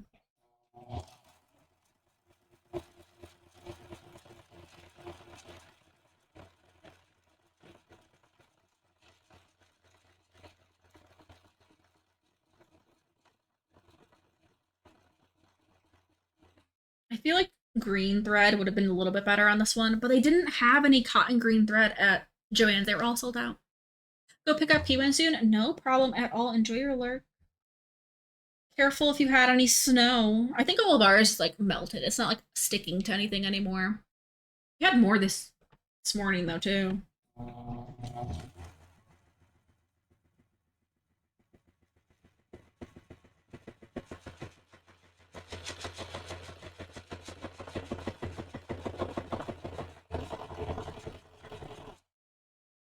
This pin is gonna get kind of in the way. Had a dusting. Yeah, we had a dusting when I woke up, and then it like snowed for a couple more hours.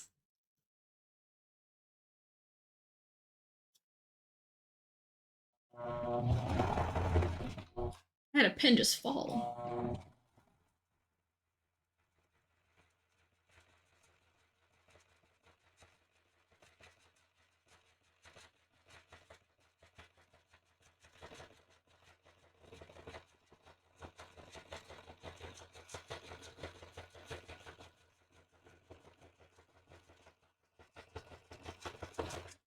All right. I think that's all three of them.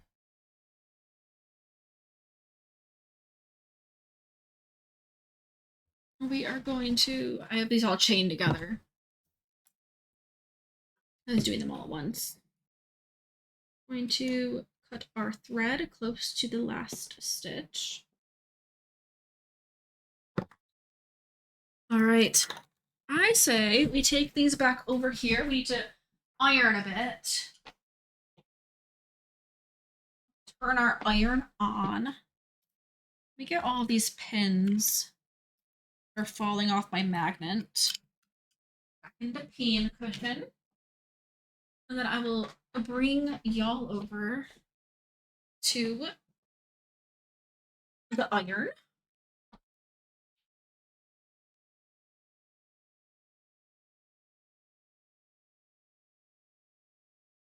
There you go.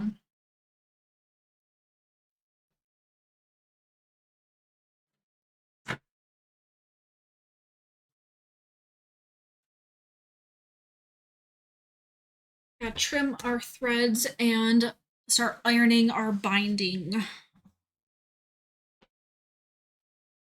I'll spin my microphone a little bit too.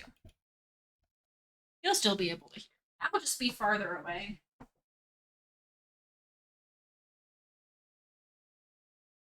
All right, these are all stuck together. We are going to make sure we trim our extra. Oh, I should actually maybe trim the extra. Oh, my thread got kind of messed up.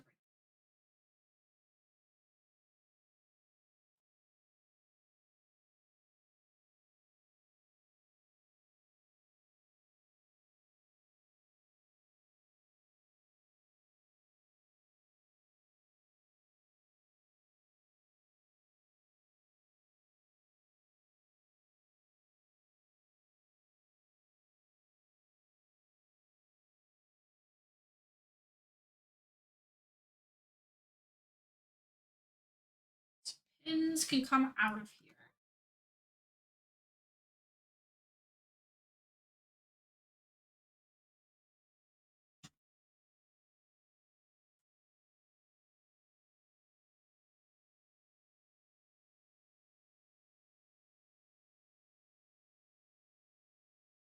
Need my seam ripper too.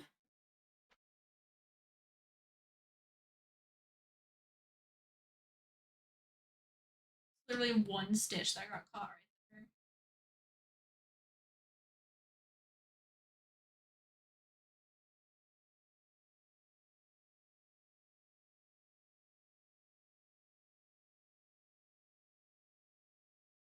It was literally two stitches that got caught there.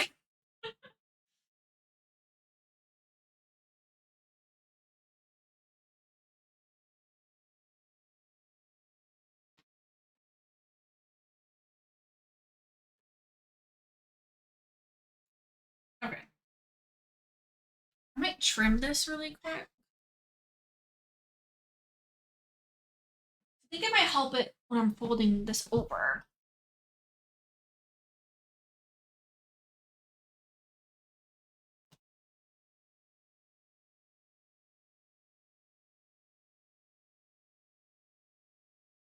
Just like on the sides where there's like a little bit extra.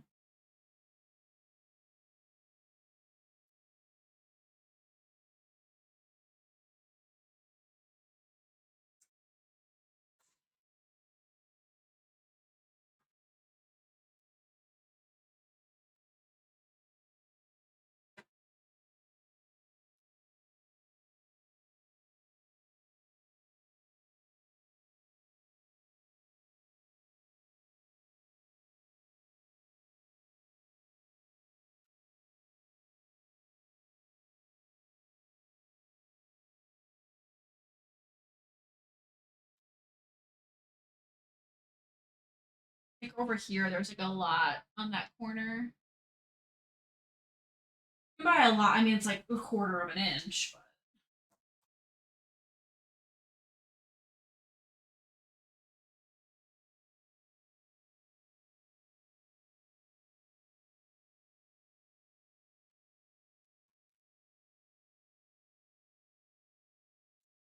it might be like bulkier than we want it to be on the inside.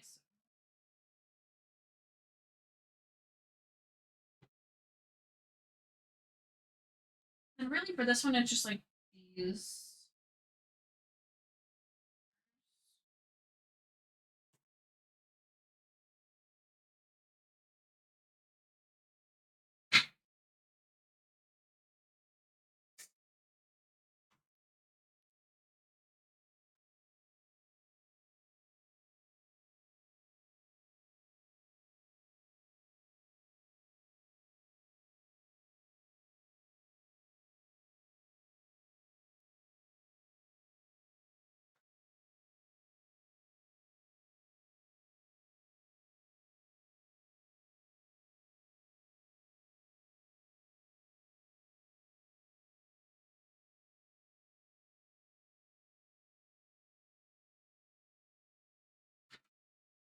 And then right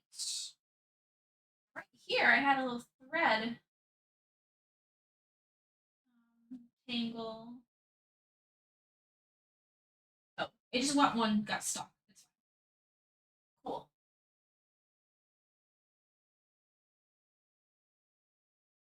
Cool, cool, cool.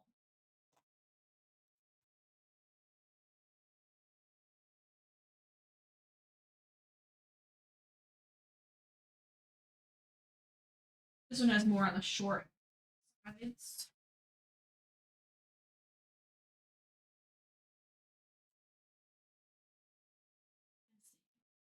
Pretty badly overlapped.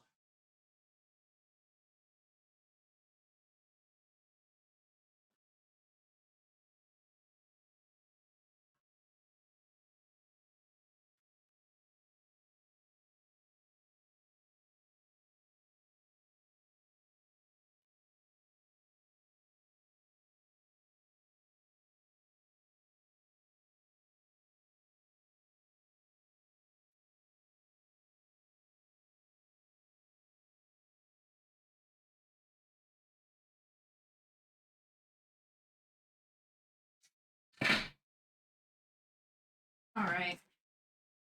That's better.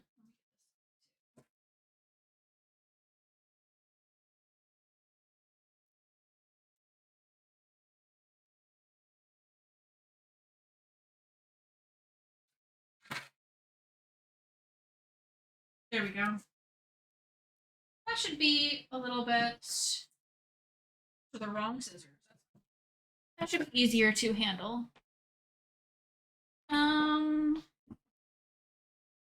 still here, right? My internet? Okay, no, it's fine. I don't know what happened. Hopefully be good. It doesn't say I have any drop frames, so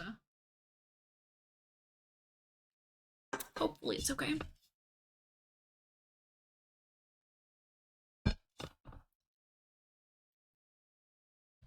All right. Let's iron this.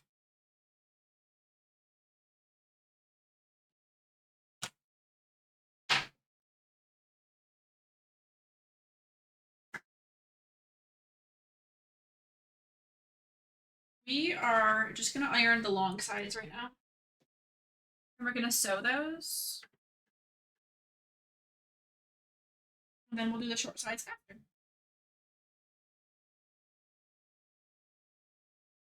Although maybe I should cut the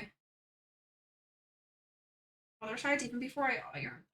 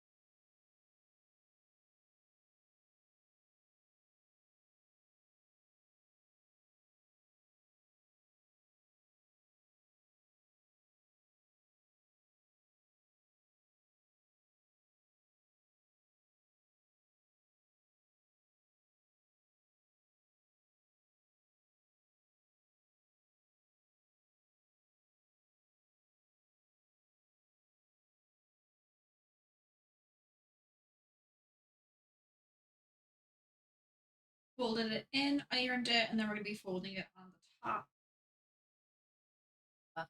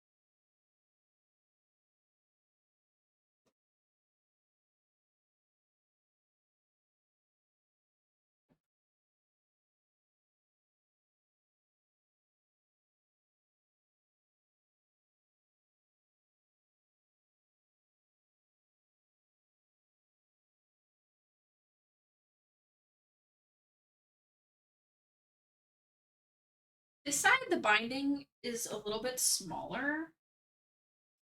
I want it to look even. So I'm gonna take this out, iron it flat.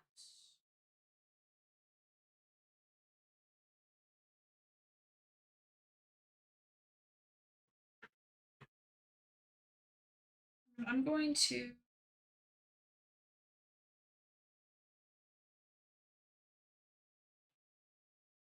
re-iron it when it's not folded in all of the way. It's a little bit wider. So that's more even.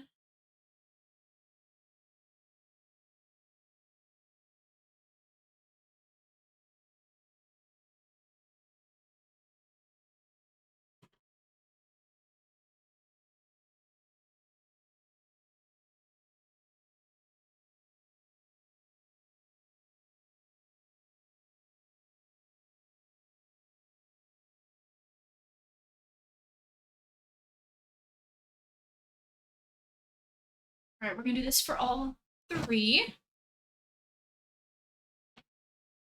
And I do think that having the corners pre-trimmed will help.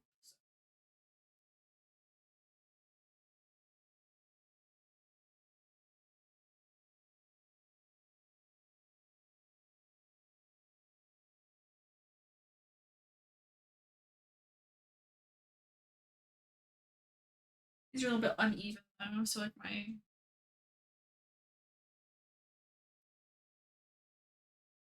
triangles are like kind of uneven.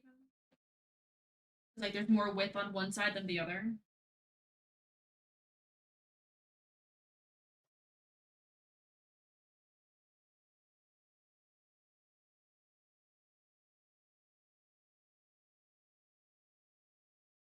This also isn't even, so I'm gonna trim that super fast.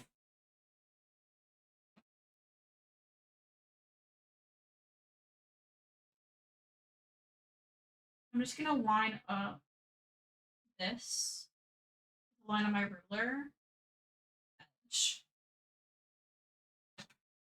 It's like pretty close right there. Just to take off a little bit. Like visually very uneven.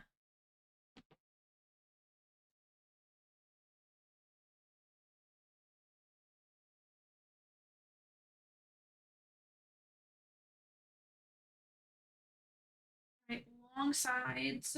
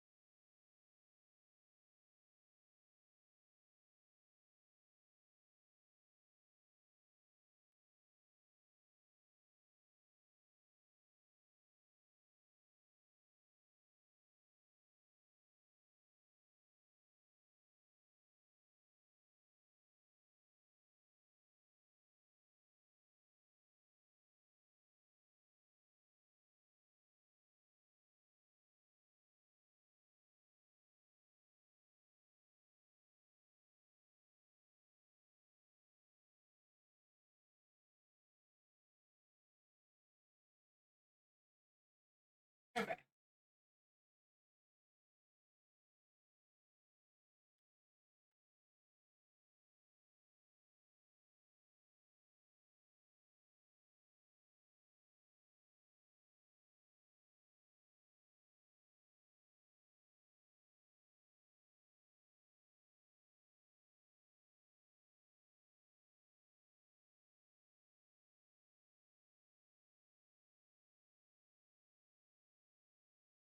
If this one you're really gonna be able to tell when it starts to pull. Hopefully it doesn't.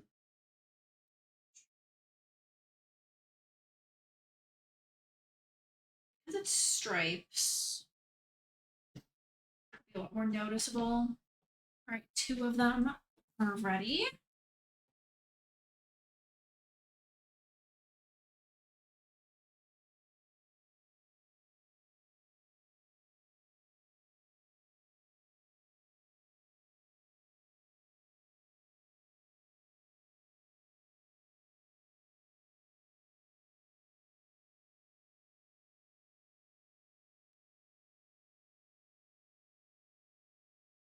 This one also looks pretty uneven on the one side. I don't know how that happened. It must have just been I was cutting a few of these pieces.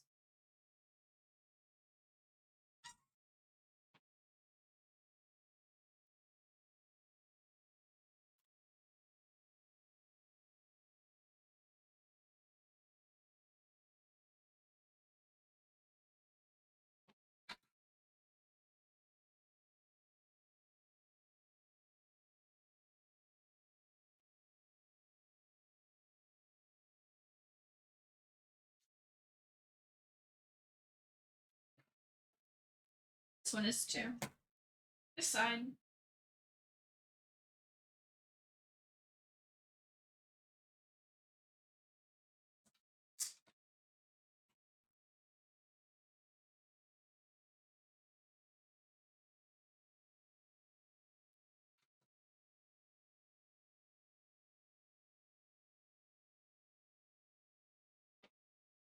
Also, cat. He's so cute. So cute over there.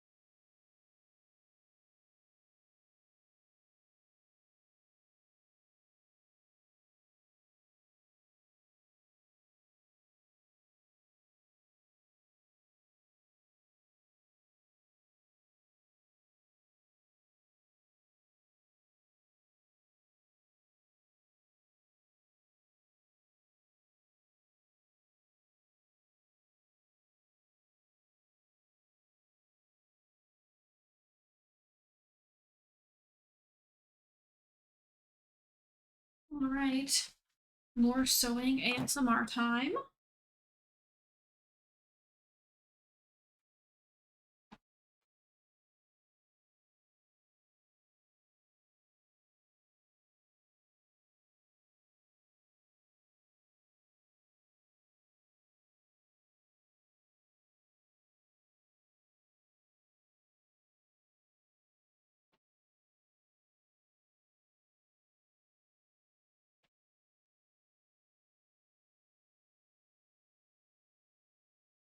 Got our basket for both spins there.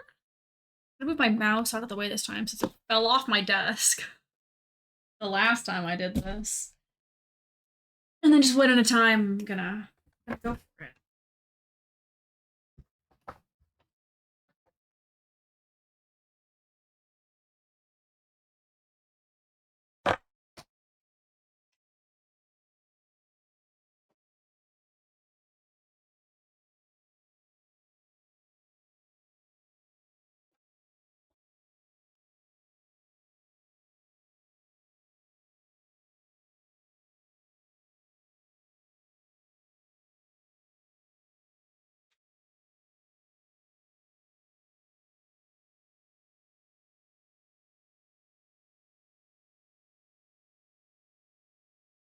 I'm gonna go a little bit closer to the edge on this one. Yeah.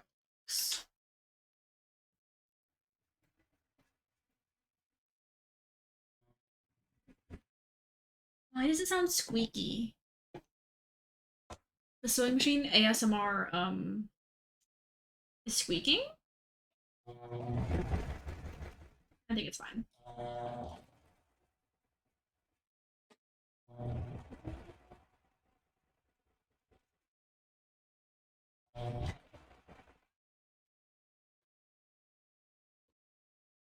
I do need an oiling machine. Like, I shouldn't need to oil it that bad, you know? Or it's like squeaking.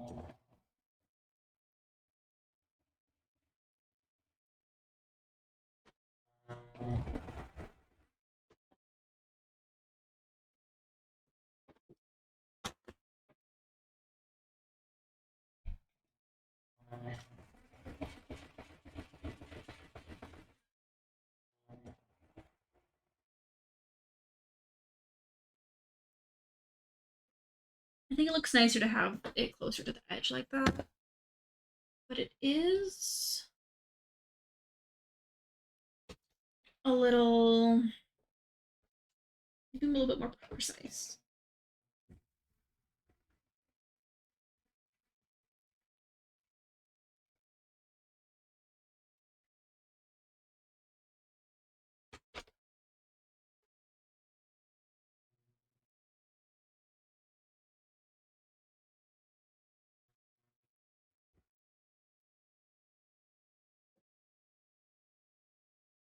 Where I'm worried about those stripes starting to like angle.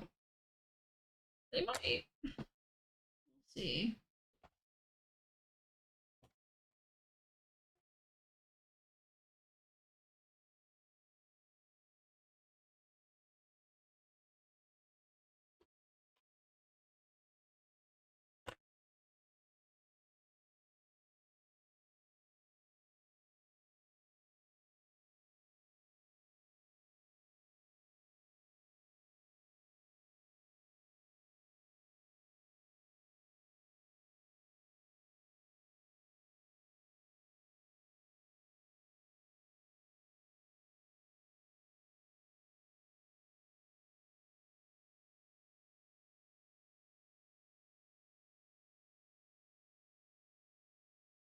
I think we are just gonna pull this right out of the machine instead of keeping going to the next one because I want to make sure the back of the thread is okay since we're squeaking so much. I might legitimately just need to like oil my machine. There's one spot where it looked a little bit funny, but we all have some. Other than that one little spot, it looks really good. So that part's good.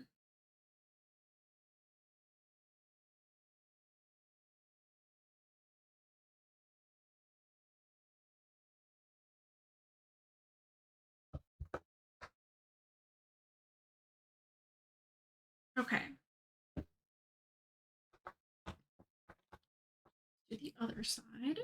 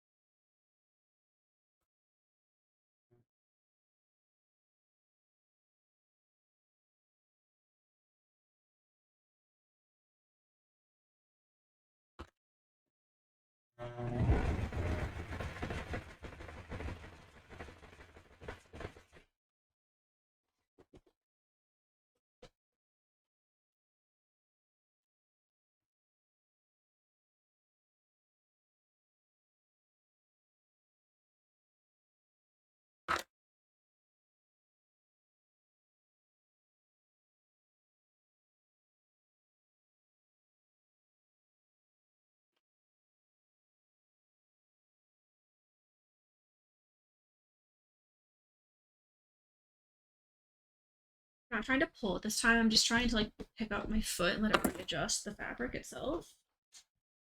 I think it looks fine.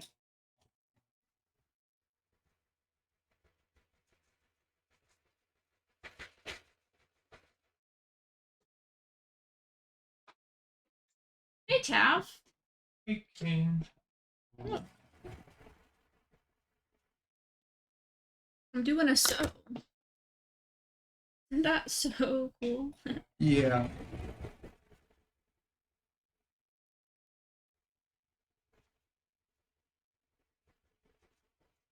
I'm sewing for like 500 years. Do you have it set up so your mic doesn't pick up your Nope, sound we're just having machine? ASMR.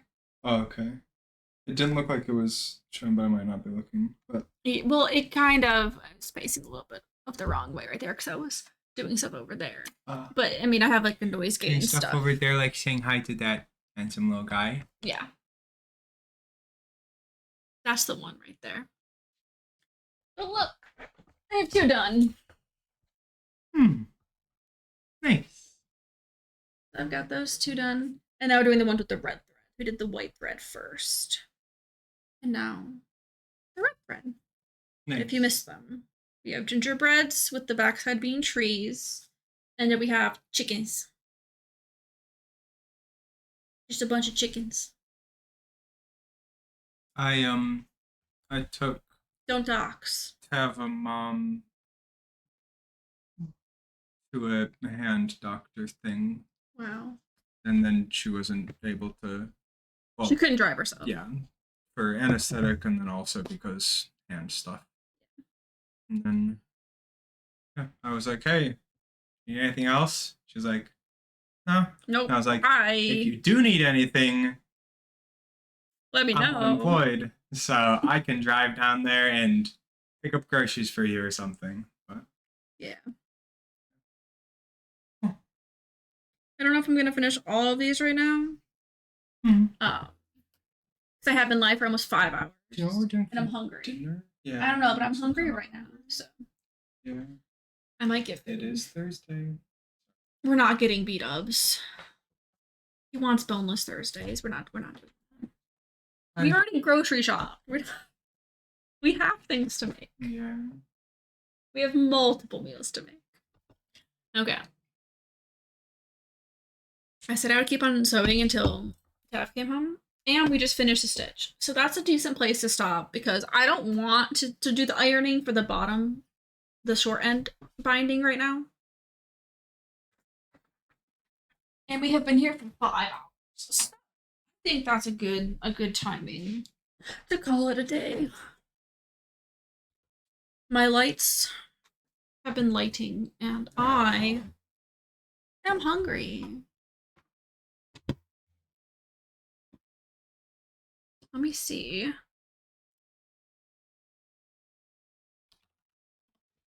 It's on, but also, let me give you a cat.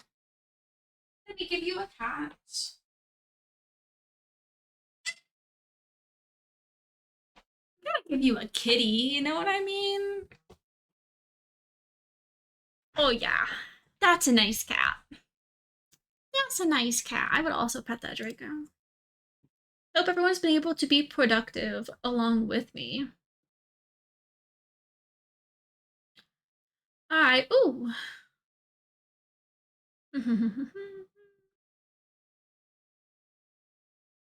Person I was gonna raid already got offline. It's okay, we have their friend zone though.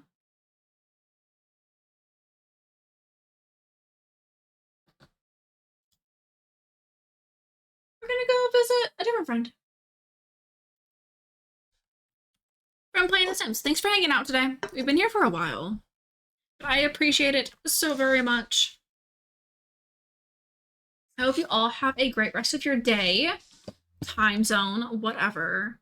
I'm probably gonna finish these like this evening. I'm gonna in the afternoons we've been going on walks a lot lately while we still have daylight. And I have like 2 hours or less of daylight left today. So if I eat now and then go for a walk, it'll be dark in like an hour and a half. So if I finish them tonight and then soon I need to start a baby quilt, okay? So I don't know if I'm gonna do like a little quilt-a-thon, like all day quilting thing for that. I should at least start cutting my fabric off stream because I'll probably be cutting fabric for like 3 hours for that. If it took me an hour to cut this fabric today, although I mean I was yapping, it'll take me a while to cut the fabric for other stuff too. Here are your raid messages if you want to go say hi to a friend playing The Sims with me. I hope you have a wonderful day. I don't know if I'll see you tomorrow. So if I don't see you tomorrow, have a great weekend too. And if anything, I might just do like quilting stuff like in Discord. Hang out, co-work in there for that because I will probably be doing a lot of figuring out where I want different colors. And it'll probably be kind of tedious. So, you know, we'll do it even more casual than this, this was very casual to begin with. We are going to go visit Athena. Athena is playing The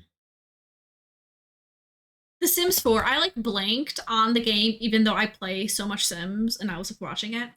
Athena does have follower only chat on, so no pressure at all to paste any raid message if you aren't already following. But Athena is pretty funny to watch. And she's been in here a lot lately. So I want to go say hi. Have a great rest of your day, though. Besties. Okay. I'm gonna get food. That pineapple fried rice. About to be gone, y'all. Gone.